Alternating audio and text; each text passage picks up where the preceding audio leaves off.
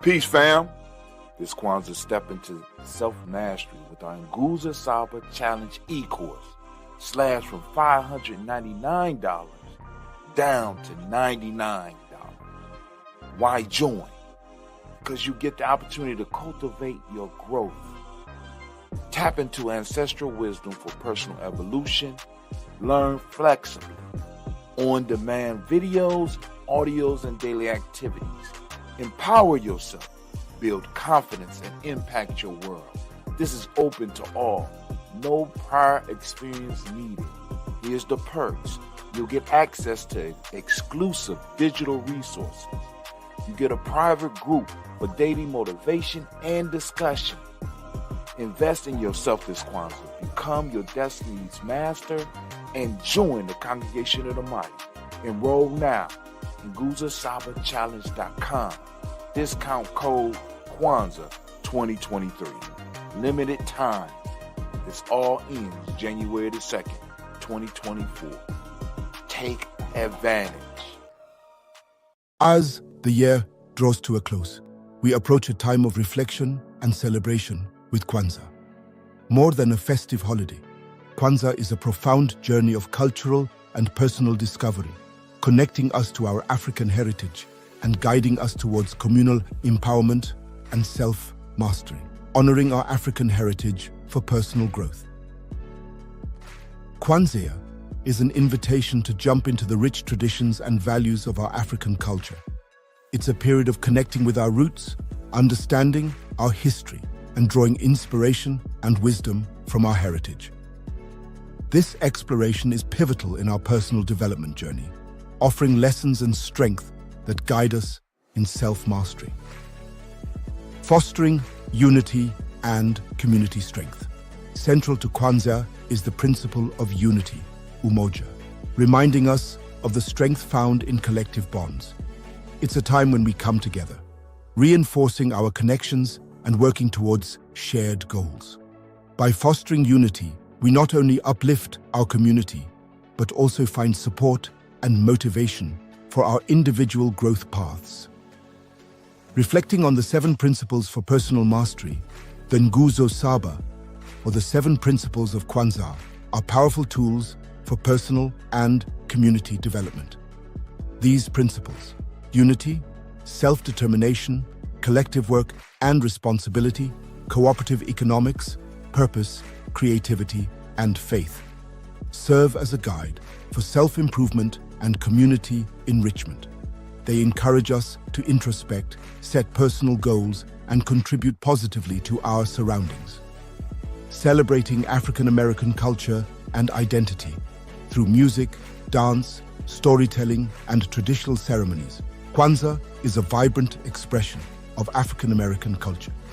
It's an opportunity to share and celebrate our unique cultural identity, enriching our sense of belonging and pride. Commitment to continuous improvement and growth. Kwanzaa inspires us to look inward, reflect on our achievements and challenges, and set aspirations for the future. It's a time to reaffirm our commitment to personal excellence and to contribute meaningfully to our community's growth. Join the celebration of cultural richness and self-discovery.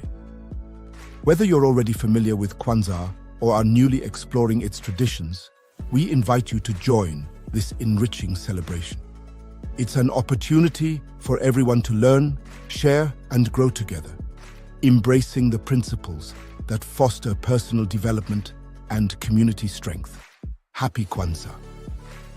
Let's honor our past, celebrate our present, and stride confidently into the future, carrying the spirit of Kwanzaa with us throughout the year. Be sure to like, share, and subscribe, and let's grow together. To learn more, go to freegyecourse.com. Thank you for listening.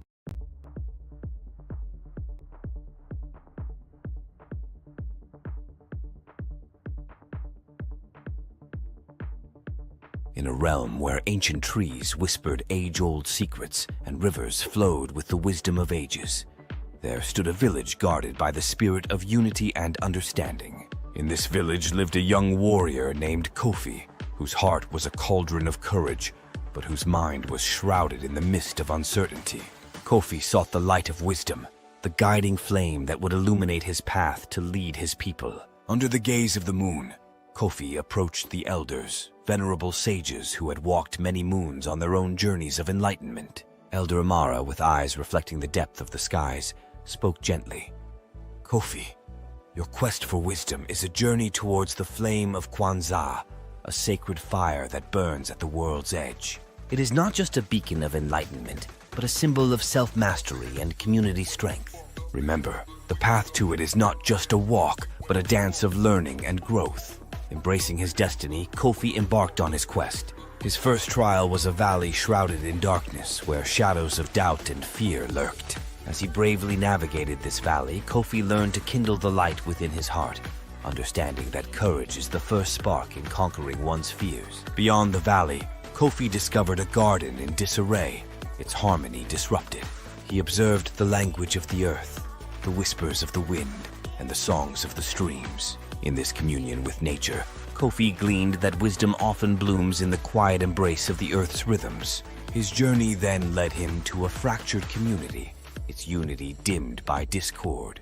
With empathy and wisdom, Kofi mended the fragmented bonds, weaving a tapestry of understanding and respect. Through this, he realized that the strength of a community lies in its collective flame, burning brighter together. Finally, Kofi reached the edge of the world where the mythical flame of Kwanzaa danced in its eternal glory.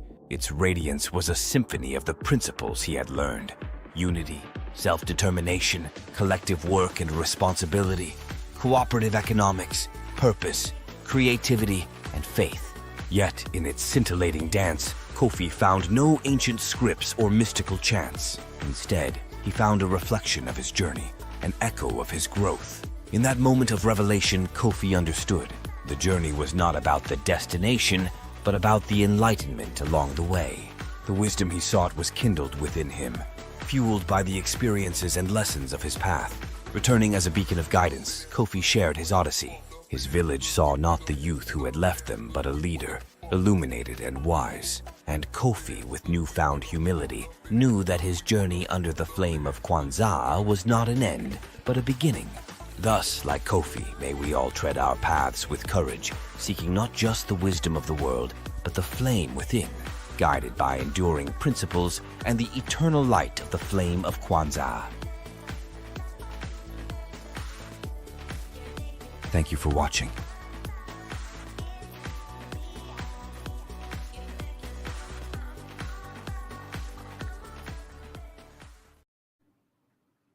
Habari Gani, Ujamaa.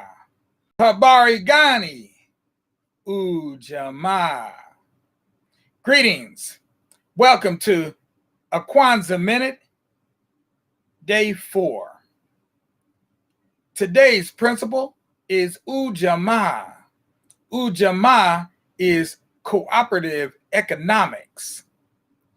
And today, we've already got lit the candle for Umoja, the black candle in the center, the red candle, the first red candle on the left for Kujichagulia, the first green candle on the right for Ujamaa, and now we light the second candle on the left, red candle on the left, for Ujamaa, cooperative economics.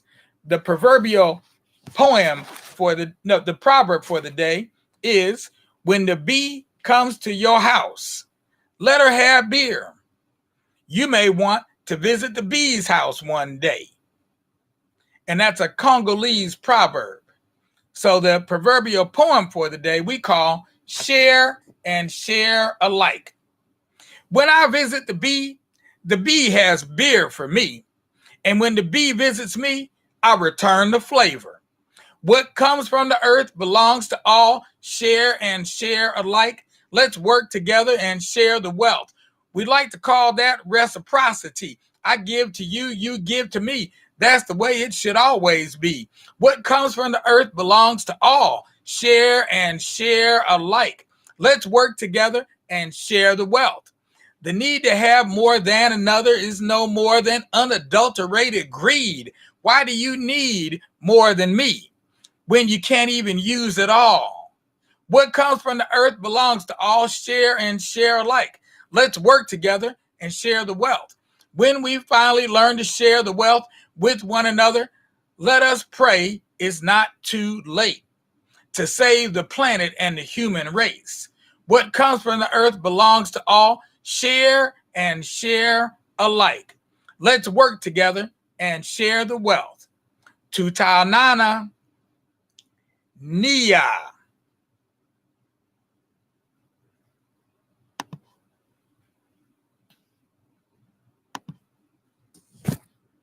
See, the thing that's so deep about this whole process is that we got diabetes out of control, we got hypertension out of control, we got heart disease, we got people, we're teaching people how to eat, we're teaching people that you got to do all these health and wellness things, which are important for you, and you'll be healthy in general. That's what we need to be talking about. They're pushing the hell out of this vaccine, but it's about the whole health and wellness. And because the healthcare industry has neglected so many of us for so long, I might want to be suspicious of something. All of a sudden, you want me to be first. Now, hey, why don't we be first and talk about, making diabetic care, more expansive, providing the funding for infant mortality, providing the funding for all the things that are affecting us in ways that they shouldn't be affecting us. So that's the answer. The answer is go back to the drawing board and take all this profit, take a lot of this profit out of it and make sure everybody getting health care, And, it's like the same thing,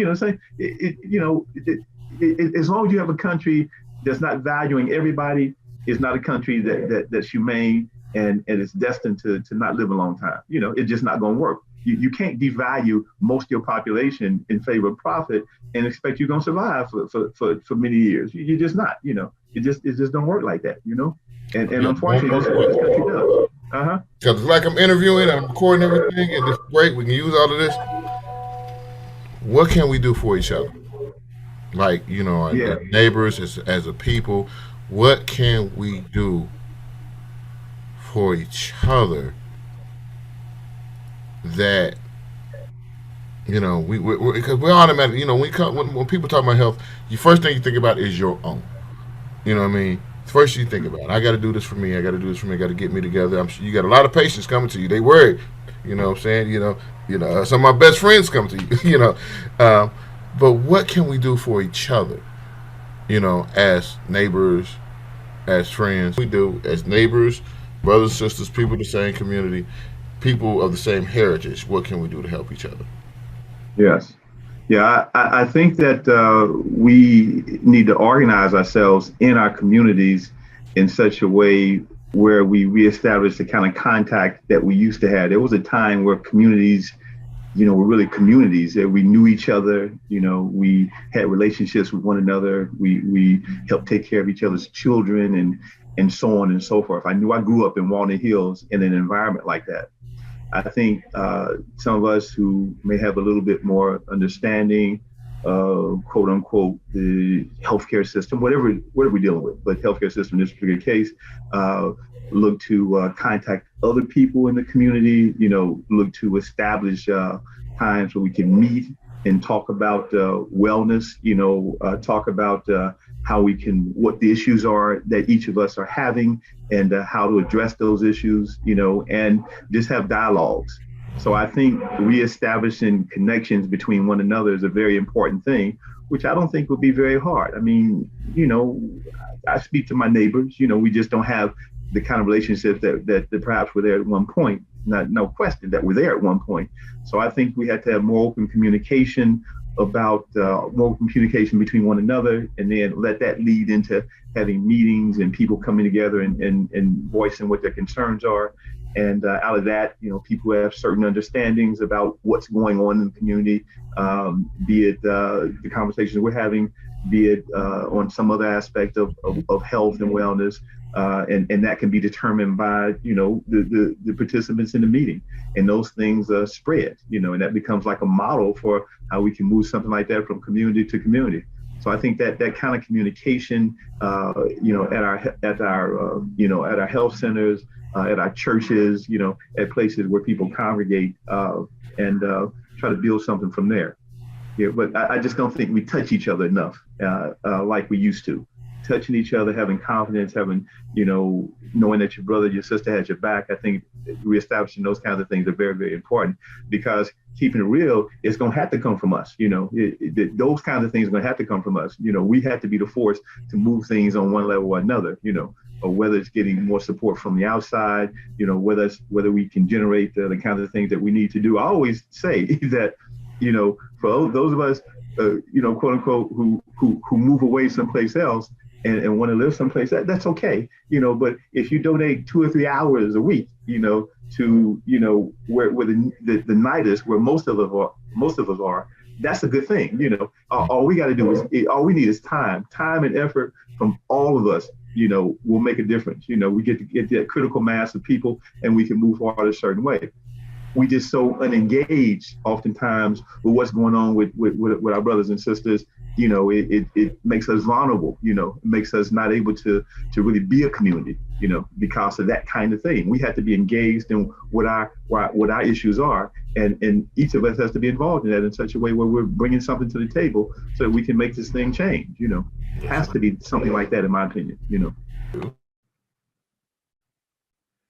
My name is Dr. Kent Robinson.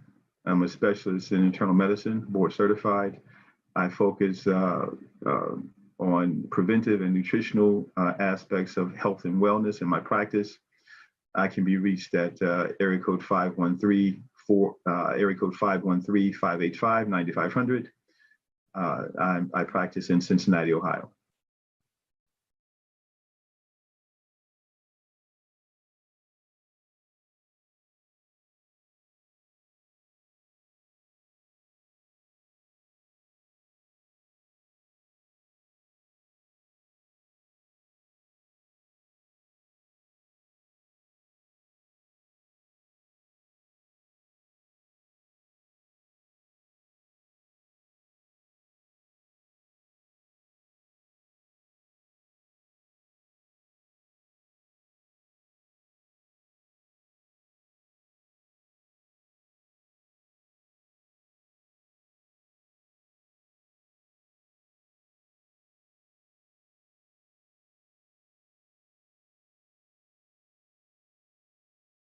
The problem here now is we're learning who owns the intellectual property of Black imagination. Now is going to be a 21st century issue.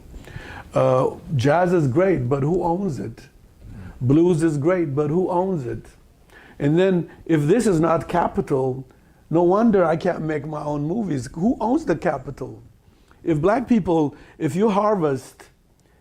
Black people have produced so much cultural wealth leave sport out, just in jazz and blues and gospel and American music that goes all over the world, how come they don't have a cent of that capital in order to extend and transform and transaction the future and the present imaginative process? How come they can't finance their own movie? Why are they still poor?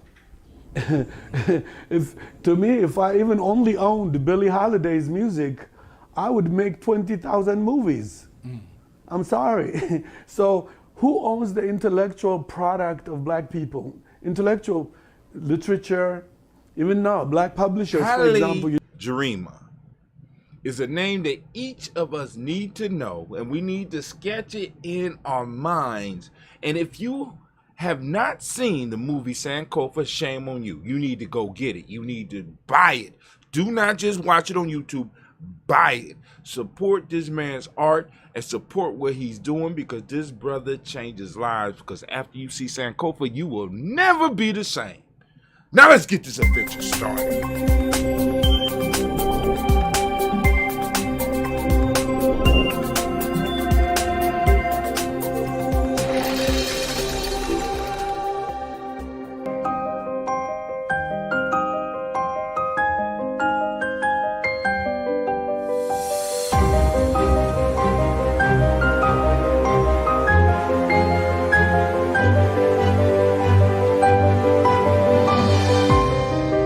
brother Hatim at GNJ.media. Oh my God, oh my God, oh my God. Right now, we got Haile Gerima breaking down the battlefield of the 21st century, and that is the battlefield of intellectual property. Not just intellectual property worldwide, but Black intellectual property. Who will own it in the 21st century?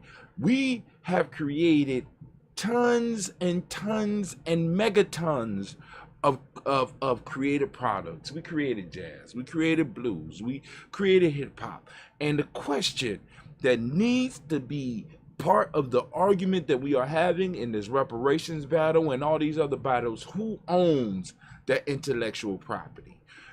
We got white companies that have been building up for the last 100 years their war chests, because in a sense they kind of are preparing for what's coming in the future, because we're coming for our shit, right? There's a lot of intellectual property out here.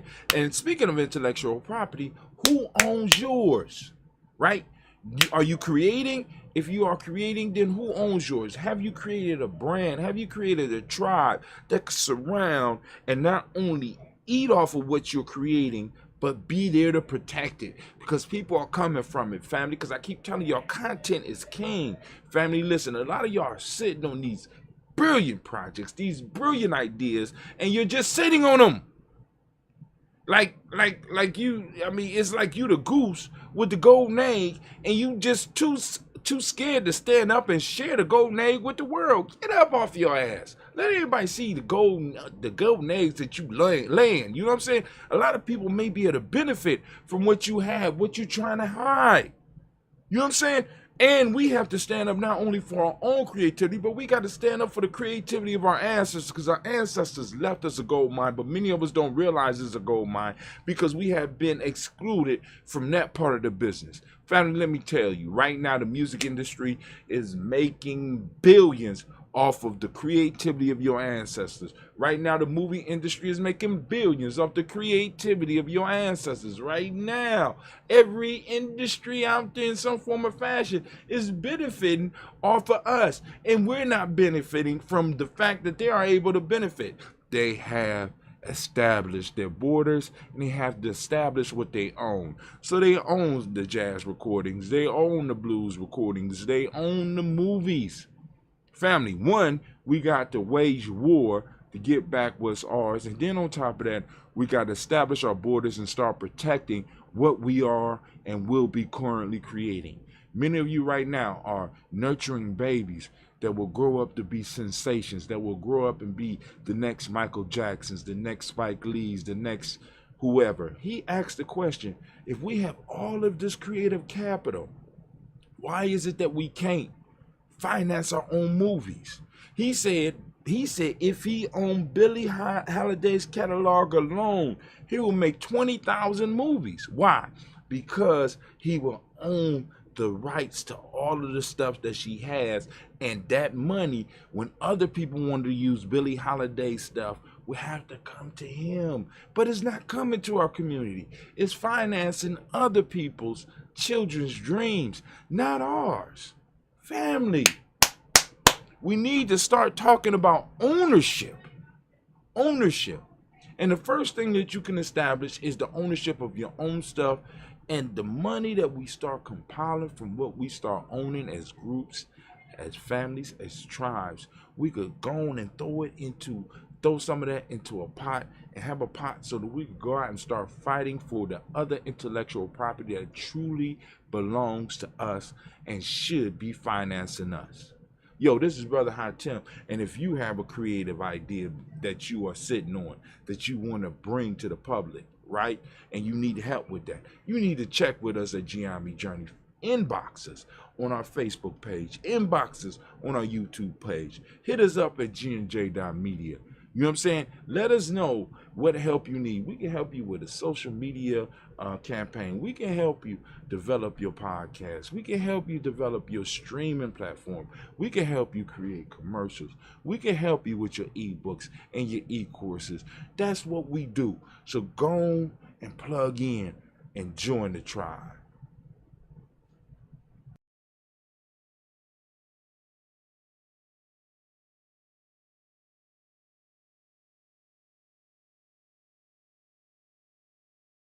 Watch the next video. Watch the next video. Watch the next video. No, I'm just joking, family. Family, thank you for joining us. Be sure to catch us on the next video, family. Peace. Watch the next video. Watch.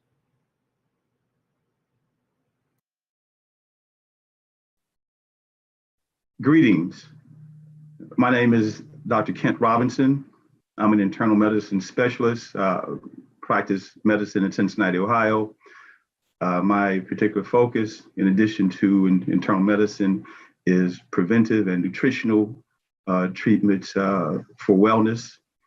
And I'm happy to be here. I'm honored to be here to talk about wellness as a part of our Kwanzaa celebration, our cultural holiday, whose principles emanate through us and all over the community and the nation and actually the world. The principles of Kwanzaa ring forth in many ways, and as we practice them in our life, we understand that wellness is a part of those principles. We are more appropriate in our unity and our collective work and responsibility and our faith and our purpose if we feel good, if we're well.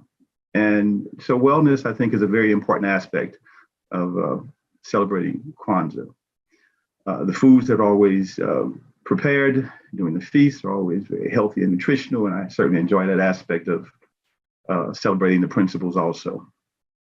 When we talk about wellness, we talk about physical wellness, emotional wellness, mental wellness, and spiritual wellness. And let me be clear that it does not mean that one always feels good. Wellness implies resiliency, that we have the ability, if we're not feeling a certain way, we have that ability to think about what's going on with us and make some adjustments either in our life in one way or another in order to reach a new state of wellness, a new state of being where we're once again feeling good. Now, if we talk physical wellness, we're usually talking about exercise and how we eat. We should stay physically active, aerobic exercising, maybe a half hour a day. If one is not engaged in an activity such as work or other activities that give them that kind of physical activity, I would say at least 30, 45 minutes a day. Walking, biking, elliptical, something that revs up the cardiovascular system. I think that's very, very important. We also want to do some level of strengthening in terms of exercise, and we want to do some stretching and also some flexibility. So make exercise an integral part of one's day as it contributes to our wellness. Eating always gets a lot of attention, and we know partly we are what we eat. And when I say eat, I mean real food, natural food, live food, lots of fruits and vegetables in their form as they come from nature is very important in our day-to-day food regimen. I think nuts and beans and whole grains are very important. I think a diet should be plant-based. I don't say that one has to be a vegetarian or vegan, but I think that meat or animal products should be limited. And when they are consumed, they should be consumed as naturally as possible. In other words, the chicken, for an example, should be raised in such a way where it's not been tainted with antibiotics and hormones, which changes its whole relationship as far as health is concerned. So making sure that anything that we consume, particularly if it's related to an animal product, is something that has not been changed with additives that will make it potentially harmful to the body. And that goes for plants as far as that's concerned too. We want to do plants, we want to do our fruits and vegetables from an organic source. There's a website that I often refer people to. It's called ewg.org. It's a government website, but it's actually a good website. It talks about fruits and vegetables and other plant-based food that should always be consumed only organic, because if you consume it other than that, you're getting those chemicals, and chemicals in food can affect us adversely. So eating healthy, eating balanced is very, very important for our wellness. Now, another aspect of our wellness, emotions. We should keep ourselves balanced as best we can. Our emotions related to our stress and related to how we handle situations on a day-to-day basis. And certainly there are many stressors, and it's obviously stress we can't avoid. But if we run into situations where we're able to, or we're not able to handle a situation that causes a lot of anxiety, a lot of stress, then we want to make sure that we handle that situation, or we do something that helps not be in such a stressful state of existence. One thing I always say is if we get emotional about something, we had to understand what our feelings are about that particular thing. If it's something that we can resolve, then we resolve it to the best of our ability. If in fact we can't resolve it, then sometimes we have to transcend it. We have to always remember that we can control how we respond to any situation outside of us. We can't always control that situation that's outside of us, but we can control our response to it. Why is that important? Stress is important to manage a certain way because stress affects our overall health. It affects our immunity, our immune system. It affects how we handle, how our heart works, how our blood pressure is, how our blood sugar is, how many things are, because stress, if it's uncontrolled and not regulated inside of ourselves, creates a hormonal dynamic inside of us that will oftentimes cause problems. Can cause, again, the blood pressure to be higher, the blood sugar to be higher, can cause stiffness in blood vessels if the stress is continual and not resolved. So we want to make sure we deal with stress a certain way. All emotions are what they are. They're emotions, and there are many emotions. There are 8 basic emotions, and all the rest of the emotions come from them, combinations of them. But and I can't say any one emotion is bad. It's just that we had to handle them a certain way in order to be able to move forward and not let things like anger, for an example, affect us in a bad way. We all may become angry, but we had to recognize how to resolve whatever that issue is that's causing anger, or transcend it if we can't. Mentally, it's very important to consider how we think, how we process, because being very positive in the midst of most situations is a very, very important thing. We want to make sure that we always have an outcome. We're always thinking through whatever that thing is that we're working with. We always want to make sure that the cup, I always like to say, is never half empty. It's always half full. It's the same level. But the positive side of that is that we can move forward and do what we need to do, half full cup. Now, being involved in our day-to-day activities in a way that is creative and that allows us to have some level of control over what we do is very, very important. And I'll relate to a specific example as it relates to going to a doctor, for an example. One should always have in mind what they're concerned about, have specific questions, have done some research, and then when the doctor offers advice, make sure that you can ask questions about that advice. Make sure that you are able to think about it, and you and the doctor come up with a plan that certainly includes your thoughts and your ideas as far as what is suggested that you do. Because remember, what you do is what your wellness is, what your process is, what you need to take away and use in order to make sure that you are doing those things that you need to do for you. So make sure that you're involved in any decisions as it relates to your healthcare. Spirituality is very complex, and it's related to how one recognizes that there is a higher essence that creates the universe, has created the universe, and involved in indirectly or directly aspects of our existence.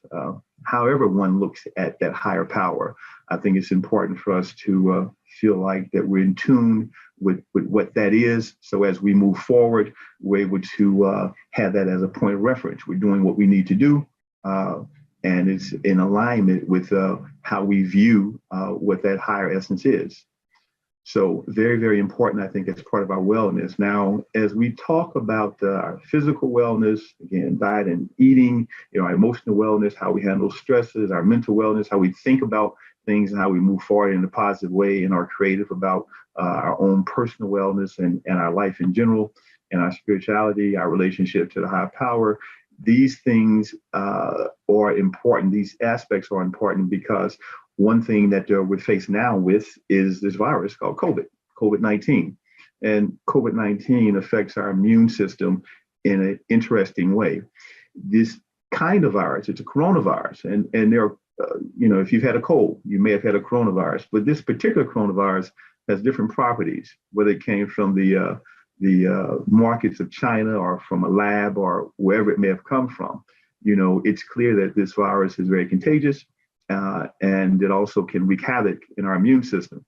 And that in and of itself is why I want to say that we really need to focus on having a healthy immune system. And we have a healthy immune system by doing the things that I've been mentioning, eating healthy, live food, fruits and vegetables, like I said, beans, whole grains, minimizing anything that's not coming from the earth the way it should come from the earth.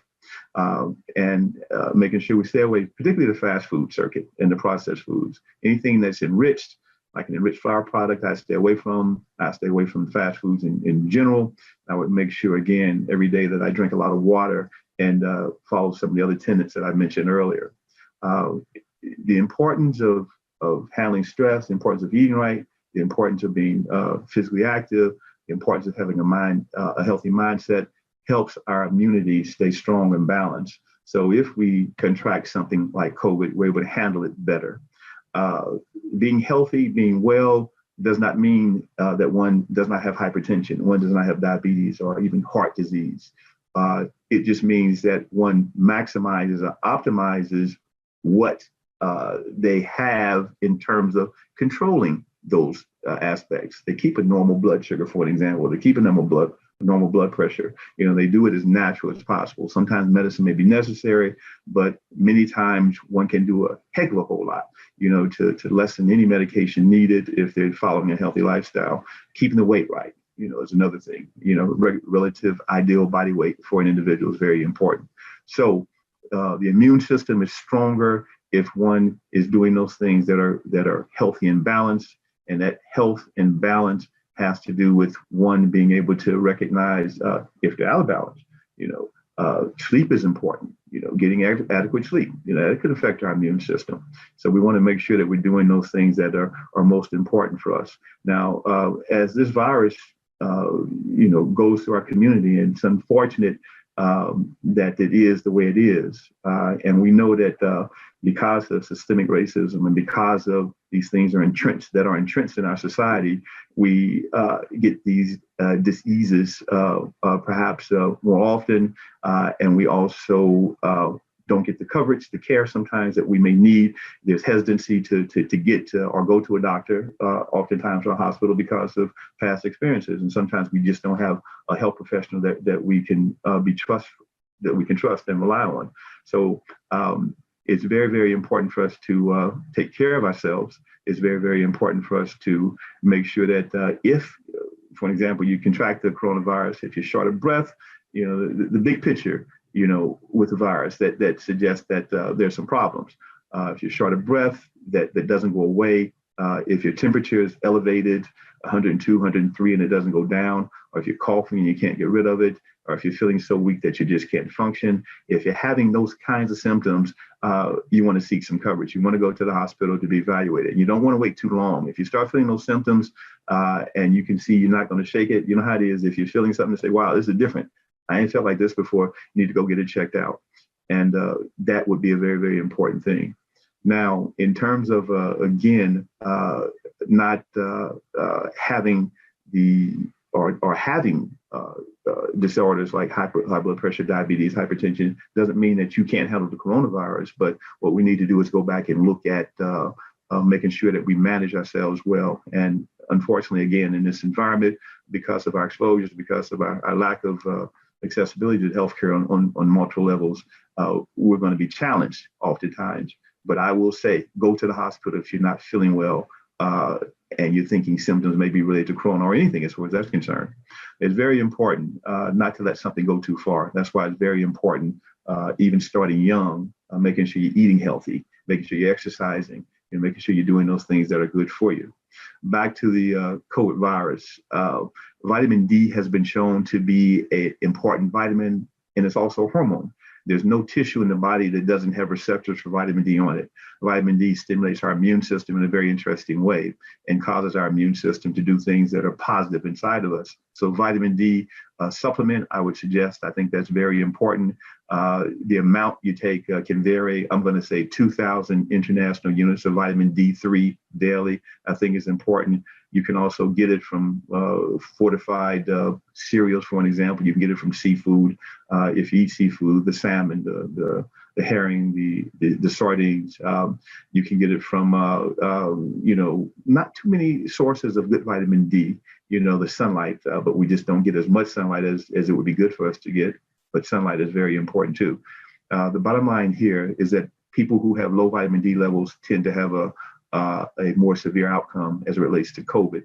And so we want to make sure that we have vitamin D levels that are up to snuff. And if you don't know what your level is, take vitamin D. You're not going to get vitamin D toxic because most of us, about 90% of people of color in this country are vitamin D deficient.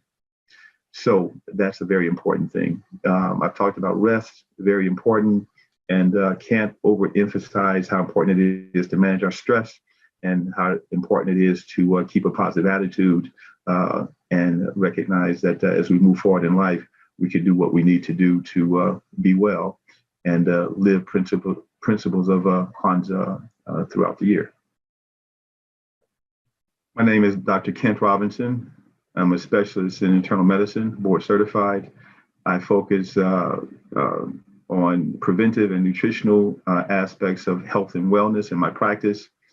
I can be reached at area code 513-585-9500. I practice in Cincinnati, Ohio.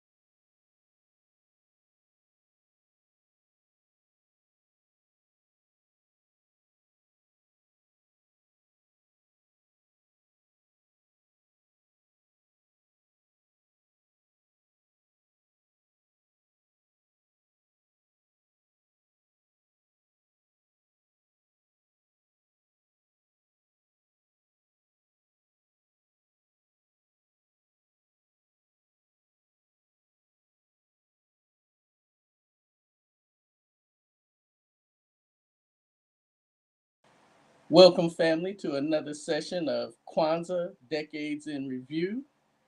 And with us today, let me introduce myself. I'm Kwame Keechler, and nation builder in the Tawi family village, and a member of the Gye-Nyame tribe. And with us today, we have Elder Kemba Nzinga, affectionately called Mama Kemba. And she will introduce herself, and we will get into the interview. Go ahead, Mama Ken, introduce yourself. Okay. Hi, everybody. This is Kemba Nzinga, elder in the Tawi family village. And I'm ready for the interview, Kwame. All righty. So, Mama Kemba, how were you introduced into Kwanzaa? When were you introduced to Kwanzaa? And what made you feel it was important enough to bring into your household and for the community to celebrate? Okay. My first Kwanzaa, I think just out of college. It was around that time. I was in dance company, and we were invited to perform at Kwanzaa. And this is when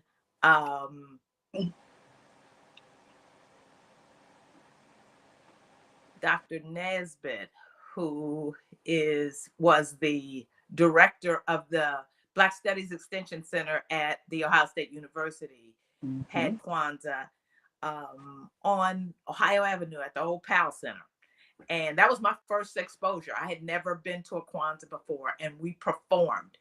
And there were other dance companies. At that time, there were several dance companies in Columbus. And we all met there and performed for Kwanzaa. That was my first time.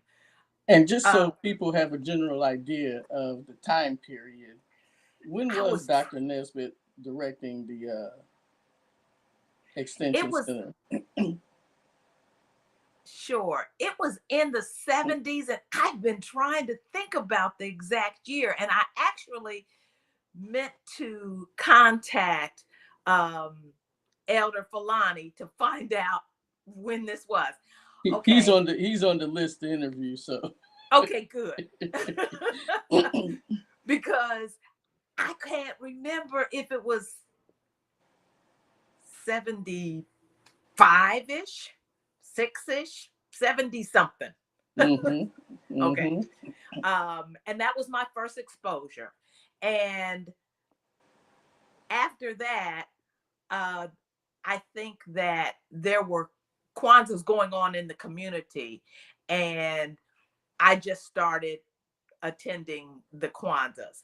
And we had a Kwanzaa committee, and each year we would have host of Kwanzaa for each day. So the first Kwanzaa of the year was probably the most exciting. I mean, people may not have seen each other since the last Kwanzaa. So wow. It was pretty exciting. And what I can kind of remember is when we were at what then was the recreation center on Du Bois. Okay. Next door was it was the recreation center right in back of the Mount Vernon Plaza. Okay. And that was pretty much the first Kwanzaa for a long time when I was taking my family. And I did not miss Kwanzaa except for the year that I had Nalo, who was born on December 19th. And I didn't make it to Kwanzaa that year. So we got a celebration coming up, huh? Yes. So that was the first time that I missed. And when I went back when she was 1 year old, everybody said, "Oh, this is why we didn't see you last year." So that's the one that I missed. But other than that, my family was there at Kwanzaa, like I said, and it was very exciting because we had, like I said, some of us hadn't seen each other during the whole year and would meet at Kwanzaa. At that time, Kwanzaa was an event that our community just did not miss. Okay. So there was something that drew you there. So what was that certain something that you were getting from Kwanzaa that, made you miss it when you couldn't be there and drew you there every year with your family in tow? Yeah. Actually, I met my husband right before the Kwanzaa season, and I exposed him when we were dating. One of our first times dating was at Kwanzaa. I brought him to Kwanzaa, and my family used to like to tease him about that. Is this must be some serious somebody that she brought to Kwanzaa.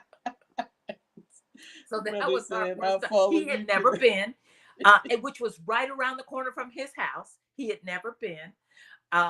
And we met at Kwanzaa that year. And from then on, we have, practiced Kwanzaa. It was different than all of the commercial holiday Christmas stuff. And because we as a young family were trying to give our children something that had a more emphasis on our culture, it fit the bill. My husband was really concerned about what would happen if we did not, what happens if something happens to and it gets distorted. And then we've already started this with our family, so what do we do? So he was definitely somebody who was concerned about distortion or something happening in it, and it wouldn't be a part of it. And come to find out, Dr. Maulana Karenga was a little concerned about that also. So he writes about making sure that it's not distorted and that people don't carry it off with commercialism. And, he writes about that. I thought that was pretty interesting that somebody who I introduced to Kwanzaa was concerned about even, some of the founding, issues. Yeah, maintaining its authenticity. Yes. Integrity, as it were. But yeah, I could see that. And so that would have been in the 70s. And one of the ways, from what I understand, that you would be sure to maintain that kind of integrity was you had your own celebration at home. Absolutely. Tell us about that. The challenges and the rewards and, Well, it probably came strongest once I had to miss Kwanzaa because I had just had a baby. So we did Kwanzaa at home that year. I mean, she was not even a week old. Wow. So, Right. and I did have a son that was going to be 2. So he was excited to be a part of it also. So, at almost 2 years old, he was very excited to be a part of it. We also decorated our house with the red, black, and green. And we had a chandelier in the dining room that we used to hang streamers on, red, black, and green streamers on. And to kids, that is big. That is pretty big. And they grew up with that idea that, that's what you do when you celebrate Kwanzaa. That's right. So it was important to us to continue the tradition in the household. We would each night at dinner, we would talk about what the day is and teach them the names of the each day of Kwanzaa in Kiswahili. They enjoyed that. It was just natural for them to know Kiswahili because that's what they got at Kwanzaa. We would make things. And of course, with a toddler and a baby, making things meant my husband and I made things. So we did that.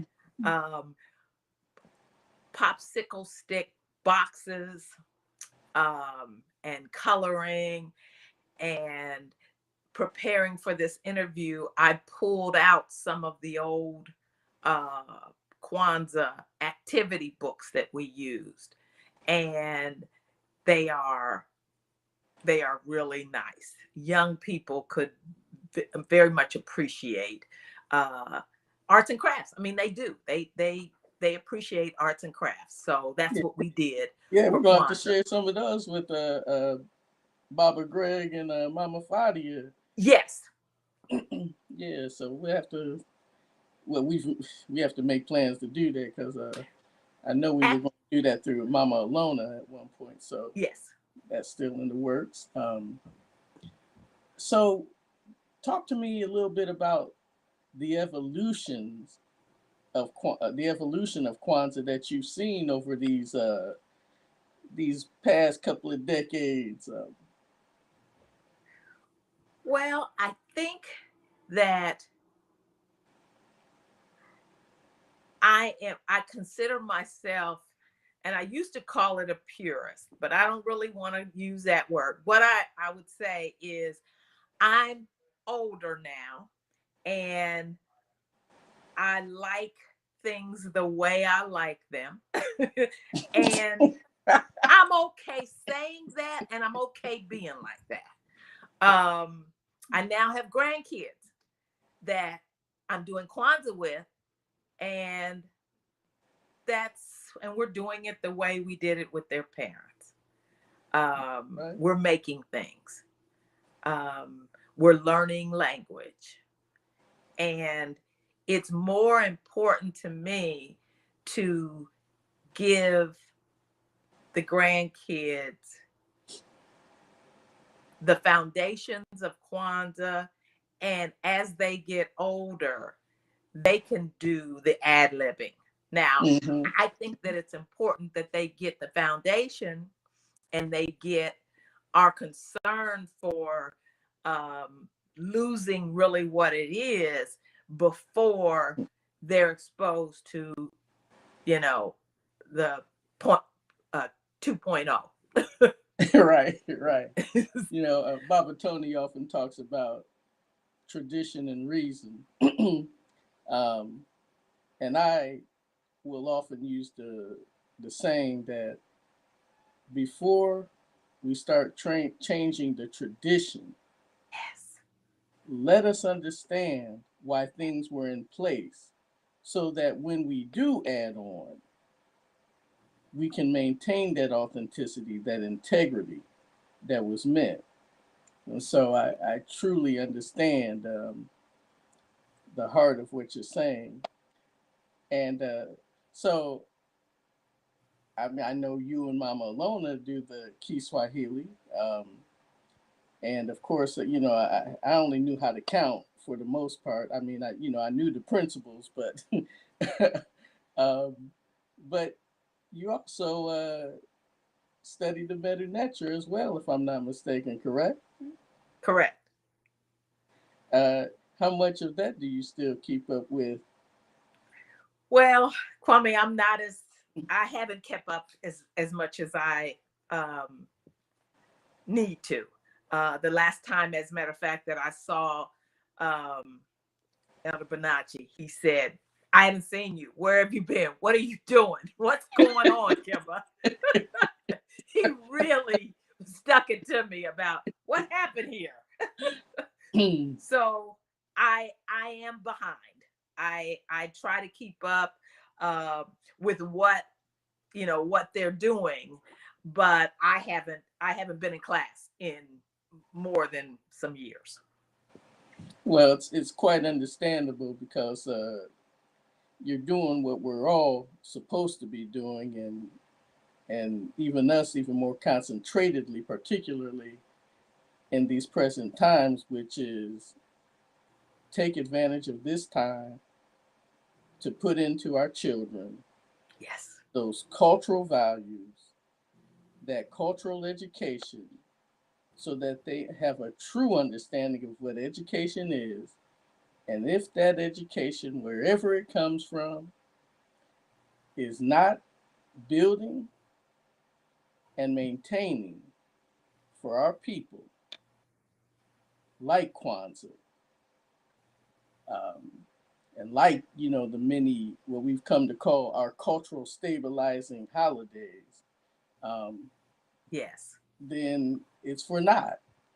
And so trust and believe when I tell you I appreciate, that energy that you have and you're infusing into our children, because this is part of the Kwanzaa story. We talk about Kwanzaa 365, and that's living it out, and so whether it's by way of the Medu Neter, Kiswahili, um, teaching the grands, it's I appreciate what you do, Mama. I appreciate what you do. Well, thank you. I'm just doing what we, what I'm trying to follow the plan. Just trying to follow the plan. Word. During these times, you just want to keep everybody up, keep everybody lifted, and everybody up. And with that, do you have any closing words for us in regard to? I have to be careful how I phrase things because Mom. I don't know. I think I told you one time. When you've come across a really cold rap when the brother is communicating you on 3 different levels, and you can pick up on each one, and that's a powerful rap there. So, with this notion of keeping our minds, our hearts, our bodies, our spirits, if that's what the term folks like to use, our emotions, our intuition, where we need to have them to move us to the next level. Do you have any closing words of wisdom for our family? I think my standby and something that keeps me motivated is an old adage that is very sacred to me, and it's each one teach one. Ashe. And as our people say, so let it be. As we in Gye-Nyame say, make it happen. And as we say in the Medu Neter, Amen Hatepu. Amen is satisfied. Thanks a million, Elder Kimba. I appreciate your time, and it's good catching up a little bit, Ashe. Thank you, Kwame. One love. All right, Hatim.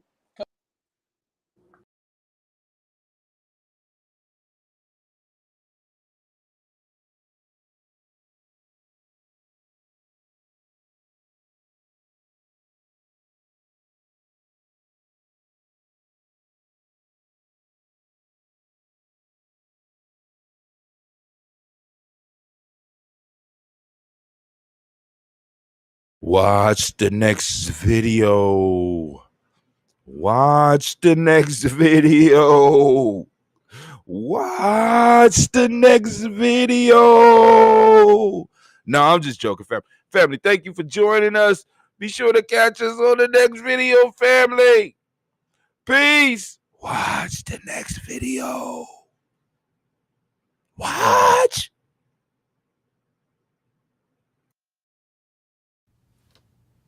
My name is Dorian Wingard. I am 48 years old, a proud 48 years old. Today is Wednesday, July 17th, 2019. We are in Columbus, Ohio, and in the short north neighborhood of Columbus, Ohio. My interview partner is Jessica Roach, who is the CEO of Root, Restoring Our Own Through Transformation.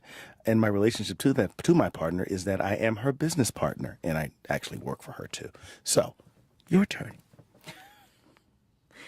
My name is Jessica Roach. My age is 44.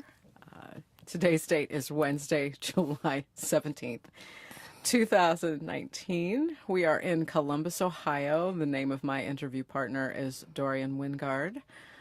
And my relationship to my partner is that he is the COO of Restoring Our Own Through Transformation, also known as Root. And he's my friend and business partner. So, Jessica, let's start off this way. Let's set the groundwork in, or put the groundwork in, and talk about the foundation of Root. How do we get started? In my kitchen, having a conversation, I called you up one day and I said, I need to talk to you about this idea that I have, which I've done frequently throughout the almost 20 years that we've known each other. But why me? Random phone calls. Why me? You know a million people. Why'd you call me? I don't know, because you've always been honest and I trusted you. Okay, cool. So what happened after that when we began talking about it? Because we vaguely have different versions of recollection of this story. Apparently it was you said, yeah, it sounds like a great idea. I thought in my head that meant that you were all in, you were going to do it. I was like, great. This is perfect. So you thought great. I thought, okay, great idea. I think that's what happened. Okay. I think that's what happened because we just recently talked about and then this too. what else? What happened after that? Because I'll acquiesce to that part. Let's say that happened. What else happened afterwards? So we had the conversation in our kitchen. We ended up getting involved in some other work as well. You were asked to do a campaign for a mutual friend. Oh, yeah. And you asked me to help with that as well. That was a bad look. That was a bad look. But yeah, okay, I remember that part too. All right. So we had all of these things happening. We had the incorporation. I had what was considered the quote unquote first board meeting, and I reached out to you to come because, again, from this sounds like a great idea, and then actually having a little bit of a framework around some strategic planning was I even in questions that you town had. then? You were still in town. Okay. You were still in town. You said that you weren't able to make the meeting, Yeah. but to let you know about future meetings. I probably just didn't feel like doing it. Probably. 2 years later, I'm pretty clear about that when the answer is that you're unavailable, it's that you just don't feel like doing it. Yeah. And then actually we ended up doing more work on the campaign with one another than you were directly involved with Root. It was getting closer to the time of the election that you started getting more of your hands in to what was going on with the Root. We were having conversations about it. You were like, wait a minute, what are you doing? What's happening? I mean, that's how I thought. It wasn't, I know that you didn't say that. That's totally paraphrasing. Right. But it's close. But it was like, wait a minute, where are you at? What are you doing? How did we get from this conversation? That was what I thought in my head. And what am I now active in? What have I been committed to? And it was really after the election. Yeah. Because I remember you told me, you said the day after election, that's it. Yeah, so this was like November of 17, if I'm not mistaken. Yeah. And so why did we decide to do this? What motivated the need for Root? Because in both your of, mind? I think what the concept of Root when I brought it to you came out of clearly some traumatic experiences that I had had, and traumatic experiences that I had had with clients that I had already previously taken care of in my 18 years of doing birth work. Yeah. I'm It's a long time. not as old as you, though. No, yeah, that's true. It will never That's be. true. That's true. But I think that what that ended up being the connection between us and why it was that you committed, if I can say that, is because we both felt very strongly about the sanctity and the safety of the Black family. Yeah, I remember early on the conversation was when we initially began having the conversation. I remember it resonating for me that over the past I started doing this work when I was mid-20s, so almost 20 years now, 20 plus years now.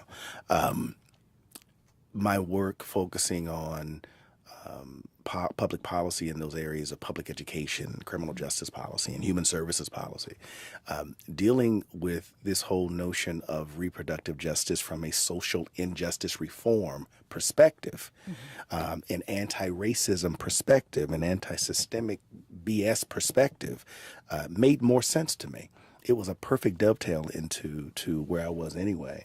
And I remember thinking that Jessica Roach has always been a strong person. She's always been a strong and focused woman. She's always been a person who is an advocate for those in the community who could not very well advocate for themselves. And so it made sense for me to say, yeah, let's go ahead and do this. Let's see what happens.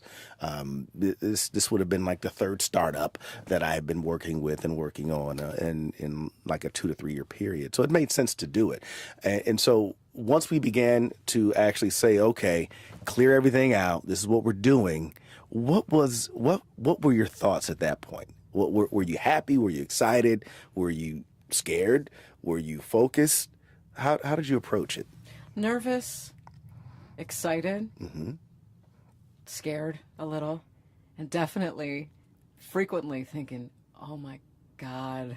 I mean, the reality of how quickly things started coming together when you and I really finally settled in and focused on this together, or at least in my perception, right? Because we've had that conversation too. Like you said, you were focused, and I have said, I didn't know you were focused, but I'm also really, I do too many things at once. Sometimes I'm all over the place. You know, just how the understanding of how important this really was, and that I've always said, and we've always talked about this, like this is bigger than us, and just really seeing how big that really is and what that means, and the responsibilities that go along with it. And just, I think my own personal fears has always been, I don't want to misstep, and I don't want to let us, and I mean that in the collective us, as Black people in our community, down. Well, I remember. I don't want to let you down. I get real nervous about that. I get really letting me down. That's not going to happen. I'm not going to let you do that because I don't want to disappoint myself. So I'm not going to let anybody else do that. But I remember thinking, okay, I've seen a version of this script before. I've seen a version of this movie before. What is different? What is unique? Why is this something that I should put my talent and time to? Why should I sacrifice family, all this kind of stuff to focus on this work? Because this work's not easy work. You start doing this kind of stuff, it takes time away from everything else that you like and love, and you got to focus on it. So I remember thinking the timing was right.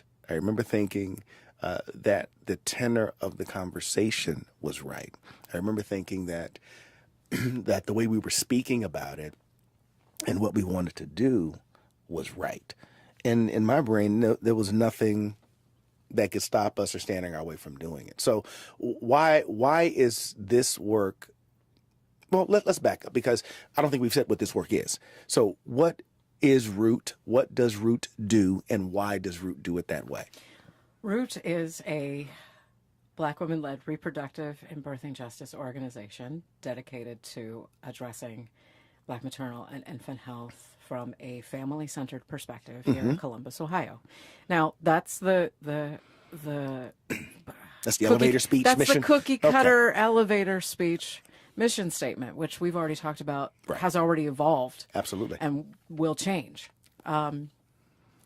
Root really is here to make sure that we address what is considered the quote-unquote, and what has become kind of the pop culture, pop media, the popular perspectives regarding Black maternal health, Black infant health, really from a grounded Black family perspective, looking at it from the structural determinants versus what are considered the social determinants. To explain that real quick, it's really recognizing that it's not about our race, it's about racism and the institutions that have created the consequences.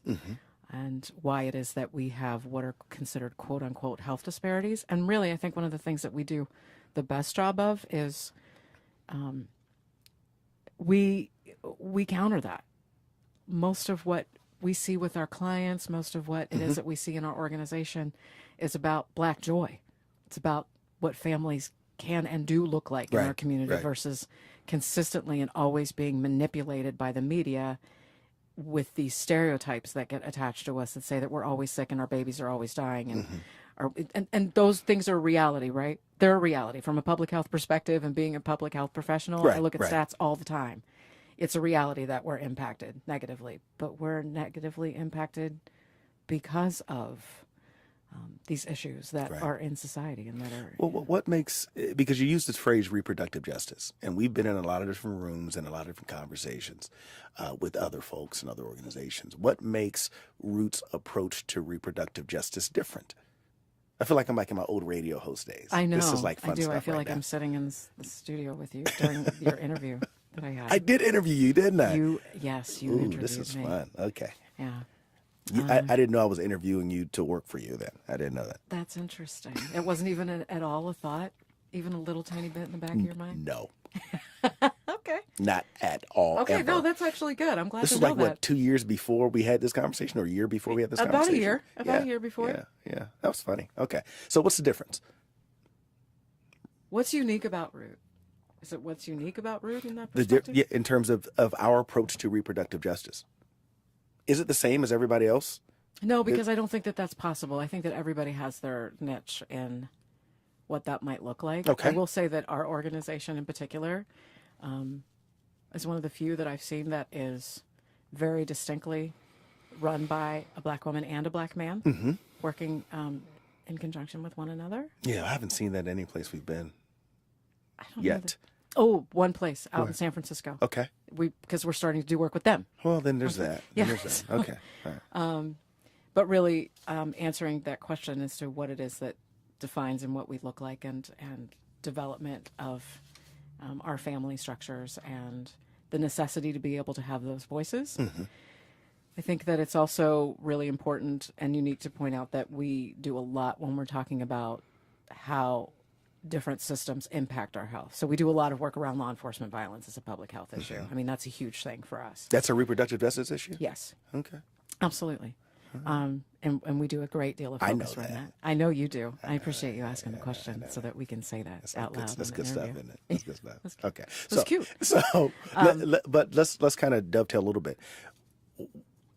The issues that we're dealing with, that we're focusing on, or that we're dealing with as an organization, not only locally but nationally, with regard to reproductive justice and that whole the deficits that we deal with in terms of infant and maternal issues and that stuff. Is this stuff new? Did it just start last year? What caused it? What created it? Is it just an anomaly that occurred? You are interviewing me. I am. You are interviewing You better me. say that story, girl. What happened? How'd we get here?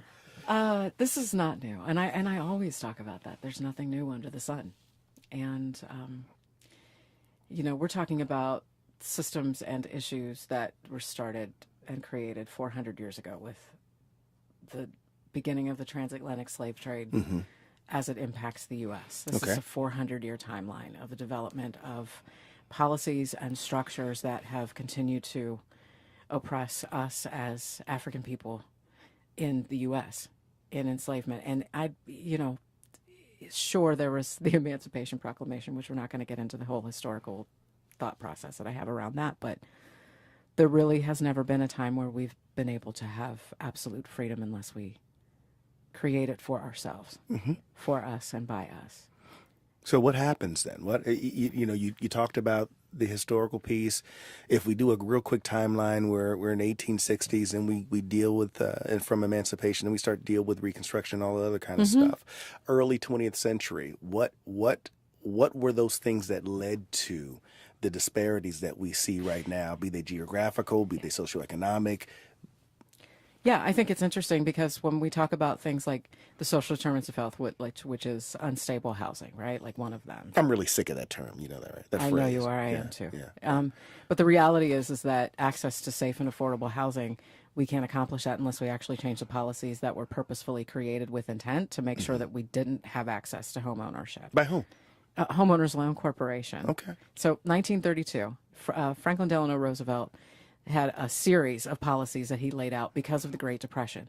The Great Depression most definitely impacted, or more disproportionately impacted, white populations, European immigrant populations, because we always had these circumstances that we had to live with and we learned to survive and thrive in. Right. And so with the Great Depression, we had that economic impact.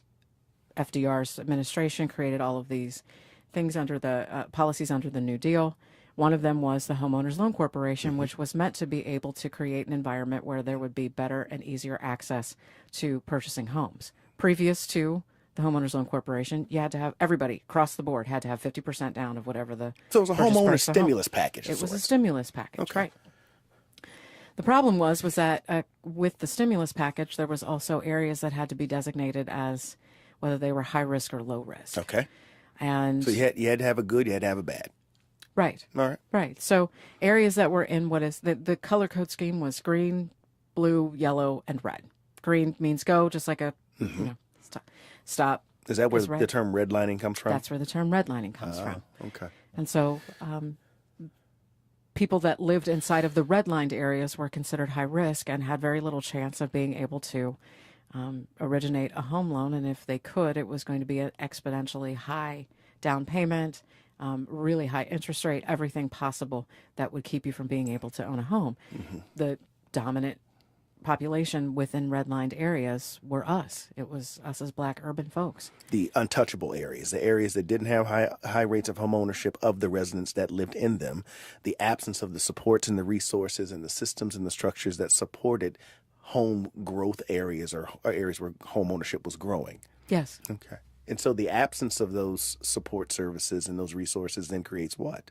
It creates economic instability. It creates housing instability. So you take it to the next step. Instead of always talking about our scarcity within that and how we don't have home ownership, there has to be a benefit and a balance to that. And populations that benefited from that were those that lived within the green line areas. Those that lived in the green line areas were very stereotypically white Anglo-Saxon Protestants. And so they had... This was nationwide, correct? Nationwide, over 239 cities that we're aware of that were surveyed and subjectively redlined or greenlined, put into these zones to determine whether or not it was a high-risk area or a low-risk area to have a loan origination. So isn't it a big leap, though, to draw a causative relationship between that historical activity and the contemporary issues that we're dealing with right now in the 21st century with regards to high infant mortality rates, high crime rates, high home instability rates, food insecurities, those kinds of things? Isn't it a big stretch to draw that bridge between the historical events you just talked about and what we're dealing with now? I could see where for a lot of folks it's really hard to connect the dots, but if you take a look at the policies that continue to develop out of the Homeowners Loan Corporation, like the FHA, GI Bill, and also, quite frankly, most recently, the study and the work that we've done of the maps. 100 healthy start sites across the country. All of the areas that have high rates of Black infant mortality directly overlay with those areas that were previously redlined or yellow-lined areas, including Columbus.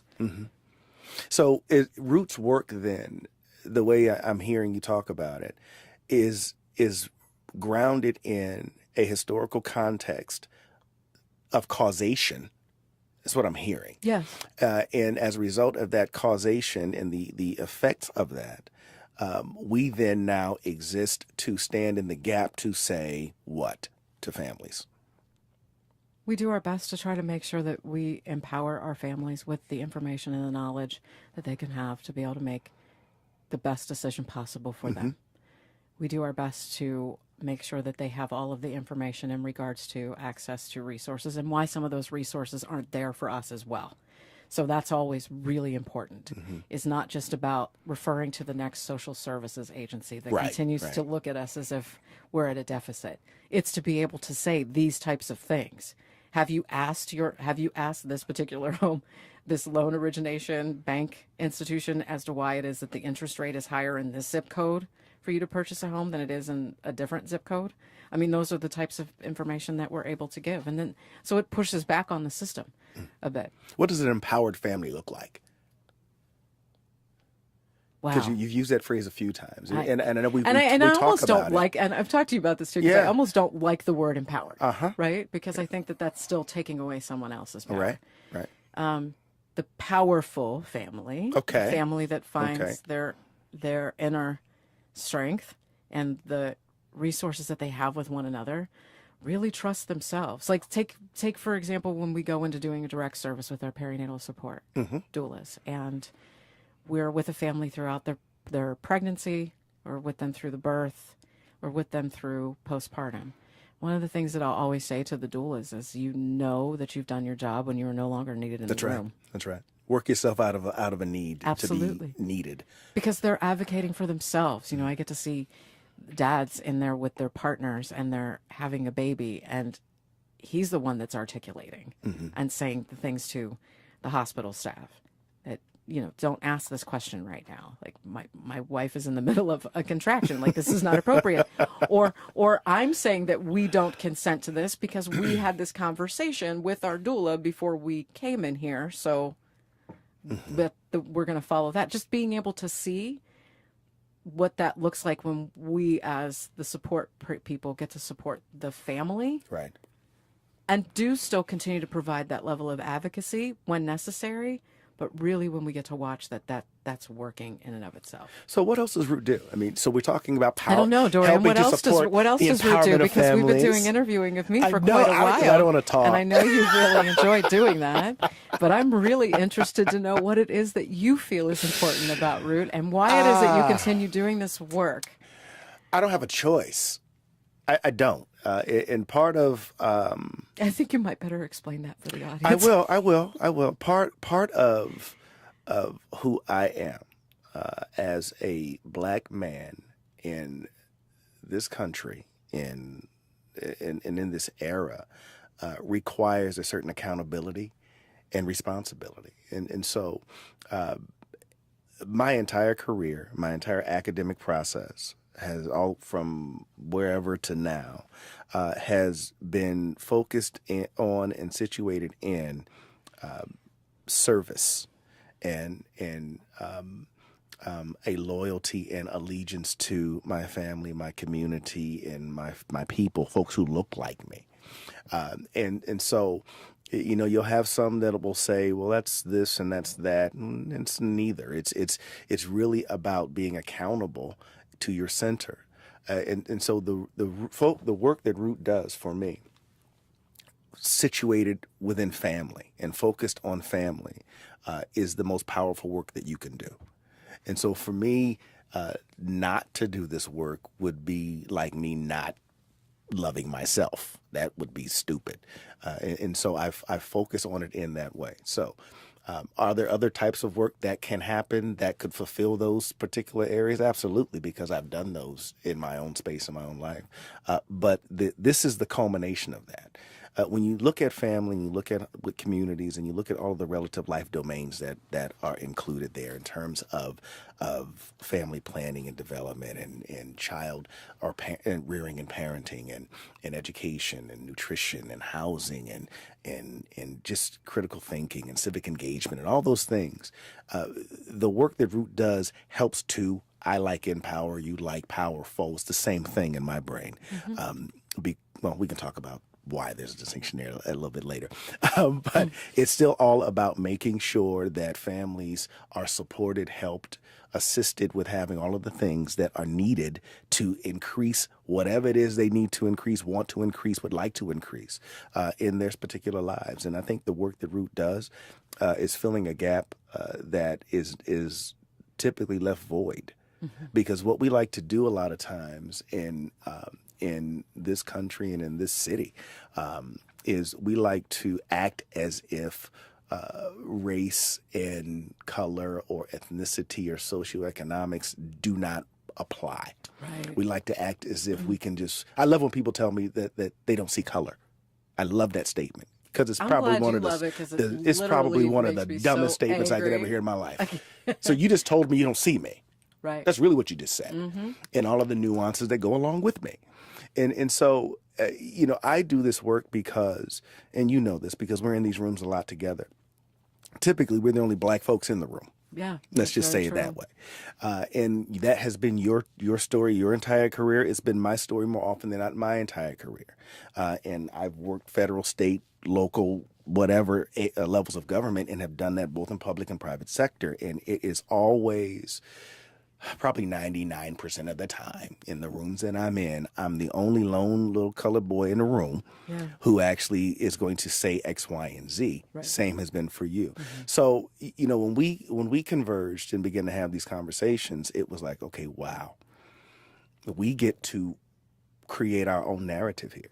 Absolutely. We get to provide our own landscape and roadmap here, and we get to do it in support and in service of the folks who look like us, who need it the best. We really are needed the most. We really get to address inequity with Root, and we do that on a regular basis. So for me, there's no other focus for work right now. It's really about doing what it is. Let me even scratch that. You and I both understand that everyone is in each other's presence and or space for a purpose.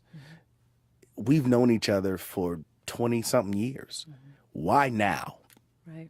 Why did this happen now on this topic after we've done the stuff that we've done, the work that we've done?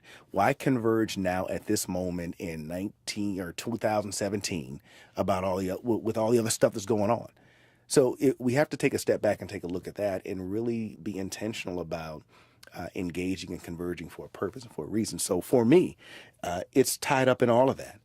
And I unapologetically do this work because it must be done. And I don't think anybody else can do it. I'll just throw it out there. I don't think anybody else can do it the way that we're doing it. And we're seeing that as we travel the country and have these conversations. We're seeing the deficits that exist in these rooms when we're having the conversations, when we're training the professionals that we train, be they medical professionals or non-medical professionals, be they elected officials or be they just general people in the community. Nobody else is doing this work. It is interesting to notice how some of the concepts that we discuss and that we come up with seem to be such new information. And I know that it's not it's actually not as much of a new information point for our clients and for our folks that we're working with in our community. It's not new. The conversations are a little different, but it's not new. But it's with those that are supposed to be in these levels of expert professional engagement that are the ones that are saying they had no idea. Well, and it's always, I mean, we were just in San Francisco, about 2 months ago? Well, you just came back from Cali last week. I did. Because that's what you do. You just go across the world. But when we were there, I remember watching the faces of the professionals in the room when we were out there doing grand rounds at wherever we were. In the conversation that we had with them, it was just interesting to watch the faces, as if, you know, the slides we were talking about the origins of gynecology. I think we were talking at a medical institution. We were talking about the origins of gynecology, and the students didn't know. Right. They did not know. The professionals, the residents, the doctors did not know. Why is that? Why is that not? Why do you think that's not talked about or taught? Because the narrative of history is always written on the side of the quote unquote winner. I mean, that's so cliche, but it's the reality. No, how is it the quote goes? History is written by the one who won the war. Yes, I've heard that. Yeah, that's always cute to me. And you know, when we were in San Francisco, what really clicked for me was I understood why strategically we get put in those rooms. Whether we like to or not. Right, like those that understood and knew what was going on and why it was that we were purposefully chosen. We got set up, is what you said. I don't know that I would say a setup. I think that's. I'm feeling set up now. Is why I'm asking the question. But why it is that we're asked to come and do those things in certain spaces, and it's because it's not taught in medical school. I never heard any of that when I was in nursing school, not once. I didn't hear it until I was in my undergraduate program for African American and African Studies. I didn't hear it in high school. It wasn't part of anatomy and physiology classes. I mean, there was nothing about it that was discussed. So, yeah, but and it won't be, and so that's why we continue to fill the gap and do the work that we do. So how do you think our families receive the work? How do you think we're impacting them? I mean, I can answer that in two different ways. How we're impacting them. Think it's a good thing. Good stuff. The testimonies and the stuff that they've had to say is that it's good. I mean, a lot of the first clients that we got were all from word of mouth, and it was because of folks that I had worked with in the 16, 17 years previous to starting at Root, to those that came into Root as an organization and then were referred, and are most of the time they're saying things like, especially because we get a lot of clients that have already had a previous birth experience. That's right. They're coming to us because they want something different, and they're saying that it's different. How are the doctors and medical professionals receiving us? That in the depends. hospital? It's extremes. It's You extremes. should have saw your face right there. Your eyes got all big. It's extremes. Okay. It's either they really, really, really, really love us, and they know that we're there with a purpose and that we know what it is that we're doing, and they respect our autonomy in that space, or it's the flip side of that, and people become verbally and physically violent. Yeah, that happens, doesn't it? Yeah, it's unfortunate. Yeah, it is. It is. So when, as we move forward as an organization, I know we've talked about the birthing center we want to have. Yes. I know we've talked about the child care facility we want to put together. Right. We've talked about the community gardens that we want to put in place that are intentionally for the families that we're serving. Right. While you're trying to strategically plan and run operations, I keep coming up with more things that I want us What's next? to do. What's next? Like, that looks great. Can you do that? I want this too. So all this stuff is in play. What type of policy changes would you like to see occur right now? Give me 30 seconds of the top 3 items that you would love to see changed right now. I think that there needs to be a reallocation of funding, not to implicit bias training, but to absolute anti-racist, in particular anti-Black racism training for all medical and healthcare professionals. And it can't be just a checklist. It has to be ongoing with a certain amount of hours per year. Interesting. Okay. Number 2. I would like to see a reallocation of funding that goes to what are considered crisis pregnancy centers to actually go to community-based organizations like ours, or like Birthing Beautiful Communities in Cleveland, other organizations that are similar to ours across the country, so that we can actually get started with the work of early prenatal care, which is often what we do anyway when we get to see our clients when they first become pregnant at 5 and 6 weeks, but most of the clinics in the area don't see them until they're anywhere after 9. Yeah, don't get me started on that. Right, we don't have enough time. Number 3. I would want to see actual policy development, and this is general because I only have a third. Okay.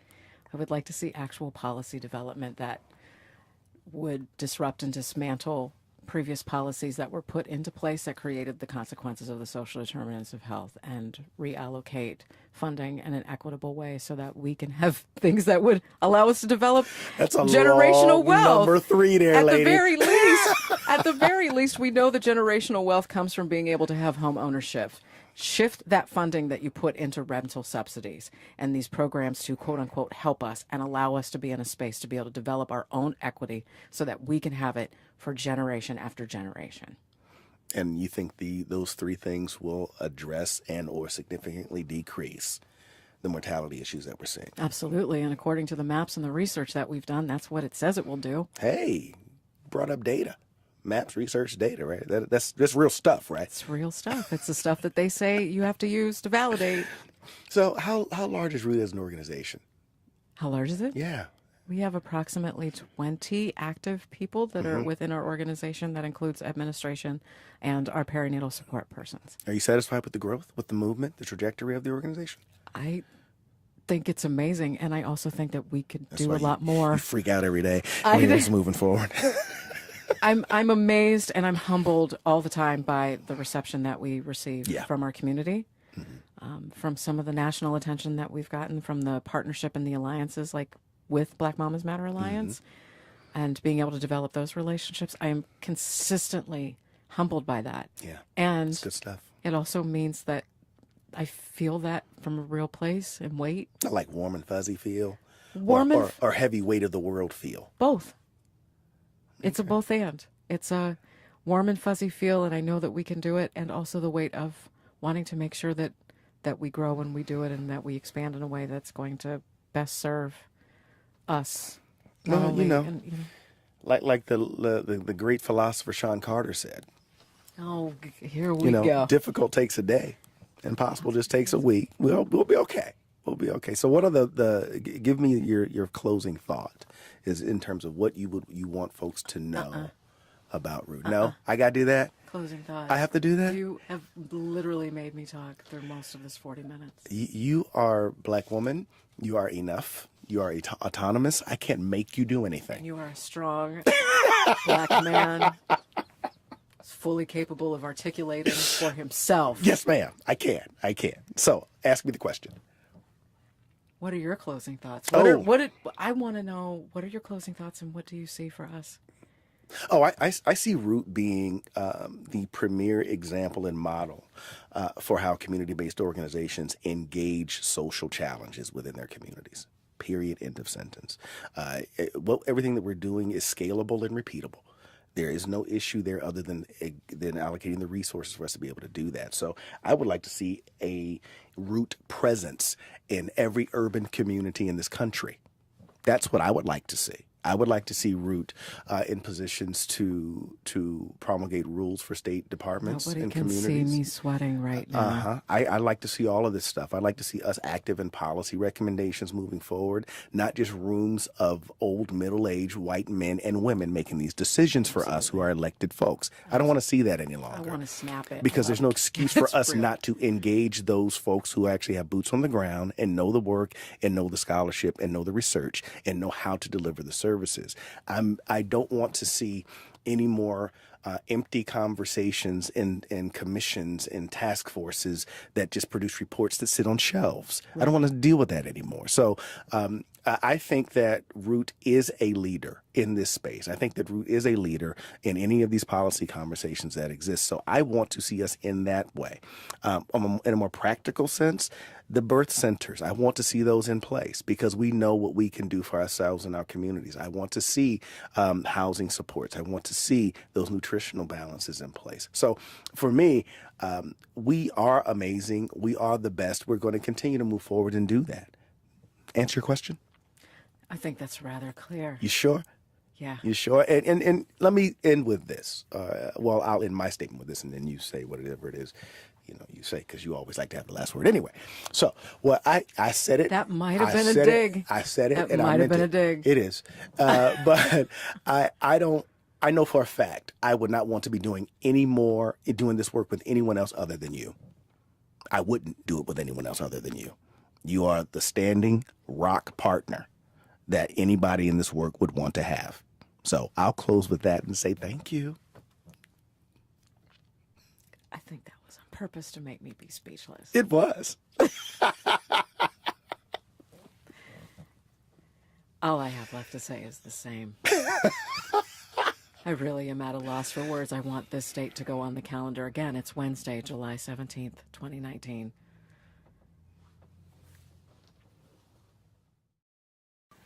Spirit Over Flesh LLC is a wellness-based business where we heal through words. I'm Tiandra. I'm the founding servant leader. It is a Black-owned, woman-owned business that was founded in Ohio, but that can serve the world. Through virtual sessions, either by phone or video conference, we have a conversation. We always start with a 15-minute consult where we just make sure that I learn a little bit about you, you learn some about me, and then we schedule some time to be intentional about your wellness journey. During the time, it's about education and empowerment. You are your own best doctor from within. So I'm literally someone who is just intentional in the space and drawing questions out of you to get you further on your wellness journey. Sessions are typically starting at $80, but if you mention Kwanzaa 2020, we're gonna go ahead and take 20% off. It's about getting you well so that we can be well, right? Kujitalia and Ujamaa, collective responsibility. So grateful for the opportunity to support you in your wellness journey. If you're interested, go to my website, spiritoverfleshllc.com. There's a button that says Let's Connect. Fill out the form and I'll get right back to you. Again, that's spiritoverfleshllc.com. I look forward to supporting you in your wellness journey and healing through words.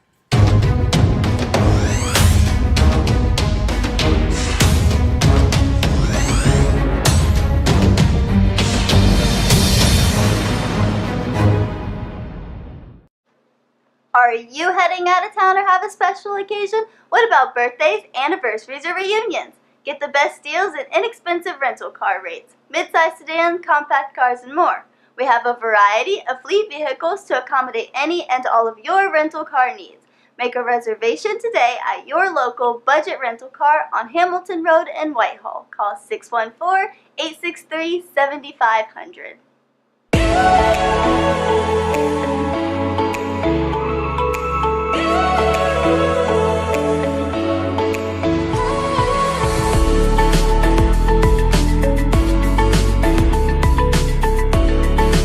Happy Kwanzaa. I'm Carla, and my sister Karen and I own Two Natural Sisters. We've been in business for 5 years, and we sell a line of natural bath, body, and candle products. Let's take a look. Follow us on social media, Facebook and Instagram, at Two Natural Sisters. All items that are in stock will be shipped within 24 to 48 hours. As a promotional item, we offer a CD of Black romantic poetry of self-love and coupled love, and 50% discount on Sister Locks, Brother Locks by consultant Sapphire Donetta Mahadi. If you have any questions, you can reach us at customercare@twonaturalsisters.com. Enjoy and happy Kwanzaa.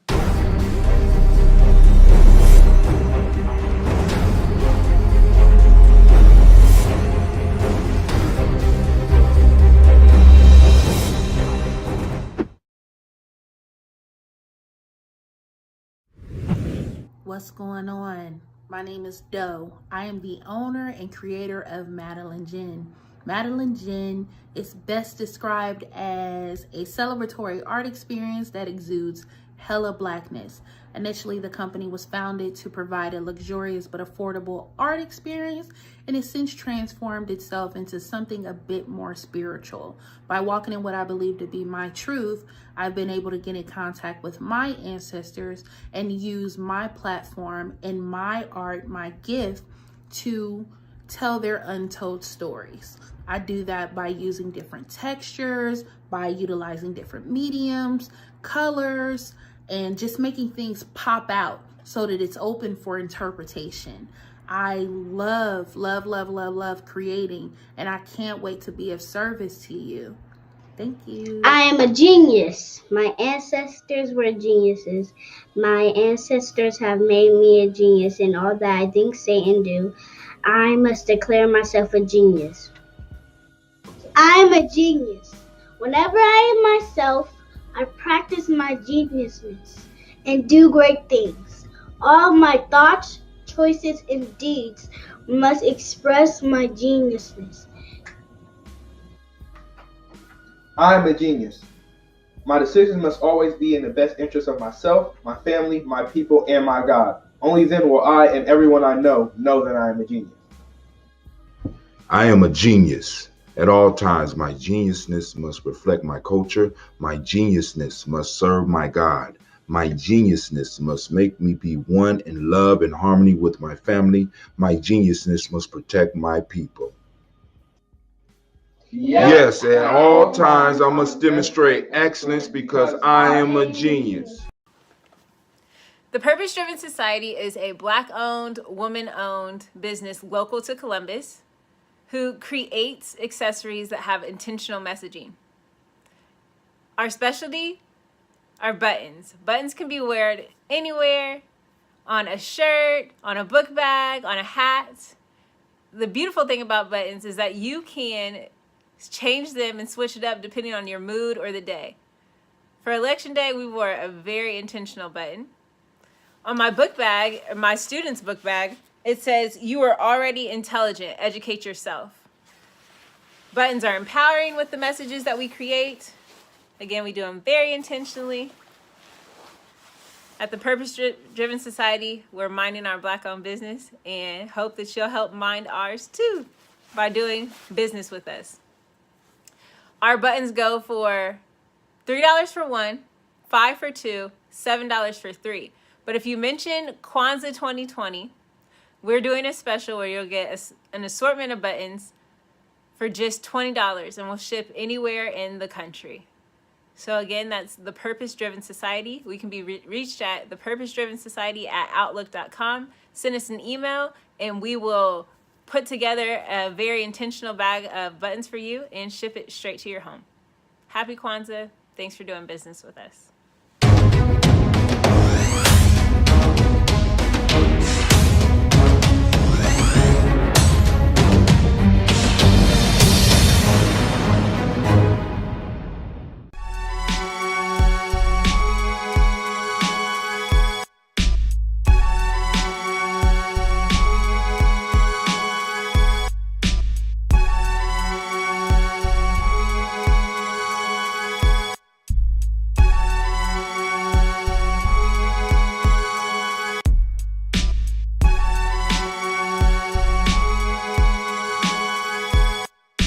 Nickname. Yeah. How long you stay here? Oh, not long. Not I'm long? leaving tomorrow. Oh. Yeah. He came yesterday. Leaving tomorrow. Going to Paris. Paris, France. France. Oh, this is very good. You see? Uh-huh. Cocoa lemonade. Yes. We have seen it there. Okay. So we're here at Kinito's place, Yes. right? Yes. He has the name of your place? Smells like chocolate. Smells like chocolate. Yes. That's right. Right here in the Netherlands. Yes. Yes. Zandijk. Zandijk. Zandijk. The place, another place is Zandskans. Small place. Oh, But okay. the village is Zandijk. Zandijk. Okay. Whole Zandijk. And he's making some cacao lemonade for me. We make everything: cacao lemonade, hot chocolate, truffles, everything. Truffles? Yes. Oh, I didn't see that. I And can't the keep cacao up with paper they made ook here. the cacao paper too. Yes. And then before I leave, you sign the book. I'm going to take the book. Yes. Yes. I'll take the book with me. Okay. Yes. That's my souvenir. Yes. Unexpected pleasures, unexpected treasures in the Netherlands. Right. I thought I was just coming to see some windmills. Same. Huh? Same, yeah. You same here, huh? Yeah, we came to see the windmills, but we stuff like. You came to see the windmills and you found the chocolate. Yeah. It's a good thing, right? Mm-hmm. Yep, it's a good thing. Oh, yes, thank you. Appreciate it. You're All right. welcome. And how much I owe you? I'm going to pay for the lemonade. For the lemonade. Okay. Thank you very much.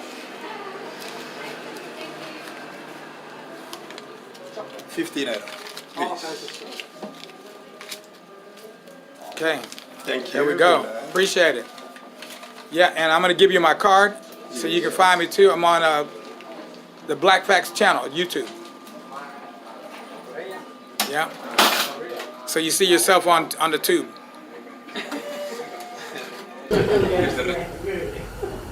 All right, greetings, Embark Gye-Nyame family. Ujamaa. All right, great. So we're at today is day number 4, cooperative economics, Ujamaa. And I'm Chuma Lamoma from the Conscious Mind Study Group, as well as the Cincinnati Citywide Kwanzaa Committee. I'm also representing CPAC, which is the Cincinnati Pan-African Coalition. And we are being hosted today by Rope Season Oil. We want to thank them so much for allowing us the time and the space to have this brief gathering. So I'm here again with another warrior from the village. And what's your name, son? My name is Christian.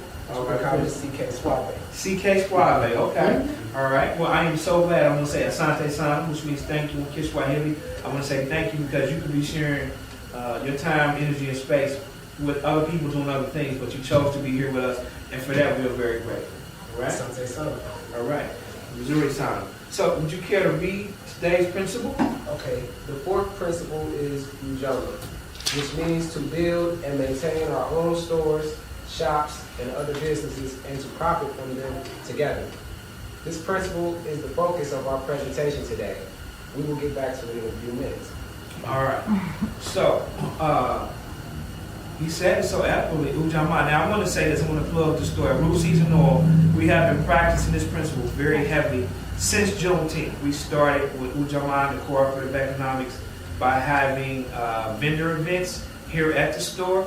And trust me, the sister is a very unique position because she didn't see it as competition. She saw it as doing her community duty or the uplift the village by inviting other people to participate in cooperative economics alongside her. So she had the crowd, the foot traffic. As vendors, we merely just teamed up with her. So big ups to Ruth Season Noah, Sister Crystal, and Sister Martise for allowing us to be a part of. But we've been practicing Ujamaa since Juneteenth consistently, week in, week out. We have these events and we promote this particular principle in whole. So it's a community activity. And we need to understand this, everybody, that the liberation movement won't be nothing without an economic platform. If not for the economics of it all, then everything else will just fall flat, right? That's going to be the pillars that's going to prop this thing up. It's building a strong economic base. It's from the strong economic base that we're able to do other things and implement these other principles in the daily walk. But it's got to have an economic base. It's got to be backed by economic basis meaning money? Money, most definitely. Resources, right? And those are the things that garner power on the political front and on other fronts as well, right? Okay. So with that being said, my brother, how do you plan to implement cooperative economics in your daily walk throughout the rest of the year? So I plan to do that by supporting Black-owned businesses. Oh, great. For an example, how I use that in my everyday life is by coming to Root Season Oils and learning a lot about business and becoming a vendor and meeting so many different people. You know what I mean? That are spending money with me. We practice Ujamaa that day, every day. You know what I mean? So I learned a lot, having my own business and having people patronize me.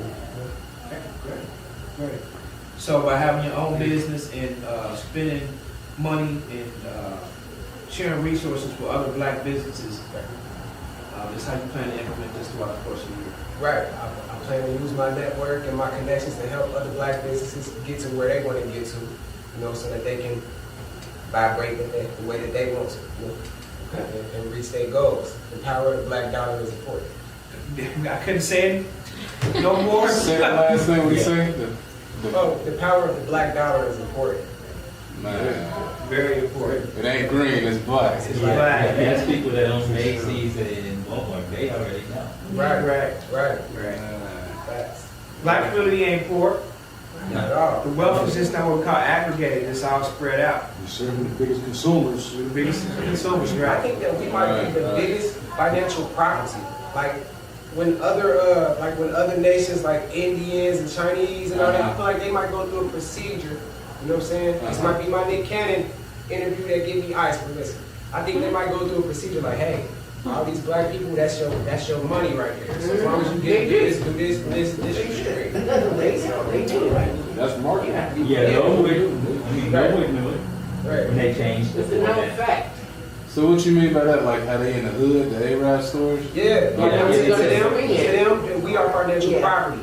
And so, like, doing stuff like this, breaking out of that. You know what I'm saying? Like, him wearing that shirt, breaking out of being financial property. Facts. Yeah, because I had it said from an A-Rap person who was in Chevy. He said, well, I'm in Chevy, I'm not making money.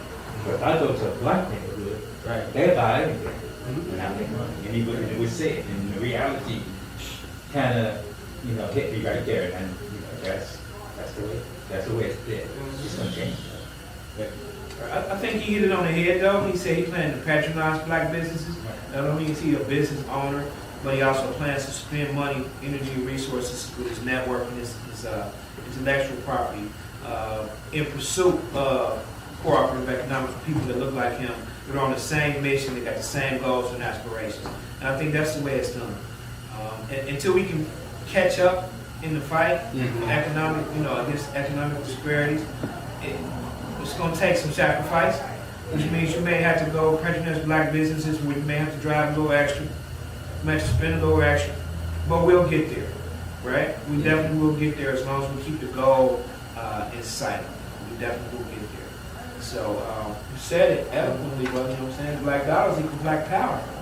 And with that, we're going to close out. Thank you so much for your time. Ujamaa.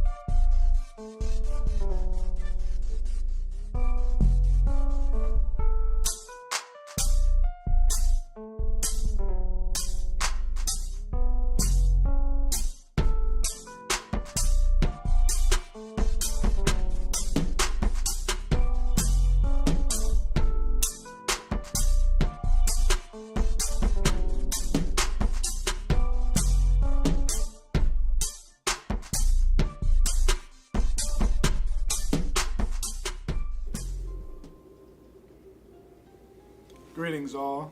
We come to you guys today representing the Gye-Nyame Journey tribe based in Columbus, Ohio.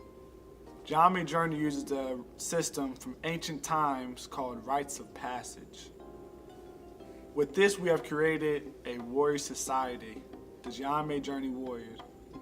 The goal of our society is to develop individuals that are productive members of the community. The driving force behind our warrior society is the concept of self-mastery. We introduce different ideas and experiences that will broaden the worldviews and self-concept. We expose our warriors to experiences that give them a sense of belonging and ownership. We believe that culture cures.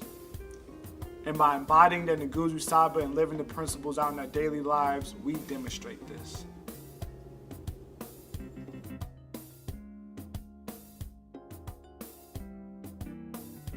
From interviews to performances from our warriors, I present you Gye-Nyame Journey.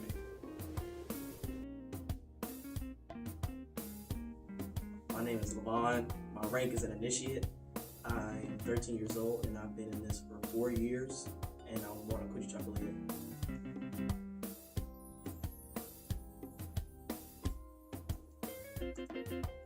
My name is Idris.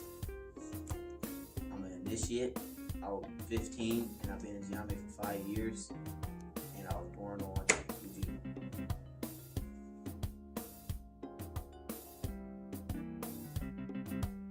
My name is Tykees Cox. I'm 18 years old. My rank inside the program is brother, and I was born on the day of Nia, and I've been involved for 7 years.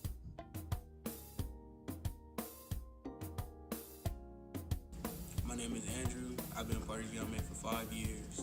I'm 18 years old. I was born on Coochie Chocolate, and my rank is brother.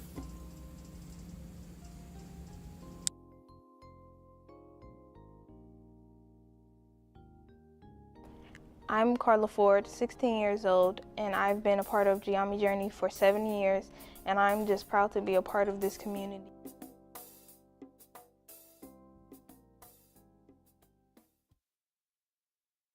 Tykees Cox is a spoken word artist and a motivational speaker from Columbus, Ohio, who is on a mission to uplift the spirits of Black boys and young people all over the world. Tykees' passion is to speak about purpose and nourishing the spirit, mind, and body. Tykees believes his message can reach all people.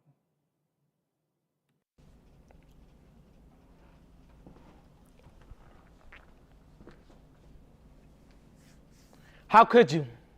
Never thought that my life would have to be this test. Father knows that I did my best. I never had a choice. Or the reason on why my mother left a boy without a mother. And a deadbeat father, no one to look me in my eyes. Father, was it your pride, my mind? My mind twisted just like my reality. I hate you. I love you. I hate you because the only thing that I can feel is this hurt. Never this over-consuming rage. Is there something wrong with me? Do I need to reevaluate my picture? I feel my heart quake. My ribs cave. I have no more fight left.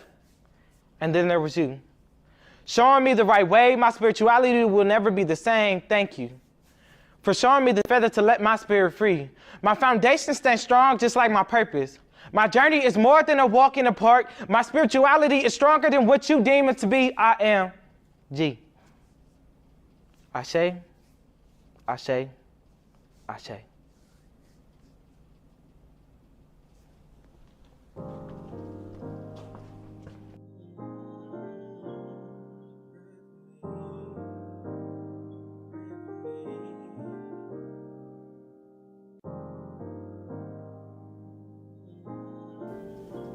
Next, here are a group of our warriors that were given a set of questions to tie their lives in with the trials of G.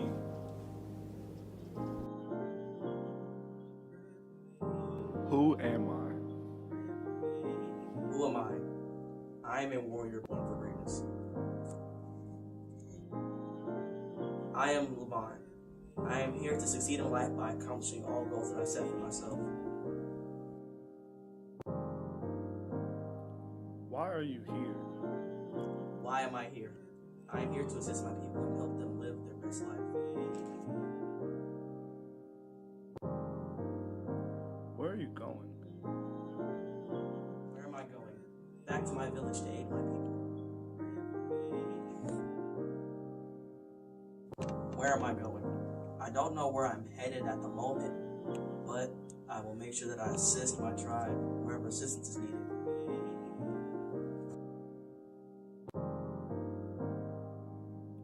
What is your purpose and mission? What is my purpose? My purpose is to lead my people to greatness. Who and or what do you need to get there? What do I need to get there? I need to have a healthy mindset and determination to know I'm not alone. What do I need to get there? I need my family to help me go where I need to go. How will you know you've gotten there? I will know that I've gotten there when all is settled and done and my people are at peace. How will I know that I've gotten there? I will know that I've arrived when all of my goals have been achieved. In what ways did Gye exemplify the Nguzo Saba? Gye showed Kuchakalia when he hanged on for dear life when he was getting mugged until the Nyame people came and rescued him. He also showed self-determination when he had his trip to get the feather from the phoenix, as well as when he came back from his journey to save his people at his tribe. Who are you? I am Gye.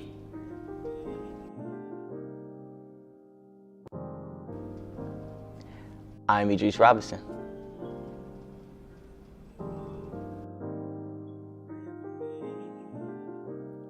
Why are you here? I am here to guide my nation to greatness by developing my spirit, mind, and body.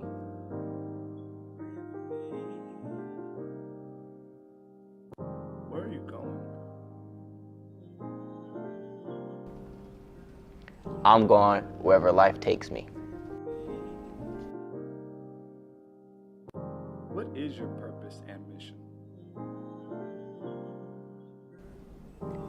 My purpose is to make a positive change happen in my community. Who and or what do you need to get there?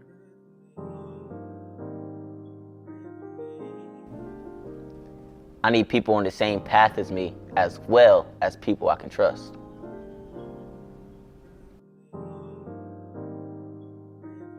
How will you know you've gotten there? When I see a change happen for my culture.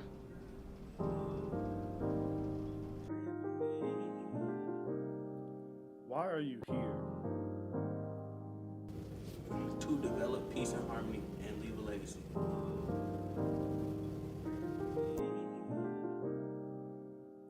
Where are you going? I'm going home.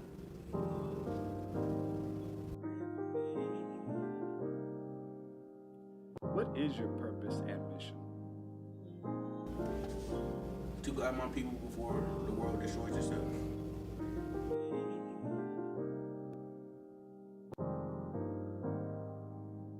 Who and or what do you need to get there?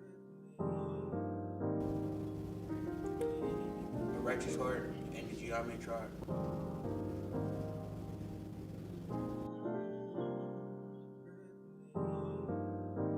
How will you know you've gotten there? It will be paradise.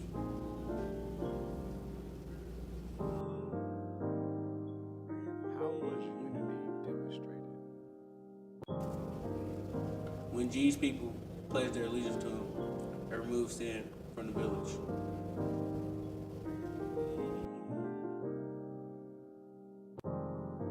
How did Gye exemplify self-determination? When he rushed the phoenix, even though he was in pain, he kept going. When he was struggling with the trials of Gye, even though he wasn't doing well, he kept pushing through.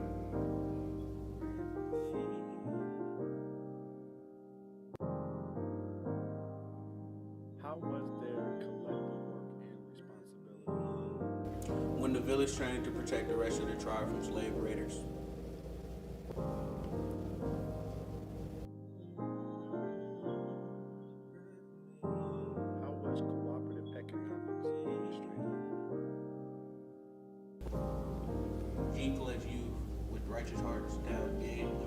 knowledge.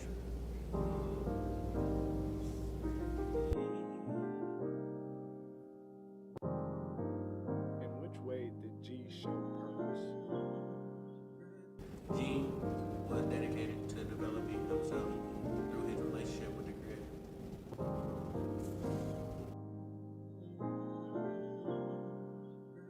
How did G exemplify creativity? When G was finding different ways to approach the Phoenix.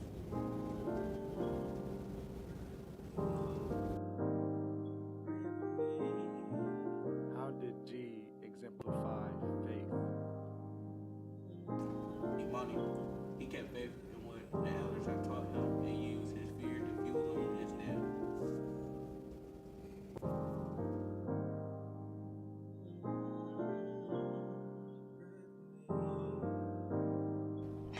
Hello, I am Sister Tracy of Gye-Nyame Journey, and this is Carla.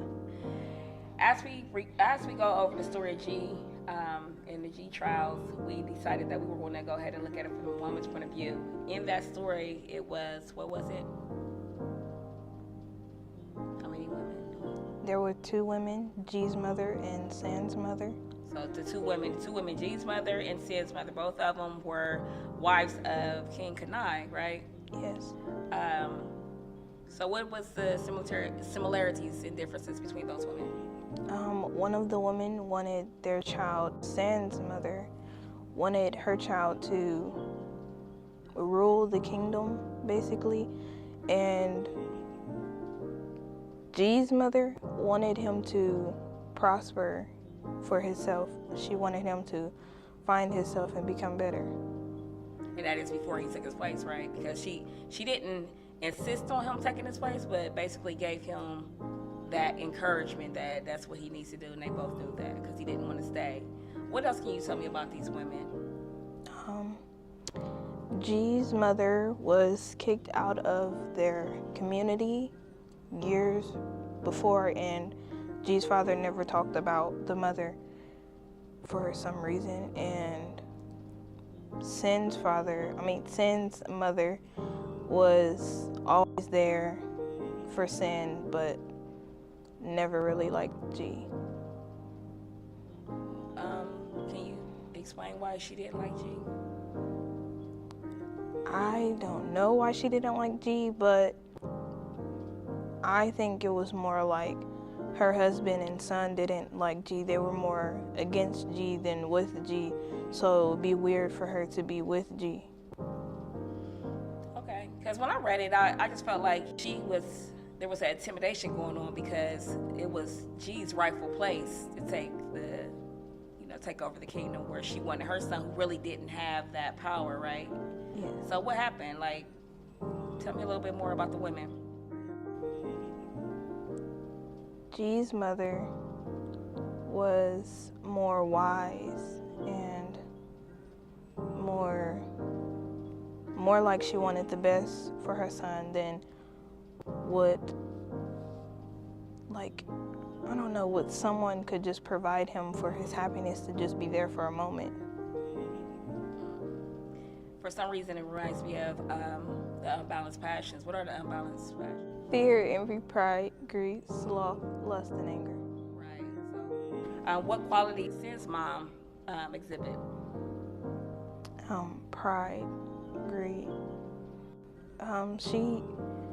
She and Sin and Chief Connive, they seem like they just wanted money and to be greedy, and they really feared losing their place, like their higher place.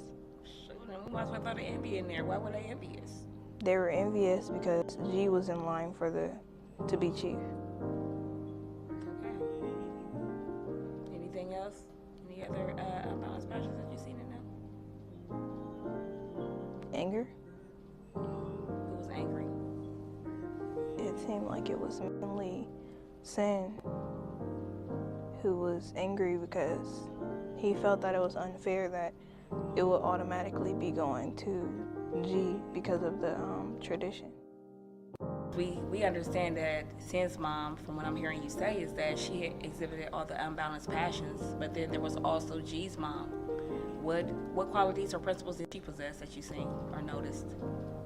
G's mom had self-determination because she was determined that she was gonna she wanted better for G. It wasn't just like she wanted him to be materialistic.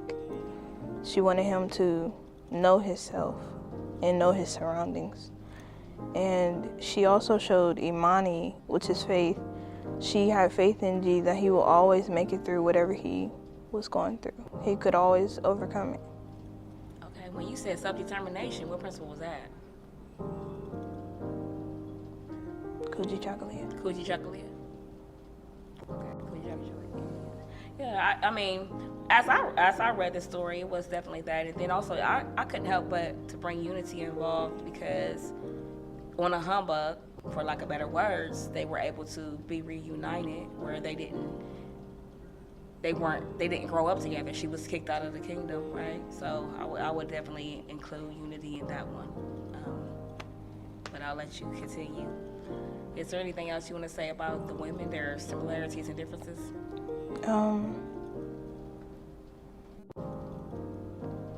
I feel like they have way more differences than similarities. Like their differences is a similarity is they both wanted they both wanted good for their sons. The difference is the kind of good that they wanted for their sons. One of them wanted, like Sin's mother, she wanted her son to be greedy, like want money and, all these things that is just, it's not really happiness. But G's mother wanted for him to be happy and know everything, I will say, like you were just saying, Sin's mom was really embarking the unbalanced passions on her son because he was too prideful, greedy, and all those unbalanced passions. Where G's mom was really encouraging your principles to be incorporated in you and you to build off of yourself and build yourself up from the principles. That's what I'm hearing you say. And I agree. When I read it, I really felt like G's mom was building her son up into manhood, even though she couldn't guide him there. She kind of pushed him in that right direction, even though she wasn't the one that could actually do it. It was the Gye-Nyame people, it was the Nyame people who actually made that happen. But she was there to support and encourage her son, as we women are supposed to do, is support and encourage that we are not the ones that are going to make only a man can make a man a man. So I see that all throughout the story. Is there anything else that you noticed in the trials of G that you want to talk about? Well, I just want to speak about the betrayal that G felt once he found out that it was his brother and father that set him up to be killed. It was like he knew he couldn't go back home. He didn't feel home in his home. Like he had to keep on going forward in his path and make himself better.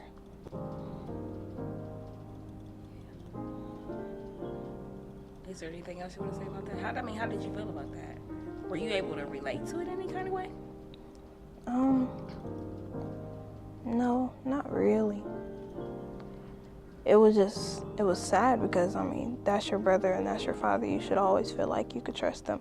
And then for Connive to be the chief, it's like, if your son's not comfortable around you, who can be? Who can trust you? So I want to thank you for your time and your effort here today, Ms. Carla of Gye-Nyame Journey, and I appreciate you taking the time out to really explain your perspective of the trials of G. And I'm really proud of you, and I just want to let you know that I don't see any other youth ladies up here, and you made the courage yourself to do this. So I really do thank you for coming and participating. Again, I want to introduce and re-acknowledge Ms. Carla from Gye-Nyame Journey for coming here with us today. And I am Ms. Tracy of Gye-Nyame Journey. And again, we thank you for taking time to listen. Ashe. Ashe.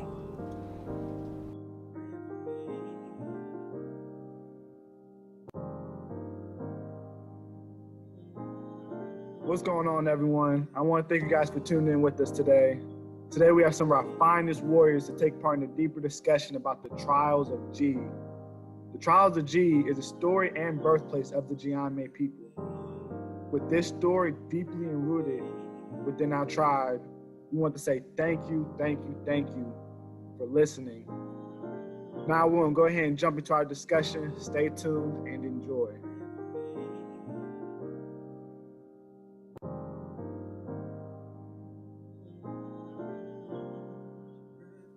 Now to introduce our warriors today. Today we have Idris Robinson with us, Tykees Cox, Andrew Jamar Jennings, and Levon Cobb.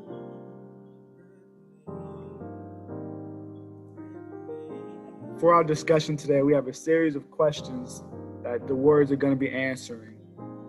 One being, how would you have felt about the betrayal of Chief Connive and Sin? How do you plan on guiding your people? How would you approach the Phoenix? And what's next?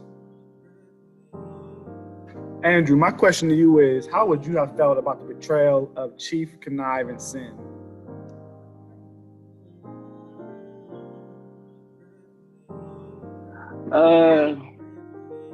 If the same thing happened to me, the same type of betrayal, same type of them trying to kill me, I would have grinded my way back just as G did. And when I finally got back to him, I wouldn't want vengeance. It would be more wondering why did they, like, what was the root of all their hate towards me? Was it just because I was becoming a leader, or was it something else? And I would try to figure that out. And when I did, I knew they wasn't going to be good for the village, so I would have just sent them away. I wouldn't want them staying under my leadership because they don't deserve the same things that they didn't give me. Even with getting that understanding or that clarity from them, if it was something that, in a sense, to where they felt like they were in the right, do you feel like your mind would change even if they gave you a good reason to do what they did? No, I wouldn't change my mind based on their reasoning, no matter if it was good or bad, because at the end of the day, they still tried to kill somebody who was of their family, who was of descent, even though it was my half brother and it was my father who did it. They still are family. So at the end of the day, if family can turn around and even find a good reason to do something like that in the first place, I wouldn't be able, they just wouldn't be able to be under my leadership at that point. Tykees, what would you have done in the same situation? Oh man, putting me in the same situation, I feel like I would have gone more of the route of forgiveness, but not forgiveness for, I would have forgave them, not for themselves, but for me. Because I know what that type of anger and that type of hurt does to a person if you hold on to all that aggression or all that hurt or all that pain. It's kind of like the 7 unbalanced passions. So like having those unbalanced passions, you're not conscious. You're not really who you are when you're hurt. You're not really who you are when you're angry, because like some people, they get really loud and they start punching stuff when they're angry. And in some situations, they be like, that wasn't even who I really am. Or people start punching holes in the wall when they're angry. And sometimes that's not the best way for people to let that represent them. So I feel like, because I know what I'm like when I'm angry, and I know what I'm like when I'm sad, mad, angry, or have any of the 7 unbalanced passions, I would go more the route of forgiveness, but not for them, but for me.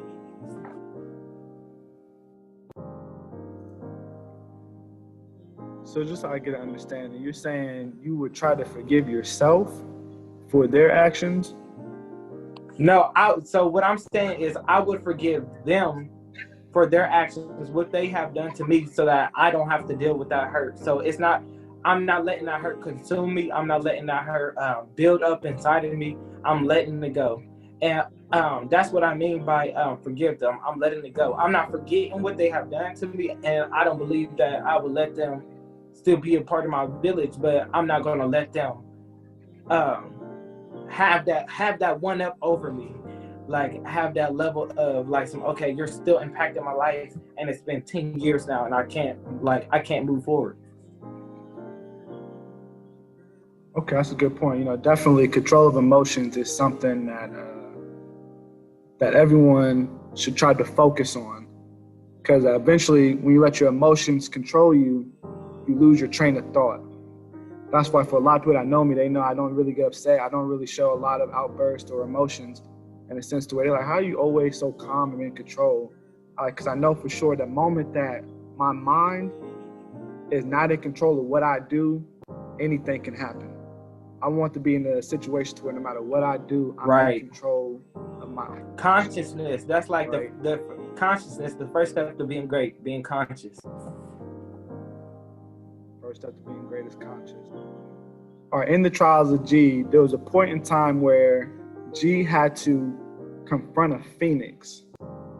Once G was betrayed by his father and his brother, the people that tried to kill him sold him into slavery, and eventually G was saved by the Nyame people.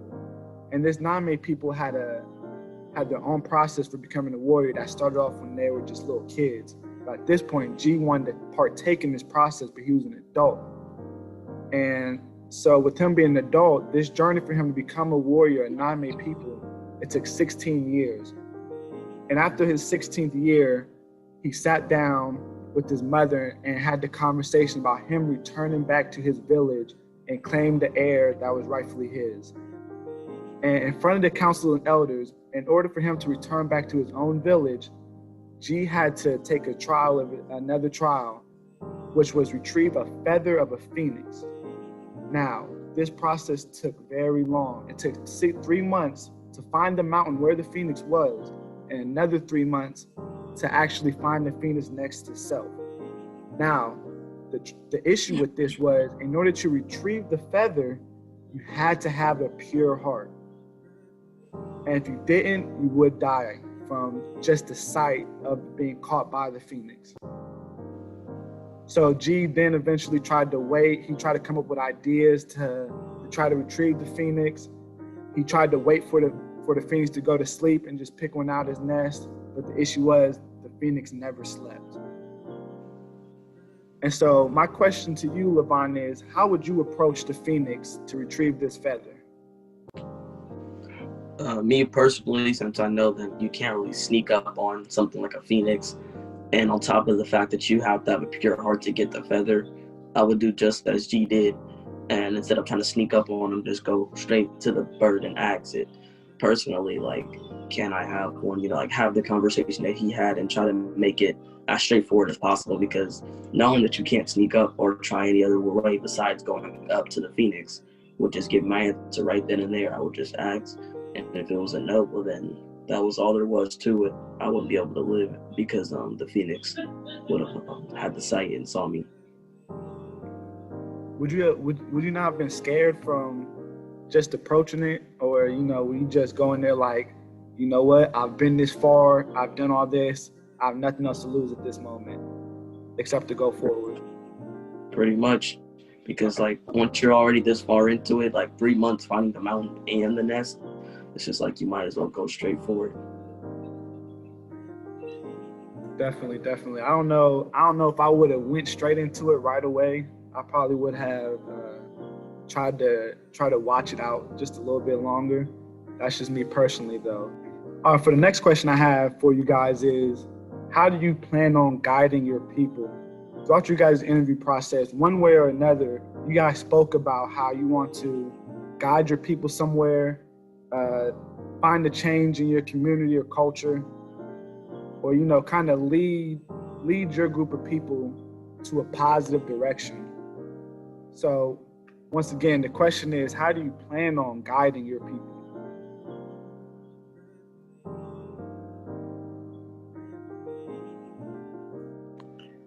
For me, how I plan on guiding my people is through my words. So my mission is to uplift the spirits of Black boys and Black youth around me and even around the world.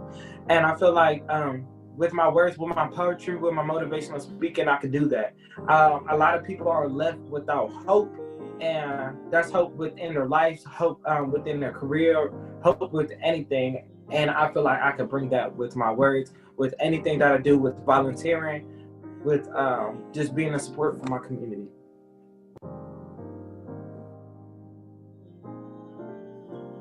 Thank you for that. Thank you for that right there. Who do we have next that wants to answer the question on how you plan on guiding your people?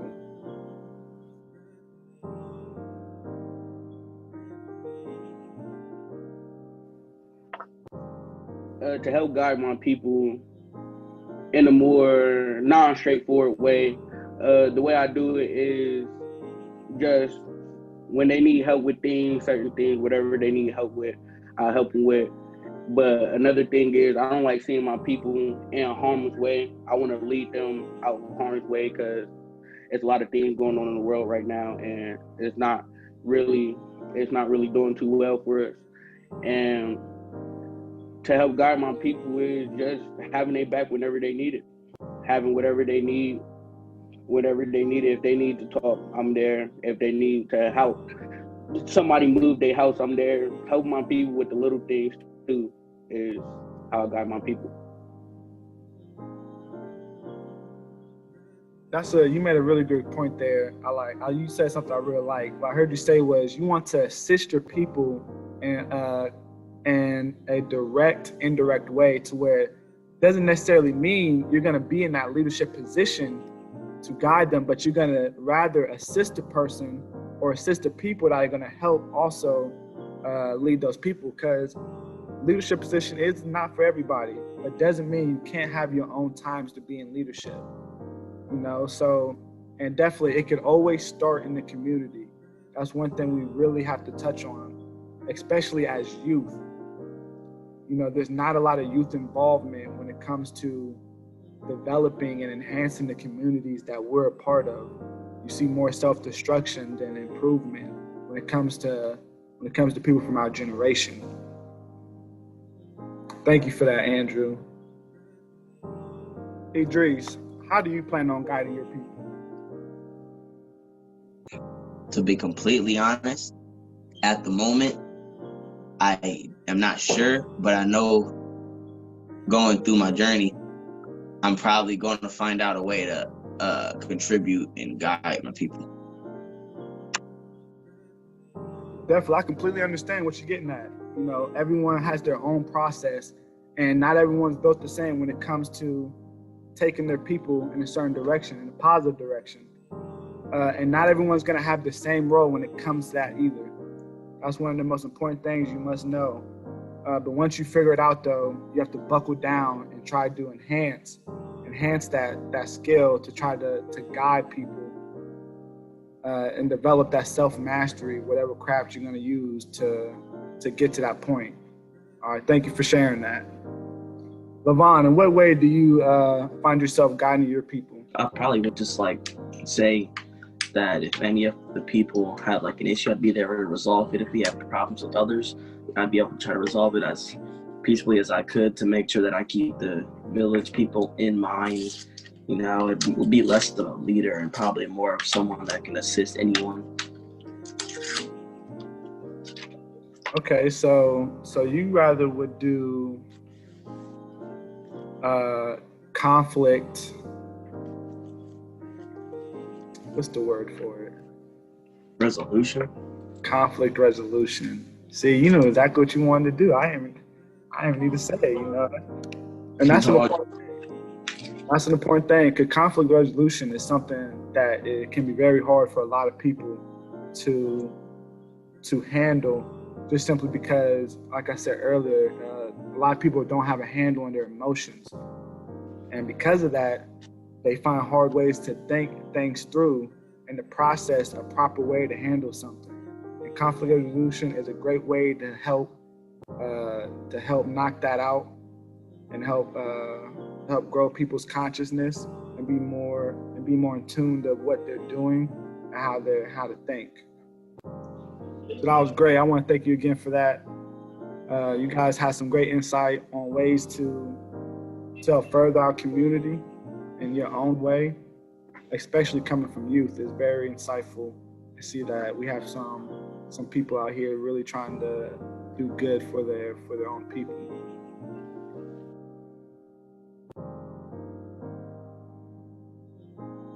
Thank you for joining us on our Kwanzaa celebration. This has been the Gye-Nyame Warriors. And yes, we cannot stress it enough. We are so grateful for you guys tuning in and watching us throughout the entire time. Give a pat on the back and a round of applause for you tuning in and supporting these Gye-Nyame Journey Warriors. We are youth. We are coming up in our community. And yeah, we want y'all to stay tuned for the things that we have coming. And peace.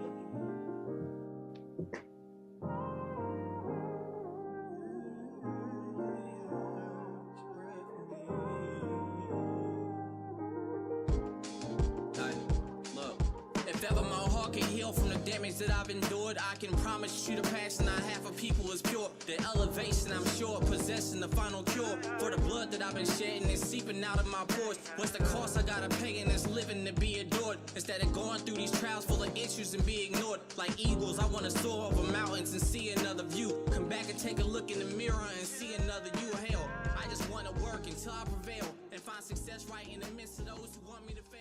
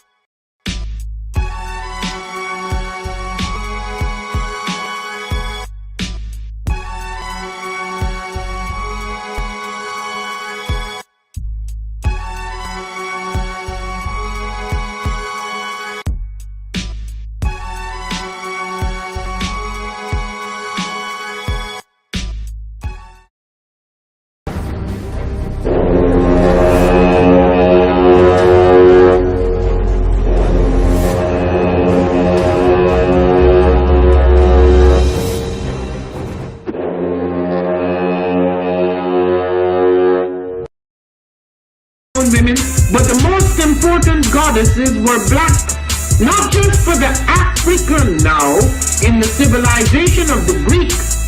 The Greek was so profoundly affected by the Africans that the goddess of chastity was a black woman, Artemis. The goddess of wisdom was a black woman, Minerva.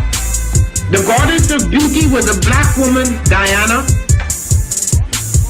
And many of their great mythological figures which were critical to the vision of history, the history of the Greeks in the Odyssey.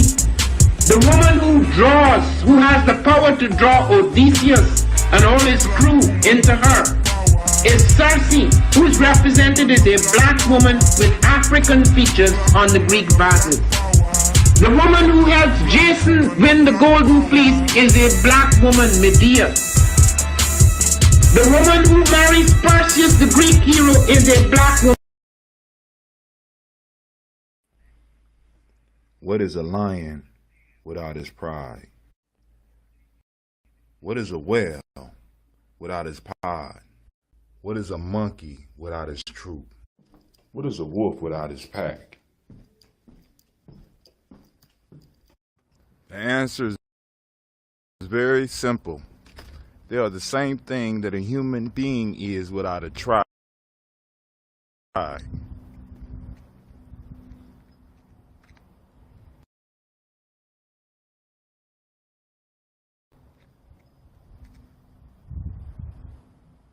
Pray.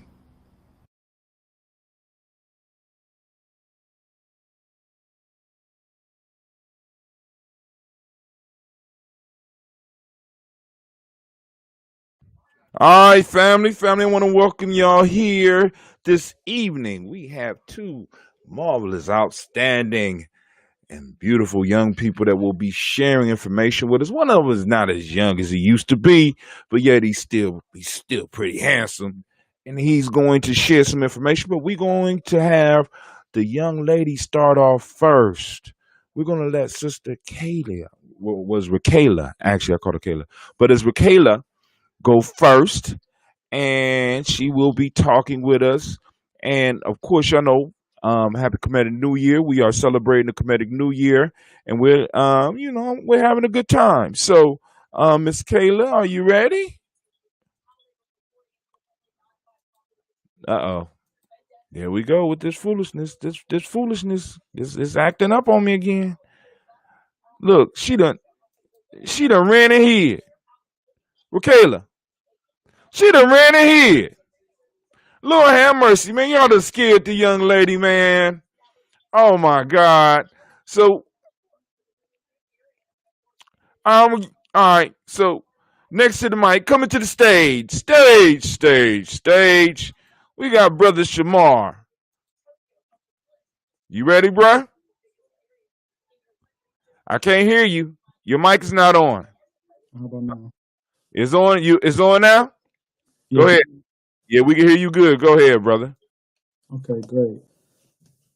So, I got presented an opportunity to answer a few questions regarding current events and just kind of like how the world is going around our community. And so I kind of the questions I had, I spent the past couple of weeks or so trying to really digging in deep into the questions, and then kind of when I dug into one question, it kind of dug into some more questions after that. That popped up in my head. So the series of questions I was gotten that I'll point out the three. It was how COVID-19, how it impacted my life personally and the community. The second question was the killing of Black men, women, and children without any regard by the police. And the last question was Black people are killing each other off in our own community. For me, I want to start off with the first one, starting off with COVID-19. Start off how it affected me personally. One thing I was grateful for, I was essential for the whole thing. Because I knew that no matter what, no matter who I had to deal with during this time, I knew I was going to be getting a check coming into me. And I was grateful for that because my brother had lost his job. My mom was questionable. She deals with after school programming. So she was on that potential list to not continue. This whole time, it gave me time to grow and develop on small and large scales. My time was spent being indoors more. It was very routine. I couldn't do anything extra that I might normally do. So it gave me the opportunity to kind of really focus on myself and kind of develop my self-mastery so I could grow to become a better person.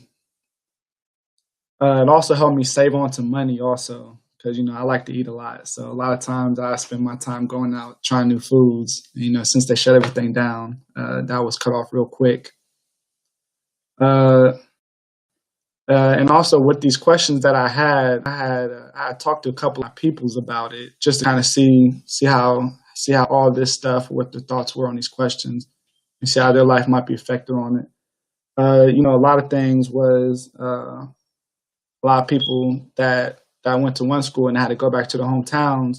They talked about how they felt like their life was put on hold because of this, and how it was really hard to struggle doing schoolwork from their house. They felt like school was a better place to stay focused, which then put me in perspective. Like, I'm sure now that you say that, I'm like, I could just imagine how these kids are working from their schools. Working from home, and they have to have that same amount of focus. So if you're saying a grown adult's telling me they're having troubles, I could just imagine a kid is going through the same thing. But also, though, it did give people opportunities to try new things and do new things that they may not have got the opportunity to do just because they weren't as busy as much. And then talking about how the COVID-19 has affected the community. I work with a lot of kids. So one thing that I thought about was how it affects the community as far as youth goes. Made me think about how the lack of programs that there were open, to keep youth out the streets or out of trouble, because the kids are tired of being in the house cooped up 24/7. So at that point, they're just finding any opportunity to go out. And I started looking in the stats, wondering if crime had reduced at all since everybody was in the house or we were mandated to stay home for a long period of time.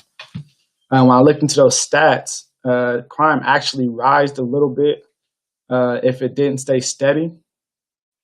But the type of crimes kind of switched over. There was less burglaries and home invasions, but there was an increase in domestic violences and stores getting broken into, things in that nature. And that's kind of my whole piece on how COVID has touched on me, and I think how it's affected the community over these past several months. And it kind of, now moving on to the next question, which is the killing of blacks by officers. There's been so many different cases that has happened over the past several years. That's just in my generation. I was kind of a lot of the way I answered the questions was really talking about how it's affecting my generation and the generation after me. So my whole thought on it was, I was like, there's all this stuff going on when it comes to the black community and police officers. And so I had a couple questions that came up in my head. The first, I wanted stats. I wanted to see stats. That was the biggest thing when I was looking this information up. So I wanted to look up stats of people killed by officers. And so when I looked this information up, I found that police kill black people 6 times higher than they kill white people. This usually is high in the North Midwest, and it's like in Chicago and New York, Northeast, like New York. So based off of that, I kind of wondered. I was like, well, when I looked up the stats, it actually showed what kind of officers were reported to our neighborhoods compared to white and black. And white people were highly sent to our neighborhoods to help, which is like, okay, we might not be able to control that. So now I wanted to know what was the ratio to black to white people as far as officer goes. White officers outnumber black officers 5-1. And so based off of that, I kind of had I would call it a biased opinion that if white officers are less likely to shoot their own race, then black officers are also less likely to shoot their own race.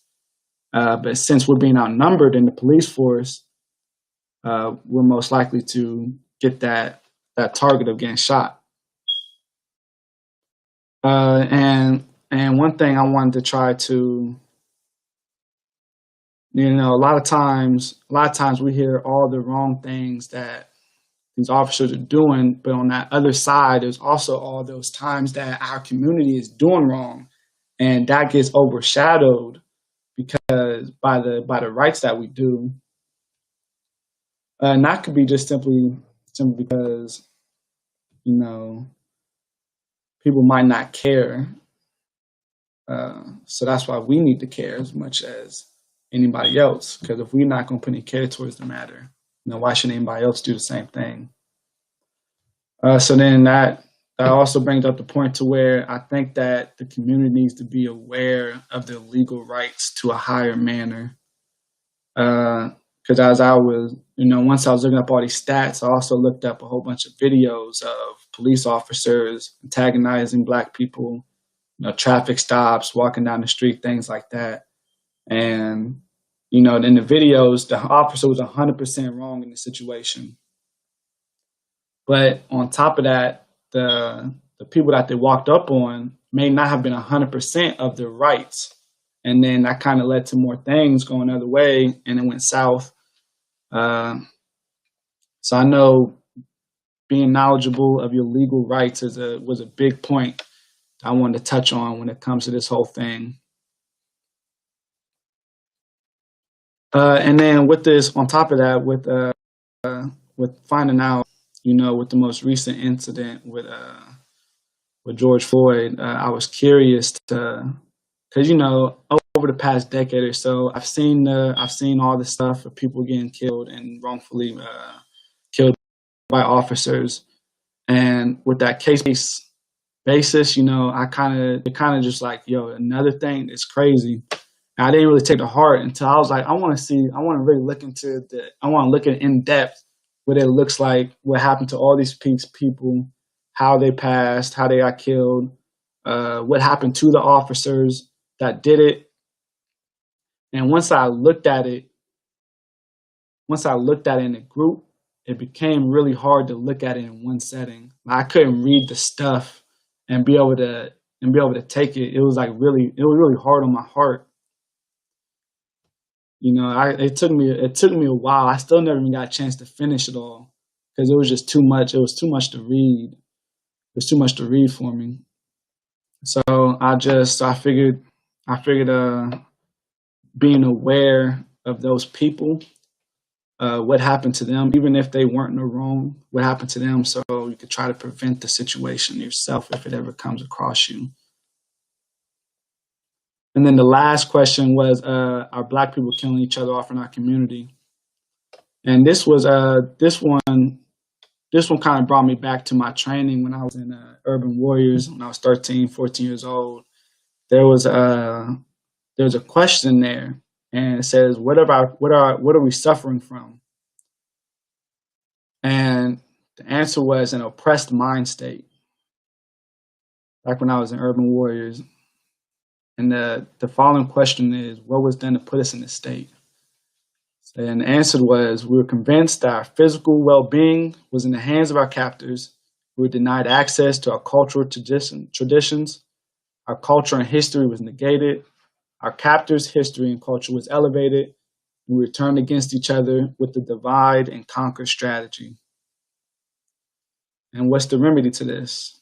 Return into our source, Africa, living our principles, warriorship, and nation building. Those questions alone, that was the first thing that popped up to the killings in our community. It's been 10 years probably since I really, 6 years since I really looked into those questions. But without a doubt, those were the first things that came up to my mind. So it's kind of like, how do we prevent this? I got asked a question when I was asking some of my peoples about these questions. It was like, well, how do we stop the killing in our community? How do we get the police to help us in our community? And I couldn't think of anything. I couldn't think of a solid answer. Like, nothing was popping up in my head. And so, it's something that I'm actually, and with this project that was given to me, it really gave me the opportunity to look into it more in depth. Because now I feel like I need the answers now. Before, it was kind of like, it's a question that's lingering, but I wasn't really too like, it's kind of, I understand it's an issue, and I kind of do my thing to help on a smaller scale. But after this, I feel like I want these questions answered, and I want to try to solve them on a larger scale now. So it actually seems like there's something being done for me. That's kind of like what I got from this whole thing. And after all of this,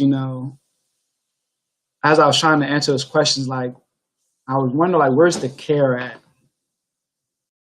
Because it seems like when it comes to my generation, you don't see a lot of involvement from those 18 to 25-year-olds.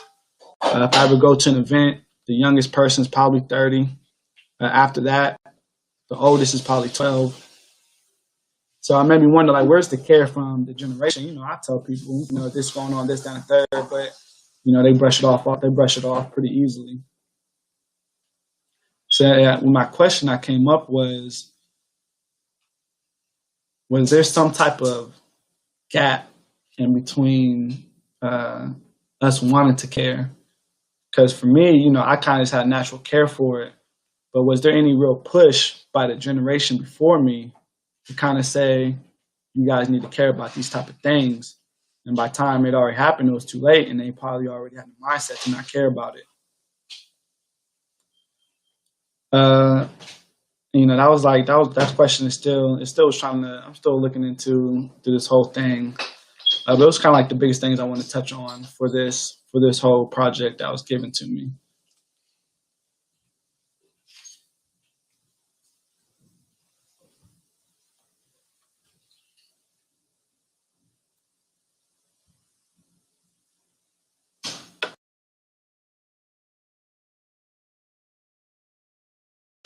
Hatem, I think you're muted. I can't hear you. I said good. That's some good stuff, man. And I'm gonna answer one of your questions with care, or at least leave you with another question. One of the questions that you quoted, where did that question come from? It came from my warrior questions. Okay. And where that came from? Did it come with your generation? Did it come from a generation above you? It came from, I say 2 generations? How do you... Maybe 2, maybe 3. You know what I'm saying? But the care is there. Now, but the beginning of wisdom is asking questions. And so, who invited you to speak? Brother Kwame. Okay, and Brother Kwame asked you some very specific questions, and you answered them well. With this COVID thing, one of the key pieces we want to get out is, how are you feeling? Mad, sad, or scared, or somewhere in between? Because you went through that class, right? So I'll probably say that's not COVID. That's not COVID. Go ahead. I wouldn't say I feel mad, sad, or glad. If anything, I feel more focused. You know, I feel like I adjust well to anything, and I was built to adjust on the fly. Mm. When it happened, it was just like, you know, you're prepared for this. You're prepared to do anything that needs to happen. So the best thing to do is just to get through it. And the worst thing I could do was just grow from this matter. Okay. Man, Kayla keep running, man.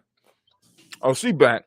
All right, so let me get Kayla up here. If you can hang in for a minute, because we can have a little conversation afterwards, because she keep trying to run from the mic. We can't allow that to happen. We can't allow that. We want to hear from you, sister. Let me put on a commercial real quick, and we'll be right back.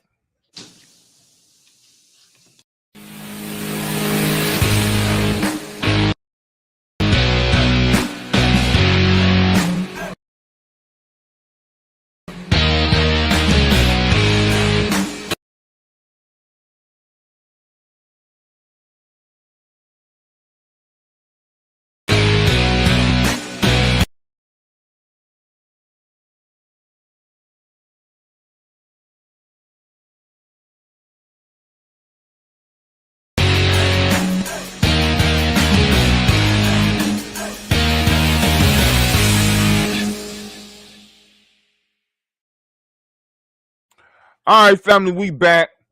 And it appears that my screen is buffering. My Wi-Fi been tripping all day, man. I was just bragging about it. But now I want to bring up the beautiful Miss Raquela. What's up, girl? You ready? Turn your mic on. Hi. Okay, the first time I was having some difficulties with my phone. I wasn't trying to like run. I guess you couldn't just hear me. I was responding, but you couldn't hear me. I still love you. I ain't gonna, but I appreciate you being here, and because I know it take a lot of courage to do what you do, and then I'm understanding you working, and you got off work and you got ready. Thank you. Yeah. Give her a round of applause, family. I appreciate you, and the family appreciate you. You ready? Yes. Okay. Okay. So around the same kind of questions Shamar got, I got also. So I'm gonna start with how I feel about COVID-19 and how I think it affected me and stuff like that. So personally, when COVID-19 first like came around and stuff, I was working, but I was working at a different place. and my mom and stuff, like they were scared for me to continue to work and things like that. So for a little minute, like probably a month or two after it started, I wasn't working anymore. But I didn't like the way it was going, because it was like, there's no school, there's no work. Then you're just sitting in the house, or you're just sitting around. You're not doing nothing that's productive. Like, I didn't think it was nothing productive.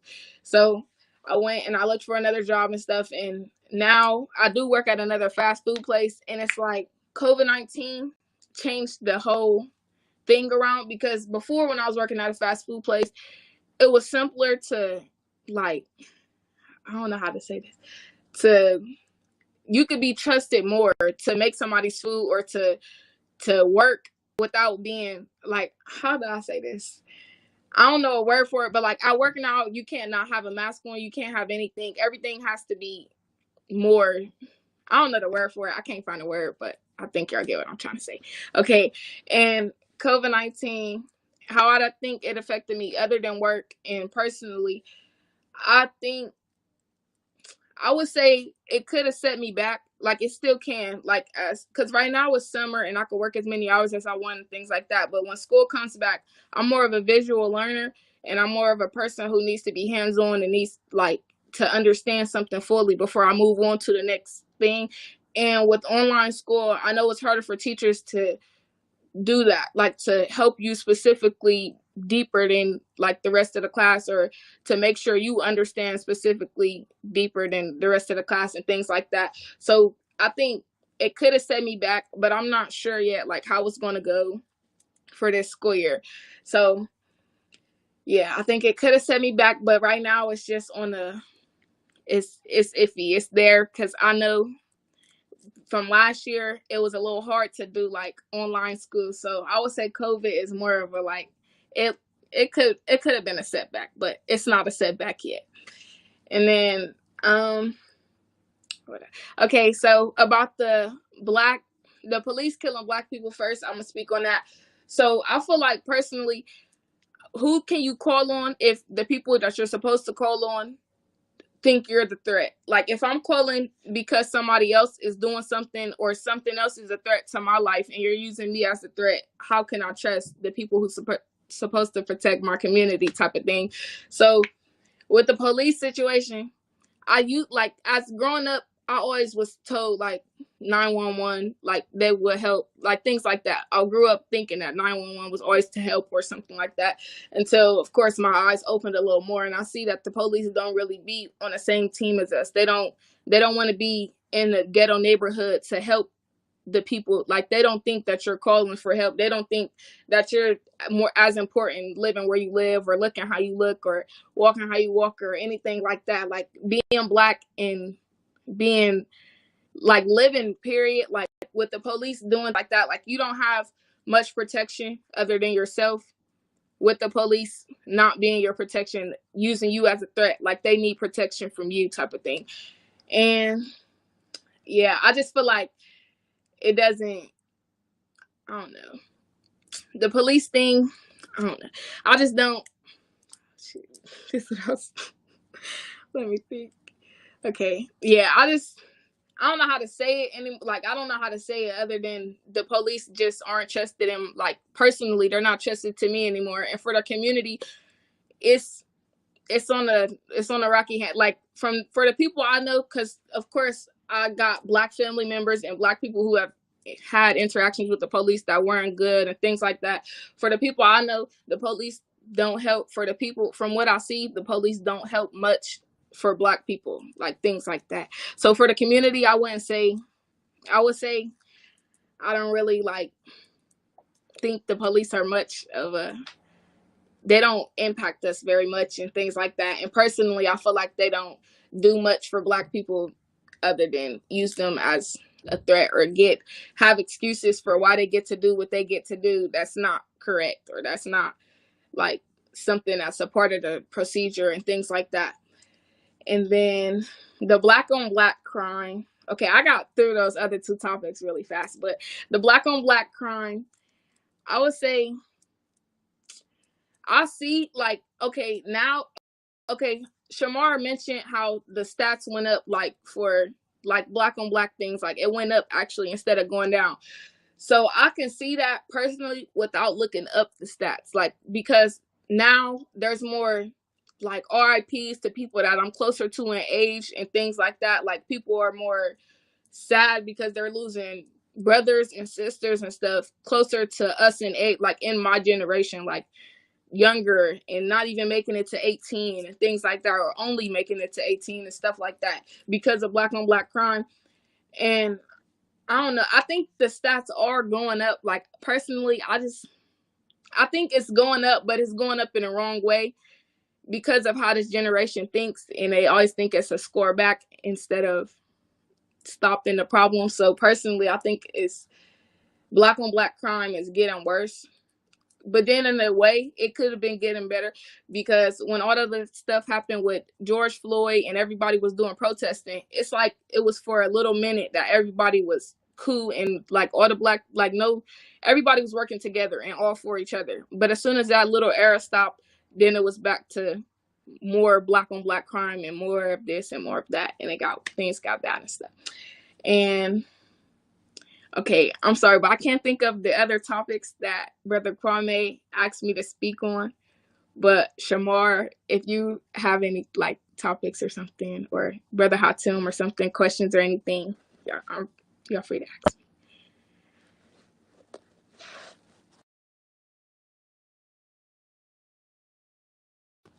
I can't hear you if you're talking.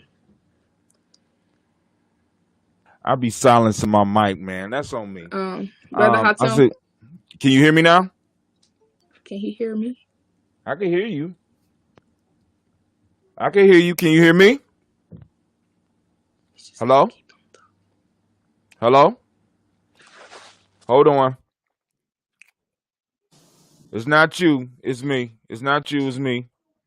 Somebody out there in the crowd, can y'all hear me?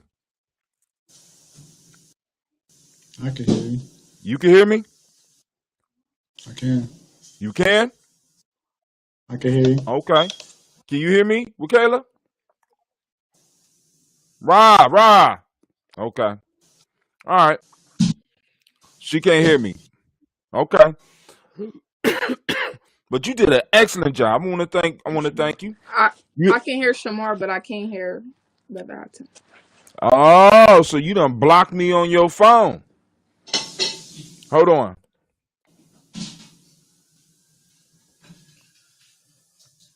Let's try it now. Can you hear me now? All right, well, cool. Shamar can tell you what I'm saying. I'm saying going to you leave the did. call and come back because I still can't hear. Okay. Smart lady. That's what I'm talking about. This young generation, they don't be playing. She like, I'm gonna leave and I'm gonna come right back in. But you got any closing words for the people? And that's not COVID. Closing words. Yes. Can you hear me now? Yes. Okay, go. Anybody got closing words? Or y'all said everything that need to be said? Oh, let me see. Cola nut is rough. Like smoking a cigarette. Good God Almighty. No, nothing really. I guess the biggest thing is, how can we get an overall, an all around level of care from every community. That's probably my biggest thing. That's just the question I have out there. Because I work hands on. I'm involved with a lot of stuff, but it's just how can we get those outsiders that don't participate in there? Okay. At least talking from my generation specifically. All right. Michaela, you got anything? Yes. If y'all didn't mind, like, I know we spoke on these situations, but I want to know what steps y'all think that we should take forward from here. Wait, hold on, girl. Don't you we put you on the question block. Come on now. Don't be trying to verse it on me. But But that's for further discussion in the future. Right now, what I want y'all to do is called ruminate. Ruminate on the question, right? Because the beginning of wisdom is asking the right questions. Brother Kwame asked y'all questions and got both of y'all thinking. And I want y'all to continue rolling these questions around in your mind, and we can have further discussion at another time, because we want to mainly get y'all to present to the community. And then we could talk about it in private, because both of y'all got my numbers, and we supposed to be we're going to have a Gye-Nyame tribe call, even though you don't be coming around like you used to. Kayla done fell in love and she done just kicked the whole family to the curb, but that's cool. I ain't hating, but yes, I am. I'm hating. But anyway, I want to thank y'all. I appreciate both of y'all. I love both of y'all. And if there's anything that we could do for you, because y'all really came through for us, I would reach out and let me know. Hold on, we got Mama Lona. She sent y'all Shamar. Can y'all see the messages up on the screen? All right, just the ones I post up. Can you see the ones that do y'all have a side screen where y'all can see all? Oh man. All right, so family, what we're about to do now is we are about to go into the private room. The link should be up on our Facebook page for you to join us so that we could go on and watch and discuss a great and mighty walk. If either one of you want the link, just hit me up and I will send it to you. Or you can go to Gye-Nyame Journey on Facebook, and it should have posted up about 7 o'clock. All right? Y'all straight? Okay, sounds good. All right. Peace. Peace out.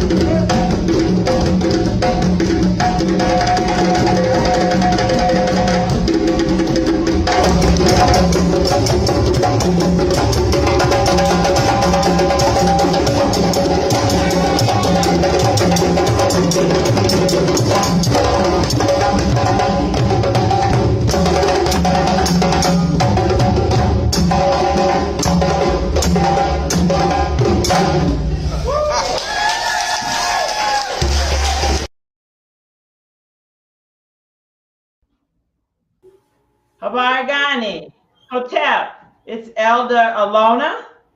We are going to invite our ancestors in by pouring libations.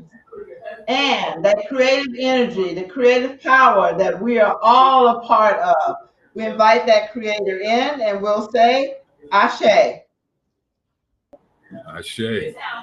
Ashe. Habargani, this is Elder Greg. We always want to back to the beginnings of our people. When we look at ancient Kemet, those people responsible for creating the pyramids, for astrology, for mathematics, all those things. When we look at folk like Imhotep, Akhenaten, Queen Nzinga, all of those folks, and we pour to them by saying, Ashe. Then there are those ancestors that ended up in the Indian Ocean, the Atlantic Ocean, who didn't make it to these shores. We ask their energy to be with us and we pour to them and we'll say, Ashe. Ashe. And always for those who made that great strange voyage, the Middle Passage, and made it here, responsible to be here today, we want to pour and say, Ashe. Ashe. Those ancestors that we know by name, such as Bookman, such as Harriet Tubman, Arminta, such as Sojourner Truth, and Frederick Douglass, all of those ancestors who fought and died for us, we pour to them and we'll say, Ashe. Ashe. We want to make sure that we always remember our personal ancestors, those folks who are near and dear to us by blood and by kin. My grandmother, Alice Arnold, my father, Arthur Arnold, my mother, Helena Arnold, my mother-in-law, Hattie Reed, my father-in-law, Charles Reed, all of those ancestors. We say, Ashe. Ashe. Everything we do is for our eternity. Our eternity is our children. Our children is our eternity. We pour to the Watoto, our children, and we'll say, Ashe. Ashe.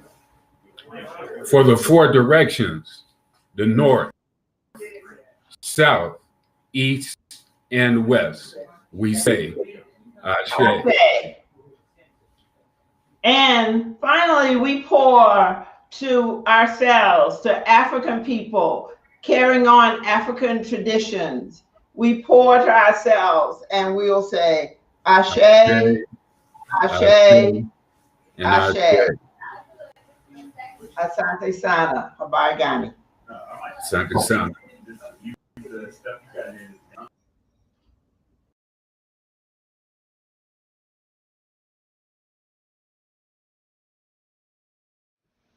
Hello, I'm Congresswoman Joyce Beatty, and I am honored to participate in your program today that celebrates African heritage.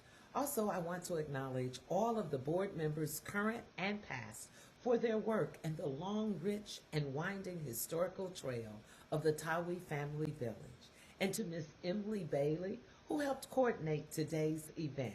Thank you.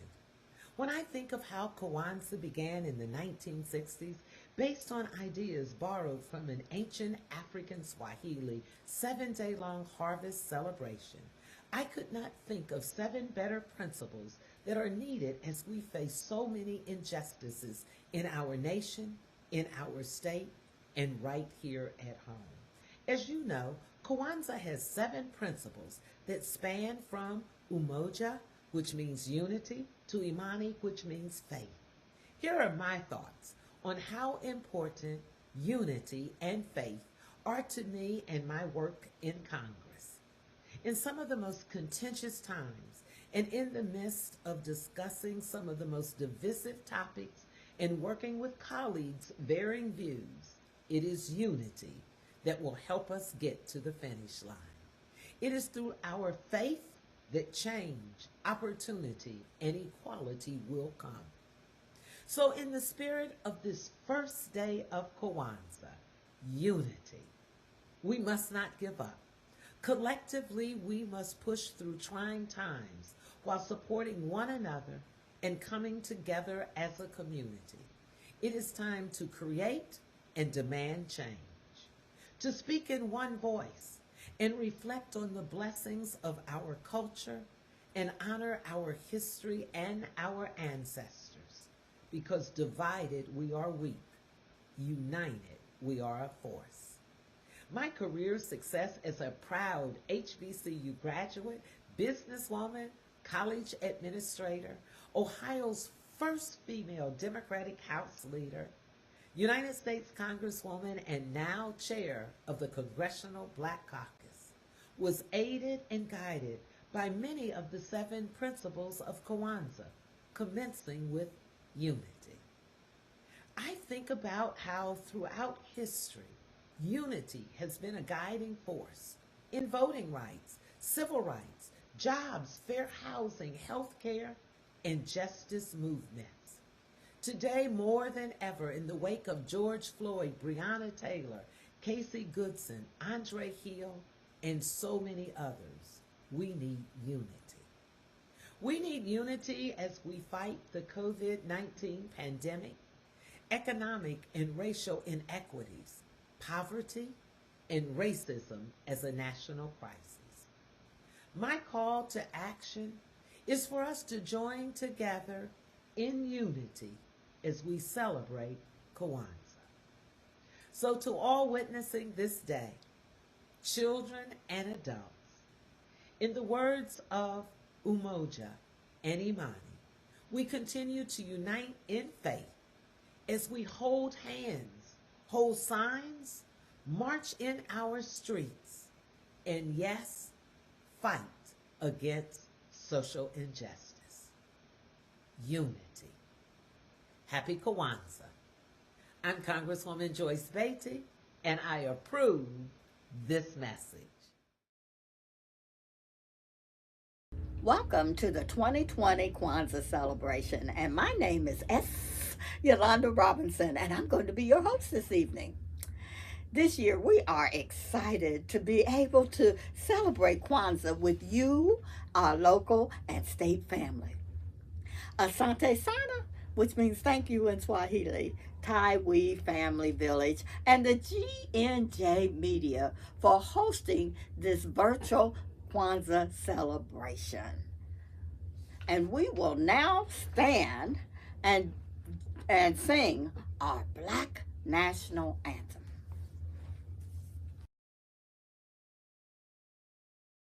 Lift every voice and sing till earth and heaven ring. Ring with the harmonies of liberty. Let our rejoicing rise high as the listening skies. Let it resound loud as the rolling sea. Sing a song full of the faith that the dark past has taught us. Sing a song full of the hope that the present has brought us. Facing the rising sun of our new day begun. Let us march on till victory is won. Stony the road we trod, bitter the chastening rod, felt in the days when hope unborn had died. Yeah, with a steady beat, have not our weary feet come to the place for which our fathers sighed. We which the tears have been watered. We have come, treading our path through the blood of the slaughtered.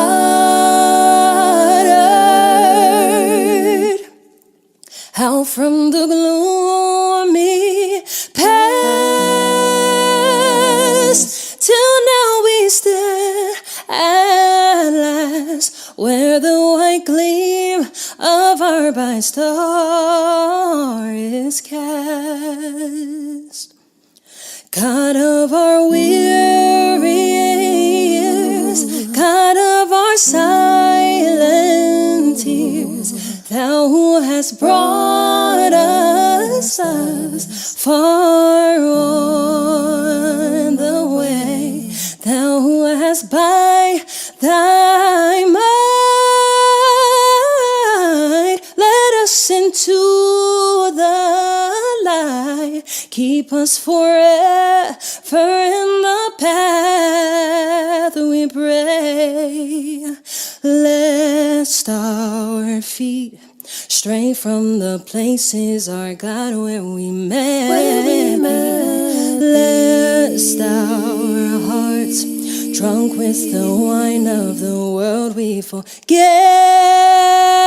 Thee. Shadowed beneath Thy hand, may we forever stand true to our God, true to our native land.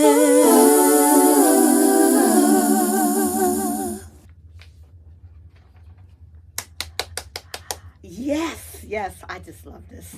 Let us march on till victory is won. Please continue to stand while the Taiwi Village family presents the principle of today, followed by a Kwanzaa poem.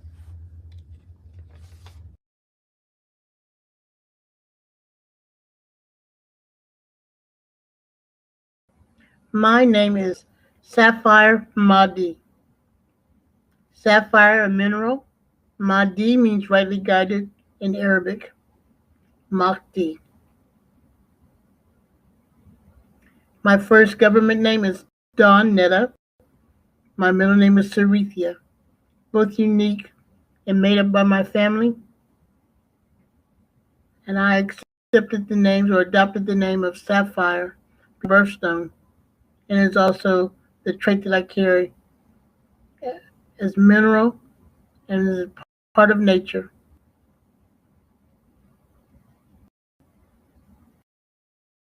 This experience going through the initiation in Nawe Akobin has been rewarding for me. I've learned a lot about myself and other people, my tribe,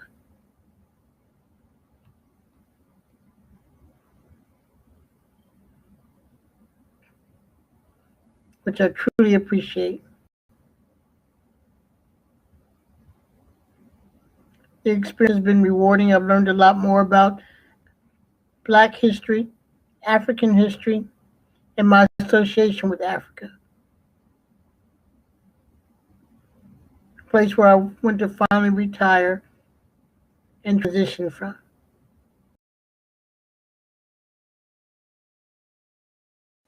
Good evening. I'm doing my initiation into the Taiwi family village. And the principle I'm going to speak on for Kwanzaa.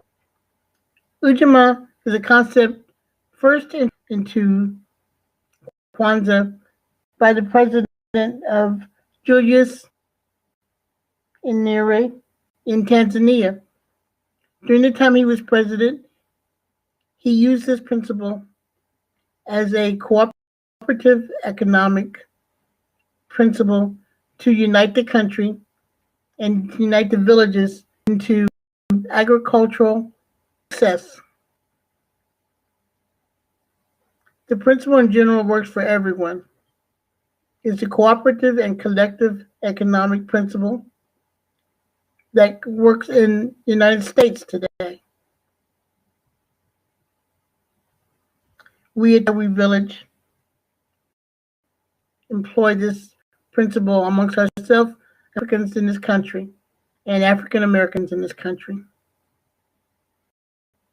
My name is Sapphire Mahdi, and I'm from the tribe of Inawe Akobin. That is a unique word meaning the elder, nation builders, and the warriors. Akobin is a call to duty, a call to action. And so this tribe is called Inawe Akobin.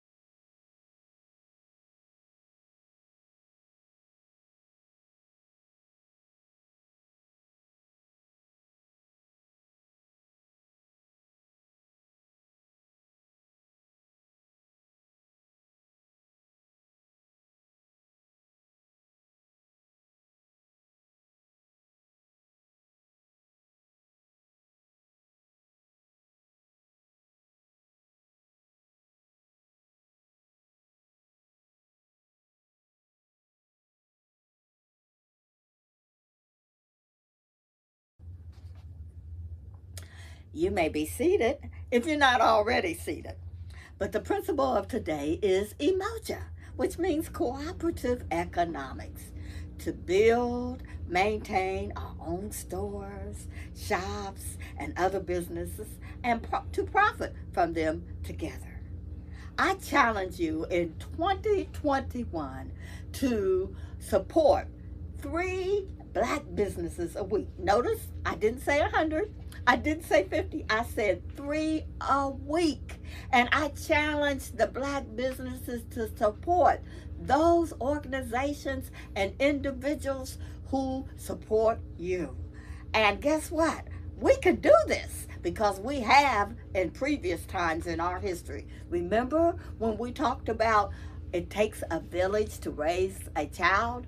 Well, it takes a whole village to build a community. So let's do this in 2021.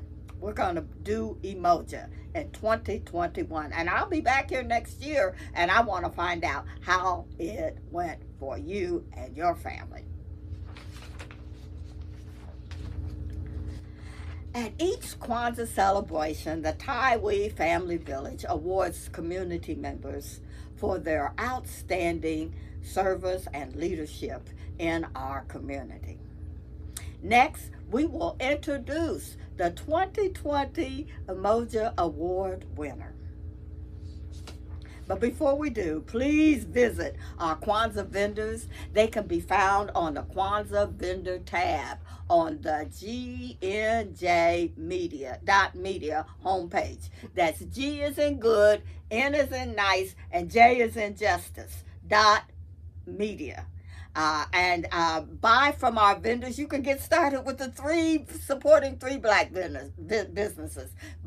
You can buy at least 3, 4, 5, 6, 7, 8, 9, 10, but at least 3.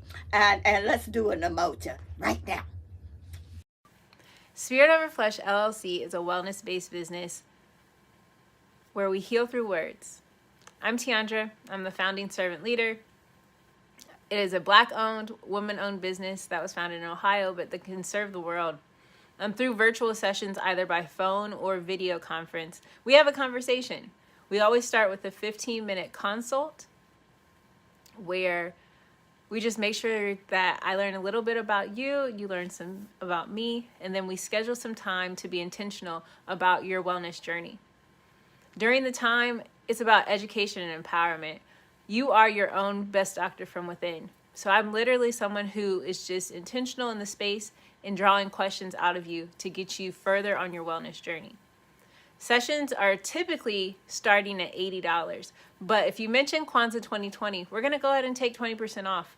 It's about getting you well so that we can be well, right? Kujichagulia and Ujamaa, collective responsibility. So grateful for the opportunity to support you in your wellness journey. If you're interested, go to my website, spiritoverfleshllc.com. There's a button that says Let's Connect. Fill out the form, and I'll get right back to you. Again, that's spiritoverfleshllc.com. I look forward to supporting you in your wellness journey and healing through words.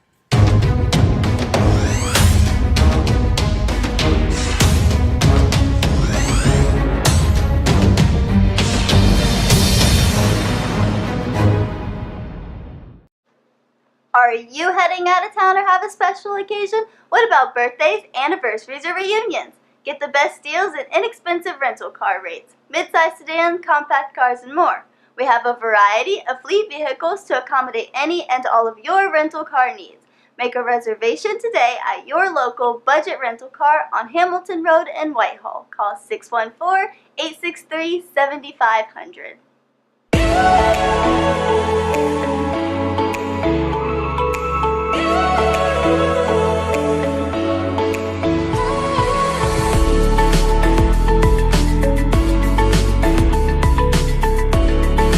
Happy Kwanzaa. I'm Carla, and my sister Karen and I own 2 Natural Sisters. We've been in business for 5 years, and we sell a line of natural bath, body, and candle products. Let's take a look. Follow us on social media, Facebook and Instagram, at 2 Natural Sisters. All items that are in stock will be shipped within 24 to 48 hours. As a promotional item, we offer a CD of Black romantic poetry of self-love and coupled love, and 50% discount on Sister Locks, Brother Locks by consultant Sapphire Donetta Mahadi. If you have any questions, you can reach us at customercare@twonaturalsisters.com. Enjoy and happy Kwanzaa.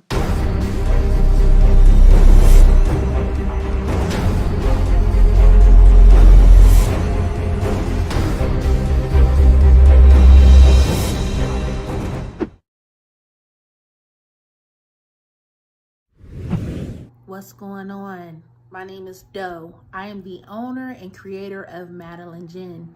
Madeline Gin is best described as a celebratory art experience that exudes hella blackness. Initially, the company was founded to provide a luxurious but affordable art experience, and it's since transformed itself into something a bit more spiritual. By walking in what I believe to be my truth, I've been able to get in contact with my ancestors and use my platform and my art, my gift, to tell their untold stories. I do that by using different textures, by utilizing different mediums, colors, and just making things pop out so that it's open for interpretation. I love creating, and I can't wait to be of service to you. Thank you. I am a genius. My ancestors were geniuses. My ancestors have made me a genius in all that I think, say, and do. I must declare myself a genius. I am a genius. Whenever I am myself, I practice my geniusness and do great things.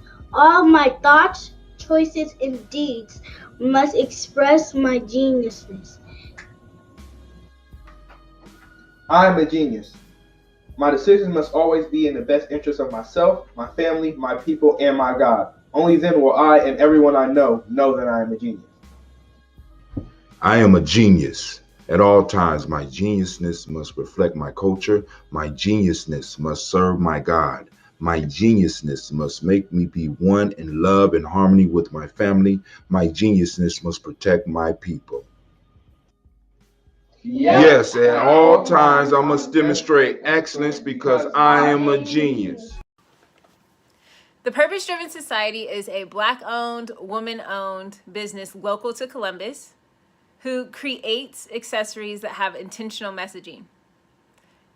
Our specialty are buttons. Buttons can be worn anywhere, on a shirt, on a book bag, on a hat. The beautiful thing about buttons is that you can change them and switch it up depending on your mood or the day. For election day, we wore a very intentional button. On my book bag, my student's book bag, it says, "You are already intelligent, educate yourself." Buttons are empowering with the messages that we create. Again, we do them very intentionally. At the Purpose Driven Society, we're minding our Black-owned business and hope that you'll help mind ours too by doing business with us. Our buttons go for $3 for one, $5 for two, $7 for three. But if you mention Kwanzaa 2020, we're doing a special where you'll get an assortment of buttons for just $20, and we'll ship anywhere in the country. So again, that's the Purpose Driven Society. We can be reached at thepurposedrivensociety@outlook.com. Send us an email and we will put together a very intentional bag of buttons for you and ship it straight to your home. Happy Kwanzaa. Thanks for doing business with us.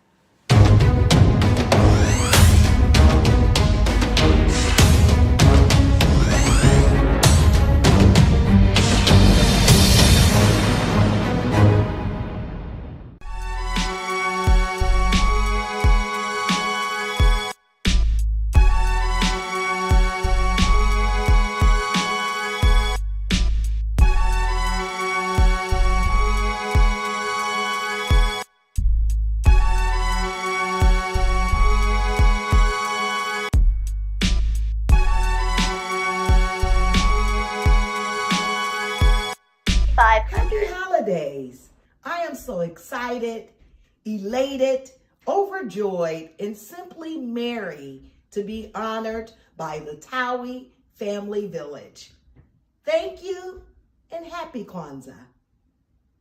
Oh my gosh, I am so happy that Rita Fuller Yates got the honoree, is an honoree this year. You know, she's being the recipient of emoji. I can't think of nobody else who could get it. Have you ever seen her work as a Columbus Black News? Oh my gosh, she puts a lot of love into the work. You can tell she really loves it, and she loves our community. So you can start right now by supporting Rita Fuller Yates on Columbus Black News. The next item, part of our program, we're going to do a community education, and it's going to be led by Brother Philip Shark Matthews.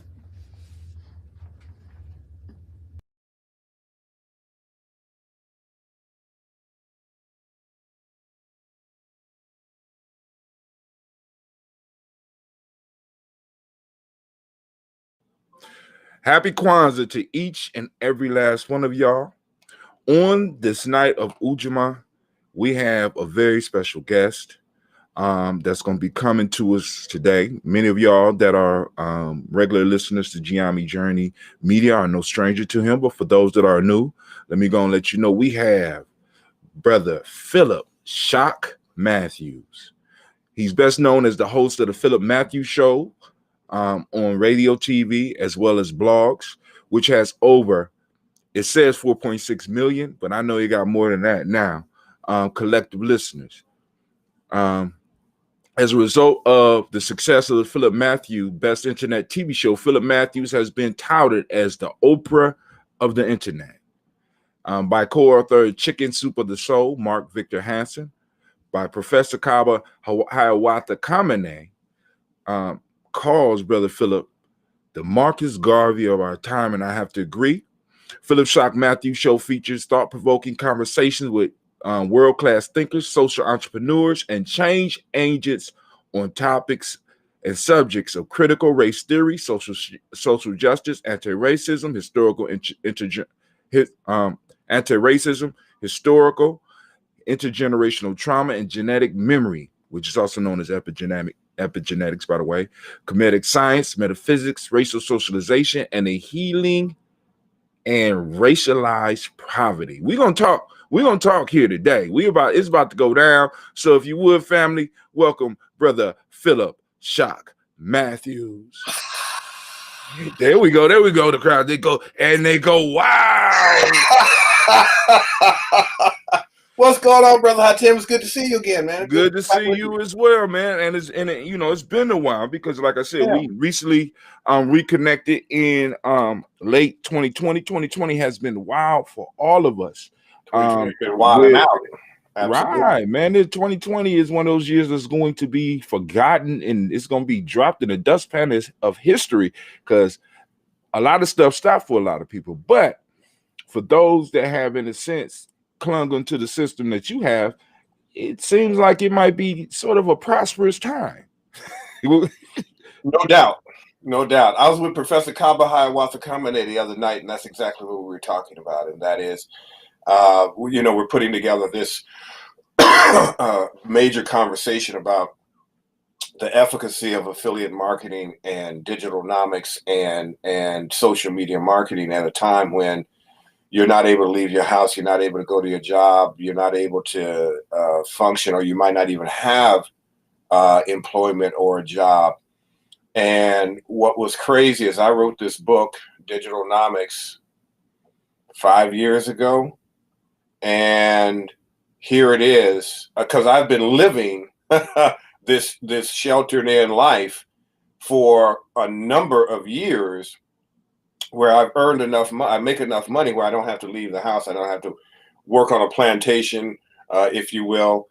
And now here we are in a situation where this work, this concept and process is more relevant than ever before. And it literally saved many people's lives. I mean, I know it saved Kaba because, he was a speaker. He would go out and get hired, and he would, travel overseas and around, of course, around the world and everywhere in the country and between the continent. And now what is he going to do? So he's literally made more, earned more income online than he's ever made doing speaking engagements. So it's a different time. It's an interesting time. But what I have learned over the years is that with every test, there's a testimony, and with every crisis, there's a new level of consciousness that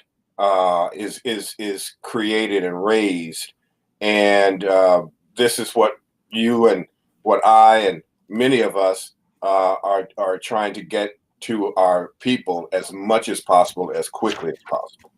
Now, but some people might be listening right now and being like, well, Professor Hiawatha Kamene is world known or world renowned, so it would be easy for him to get on here and to be able to practice this principle of Ujanomics, because he knows a lot of people, but I don't know a lot of people. How could the system assist someone like that?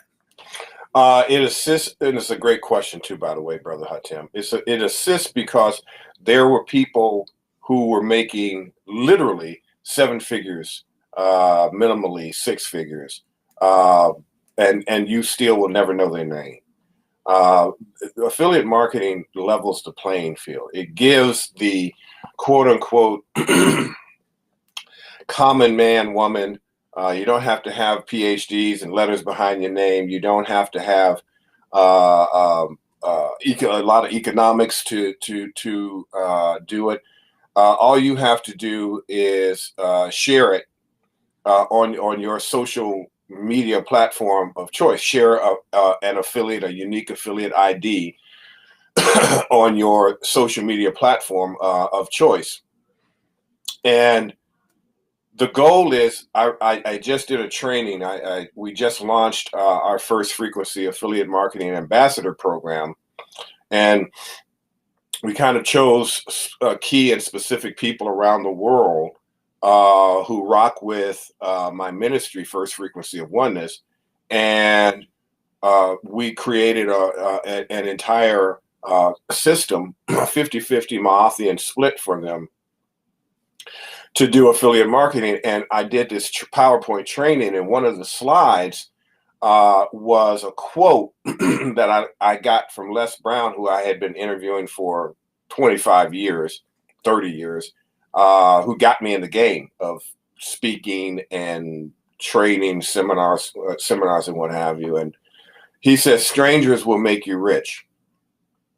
And so I never forgot that. And so if we can get out of our heads that having a couple of hundred people on our Facebook account is not enough, that there literally are a minimum of 4 billion, if it's 6 billion people on the planet, at least 4 billion of them are all melanated people.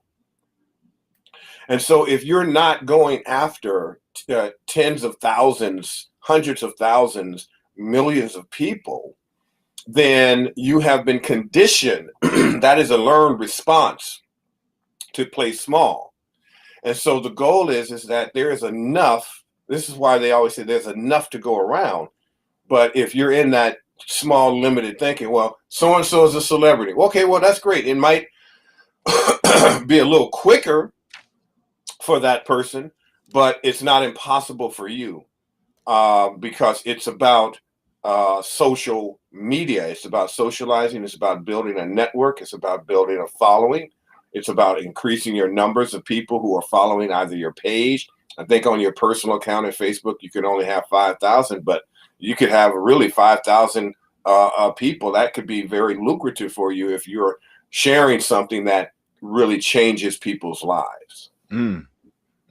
So, because you talk about like this thick and small piece, what's wrong with our people that we might think small? I mean, because there's something that's going on. What's up with that? So, unfortunately, we have, as I have analyzed this from every particular angle, we have been conditioned to be modern day sharecroppers, and we're in slavery. I get in trouble a lot when I say that. Here's what Kanye really meant to say, right? What he really meant to say is that slavery is a choice today. That if you are in a job, a just over broke, you are enslaved, and it's a choice. You can make a different choice, and most of us feel stuck. And I have, of course, I specialize in African and African American trauma, so I understand why we're stuck. Which is a trauma response. But when you look at the concept of a job, here you are working on a plantation for a white corporation or a white person that you have to get up and go to every day.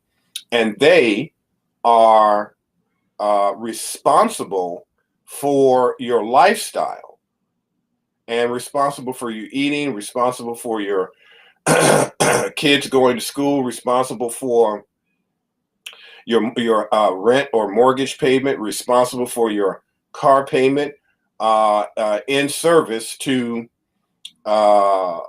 whatever your job description is. And that is modern day slavery. Just over broke is a job. Now, we have been conditioned in this European Western system to become happy slaves, to become grateful slaves, if you will, because you go to school for X amount of years, and if you are literally lucky, you go to college, but you might end up going into debt going to college, and so now you are, 40, depending upon what type of education you're getting, you're looking at 4 to 8 years of research and study. Then you get the job.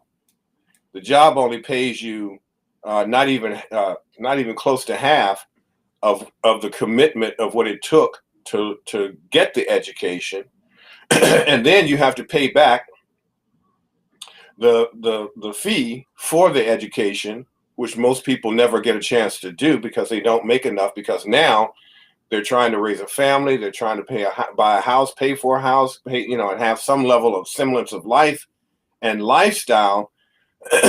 And because they're trading their time for a particular dollar amount, if it's $25 an hour, they'll never make $100 an hour. They'll never make $500 an hour. They'll never have wealth.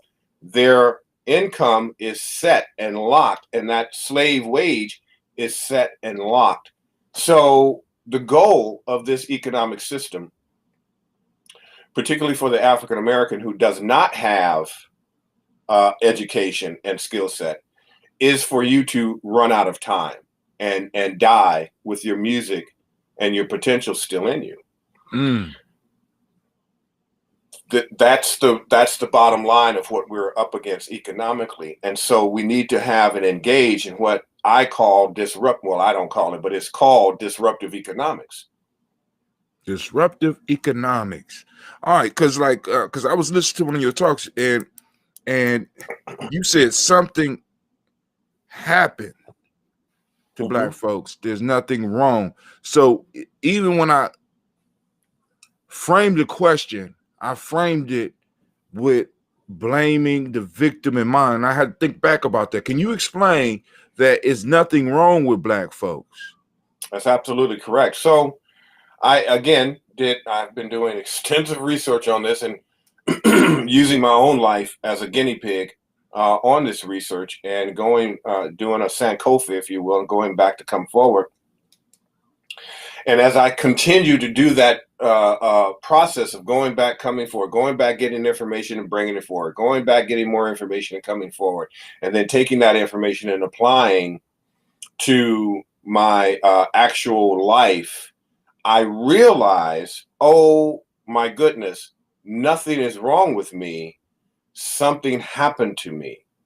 And so as a result, it began to change how I moved in life.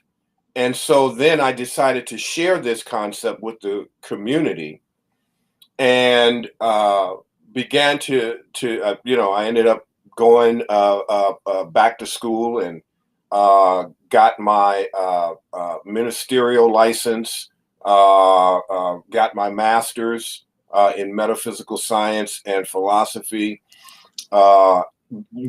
currently working on my dissertation. So my doctoral program is in the same subject. And I decided to dedicate the remainder of my physical existence to teaching Africans and African Americans in the diaspora that you are not sick. We're not sick people. We're sick from being captured, corralled, and controlled by sick people. Our children are not bad. Something bad happened to them. There is nothing wrong with us. Something happened to us. And so that something that happened to us is trauma.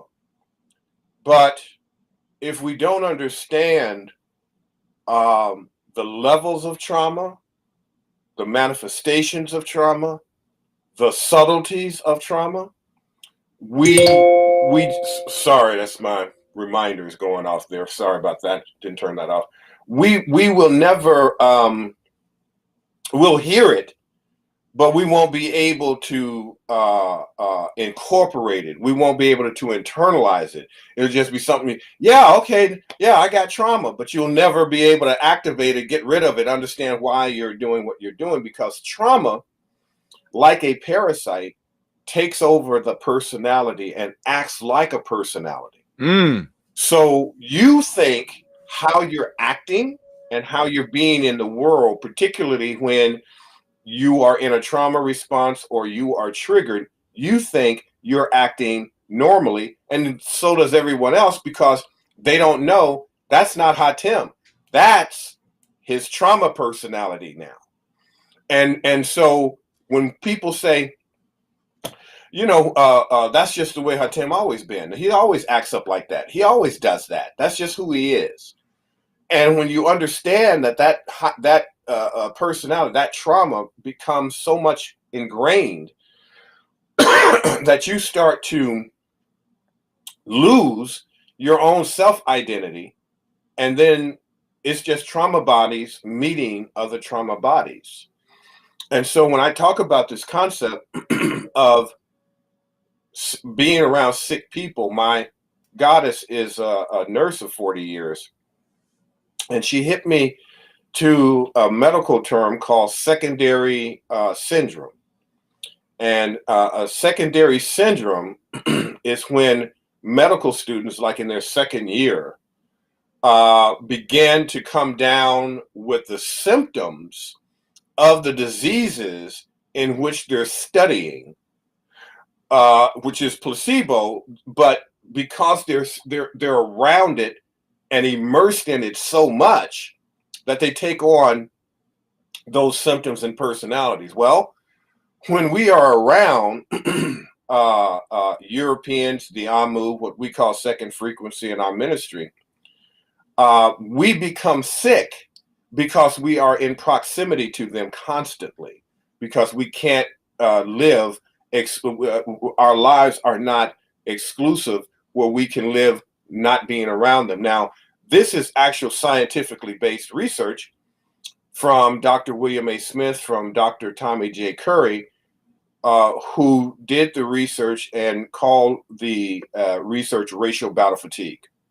And what happens is that from the time that we are born, we are immediately racialized, and we are immediately bombarded, saturated with racial socialization.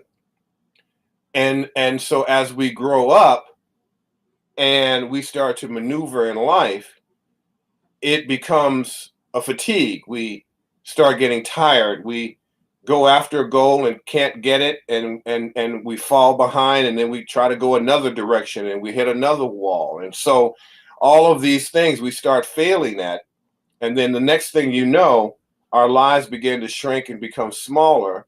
Our trauma increases. And so now we're just walking bags of PTSD. And we're wondering, why am I so angry? Why am I so enraged? Why am I so unhappy? And it's because we are suffering from secondary syndrome of being around, captured, corralled, and controlled by the Amu. And we never had a chance. We never known peace because we were birthed into it. And so, you know, I can go deeper into that aspect of trauma if you want, but overall, that's the gist of it. All right. So let me ask this, because you are moving towards your doctorates in metaphysics.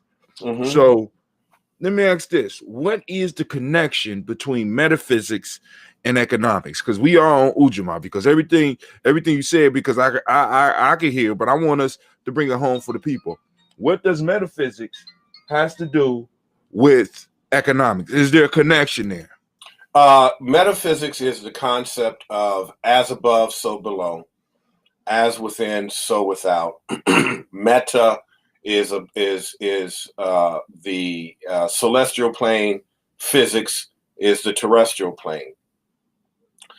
And the concept of metaphysics is basically learning how to collapse time, how to create an intention that manifests in real time or in a specific amount of time, which we call demonstration in the metaphysical community.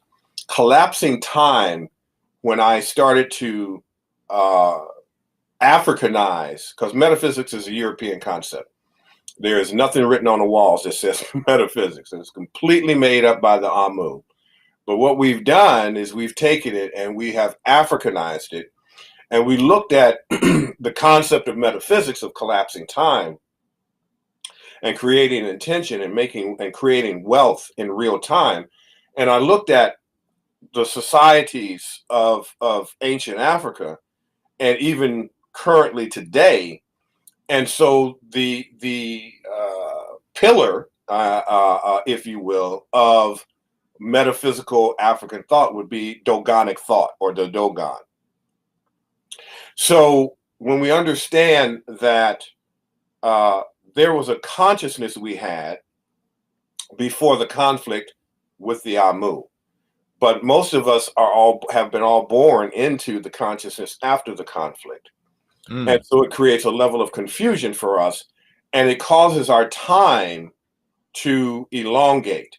That I have an intention of Ujanomics, of wealth, but it takes me so long now to build it. There's so many barriers to it. Whereas before, when we were in the consciousness before the conflict, we were instantaneously able to manifest whatever level of wealth we wanted to create or have, whether that was food, whether that was clothing, whether that was shelter, whether that was civilization, building pyramids, dynasties, cities, nationalities, so on and so forth. When the Amu showed up, not only did they steal us, they stole our time. And as a result of stealing that time, now it takes us a long time, if at all, to manifest our reality. And so the goal of the Amu is for the African and the African American to run out of time. Did y'all hear? Did y'all hear? So in running out of time, it makes it very hard for us to create businesses and to work together, because we got trauma bodies running into each other, which cause a conflict. And then within that conflict that was brewed by us being in contact with the other, you know what I'm saying? It makes it very hard for us to manifest the institutions that we need in our community in order to actually be able to create the reality that we need to exist in. Oh my God. Oh my God. I hope y'all listening. Now, if somebody in the family wanted to get in contact with you, or they wanted to check out some of your stuff, of course, we're gonna have links down below, or above, however they pop up. But anyway, how can they get in touch with you? So lessonsinshock.com is the easy URL to remember. So because my moniker is Shock, which stands for Seeking Higher Omnipotent Conscious Cosmic Knowledge. But Lessons in Shock. Say it again, slow form. Shock means what? Seeking Higher Omnipotent Conscious Cosmic Knowledge. Okay. So that's Shock. And so Lessons in Shock is a 10-part series on everything manifestation in terms of what happened to you, understanding trauma, understanding quantum entanglement, how we're entangled with the Amu, understanding the connection between ancestral memory and genetic memory, and how we come here with certain proclivities and propensities. It goes into how to collapse time, how to set intentions. It goes into spiritual development theory. So it's a doctoral discourse that I just give away free to the community, so that we can all be on the same frequency, same page, same level of understanding. Ashe. And we want to thank you here for joining us for this Kwanzaa. Hopefully y'all got shocked and got a better understanding of Ujamaa. I want to thank them for the community. Ohio thanks you, and of course I thank you, and we will be talking again.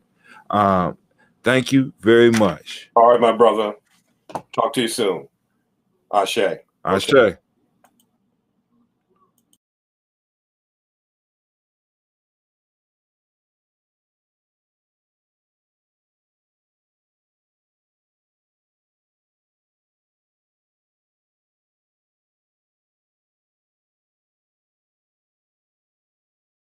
Watch the next video. Watch the next video. Watch the next video. No, I'm just joking, family. Family, thank you for joining us. Be sure to catch us on the next video, family. Peace. Watch the next video. Watch.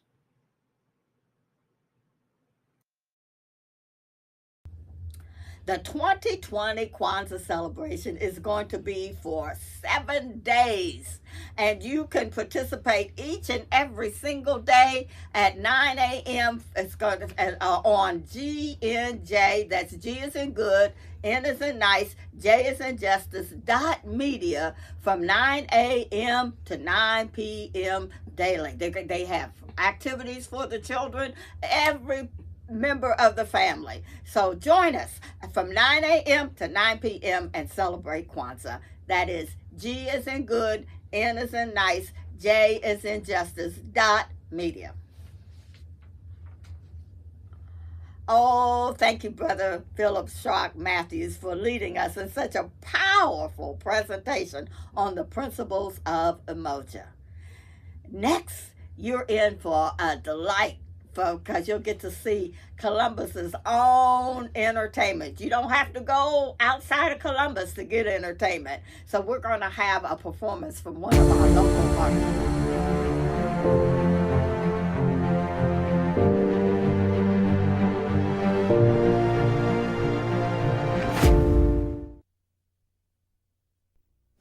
That we seek permission from the elder to begin all ceremonies. Is there anyone in the house that's 70 years old or older? Please rise. Please rise. Most wise one, may we have your permission to begin?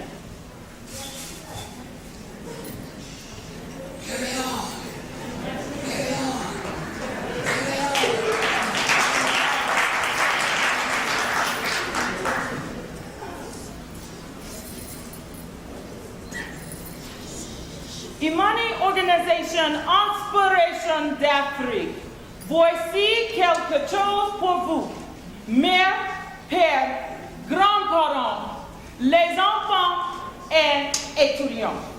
C'est notre but. Imani is an African-inspired organization.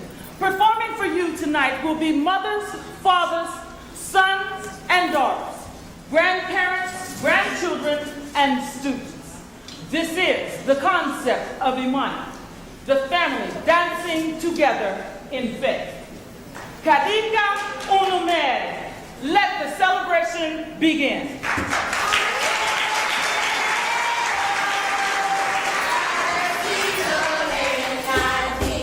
Bye.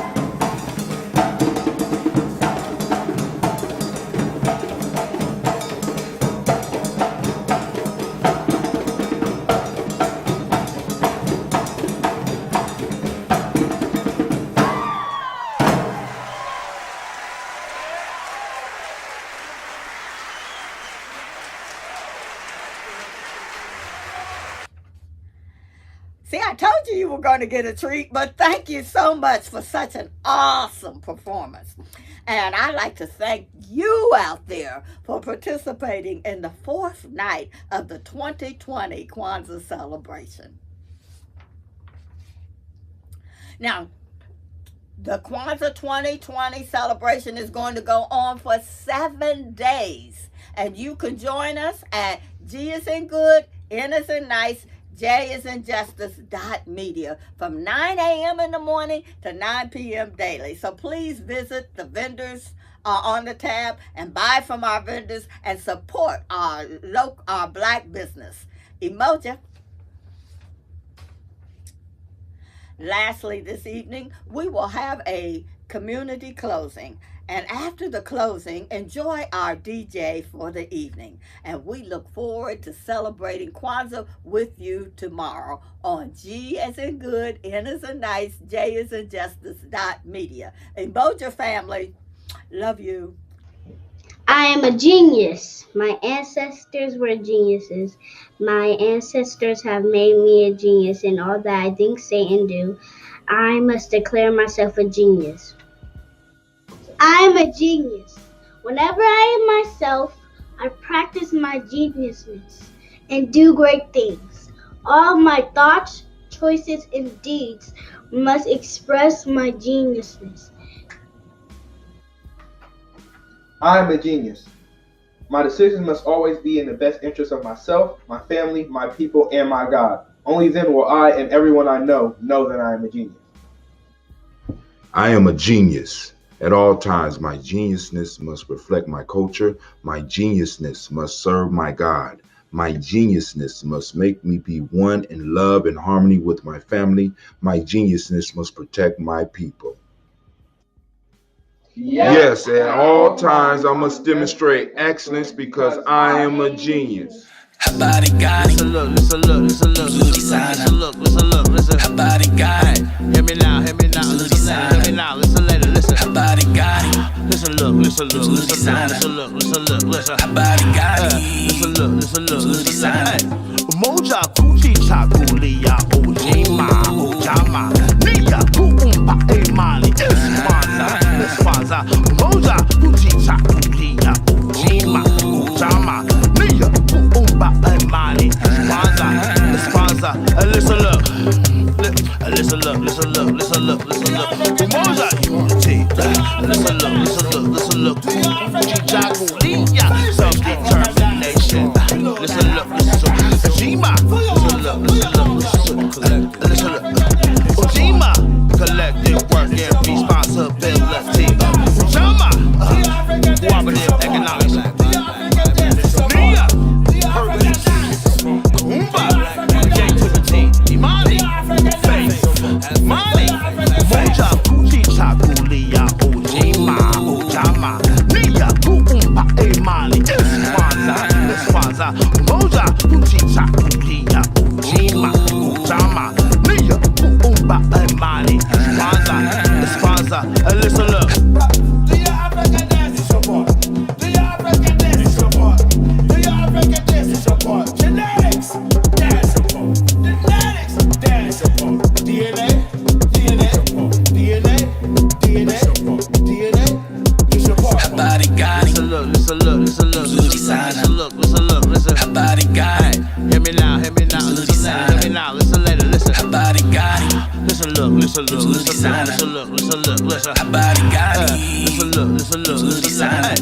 Moja kuchi chakulia Ujamaa Nia kuumba imani Kwanzaa Moja kuchi chakulia Ujamaa Nia kuumba imani Kwanzaa Listen look. Yo, if you didn't know, now you know. Once I got 7 principles, we live by the code. Unite all the sisters and my bros. We got power in our soul, professional. When I put the beat with the flow, I got water on the low. Drip for the cool, winter in the 614. Red, black and green candles. Lit.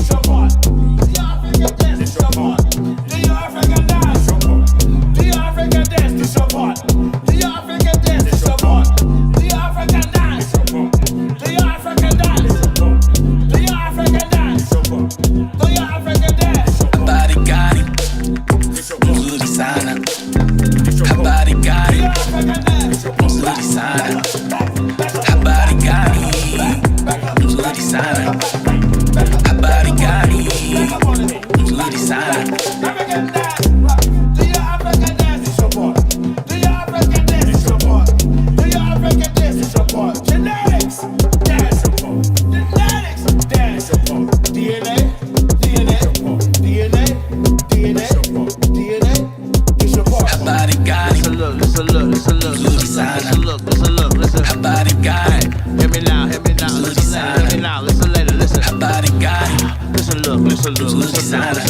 Habari gani? Nzuri sana. Moja kujichagulia ujima, Ujamaa, nia kuumba imani. Kwanza. Moja kujichagulia ujima, Ujamaa, nia kuumba imani. Kwanza. Listen up. Moja unity. Listen up. Kujichagulia self-determination. Listen up. Ujima. Listen up. Ujima. Collective work and responsibility. Ujamaa. Cooperative economics. Nia.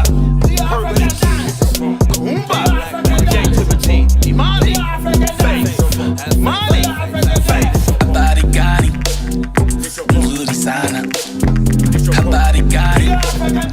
Nzuri sana. Habari gani? Nzuri sana. Habari gani? Nzuri sana.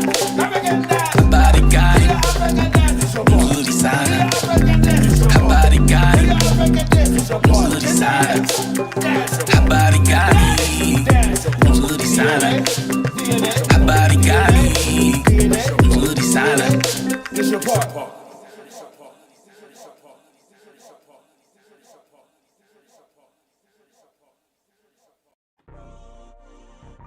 Peace, fam. This Kwanzaa step into self-mastery with our Nguza Saba Challenge e-course.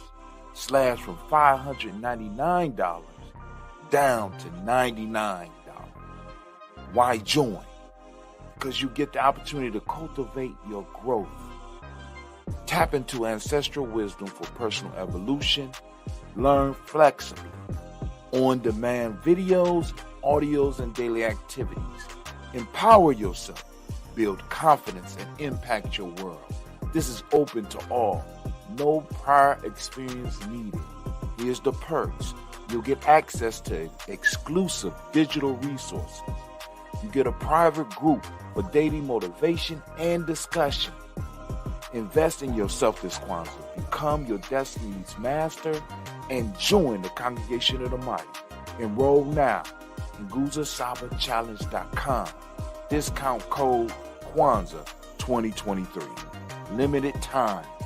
This all ends January the 2nd, 2024. Take advantage.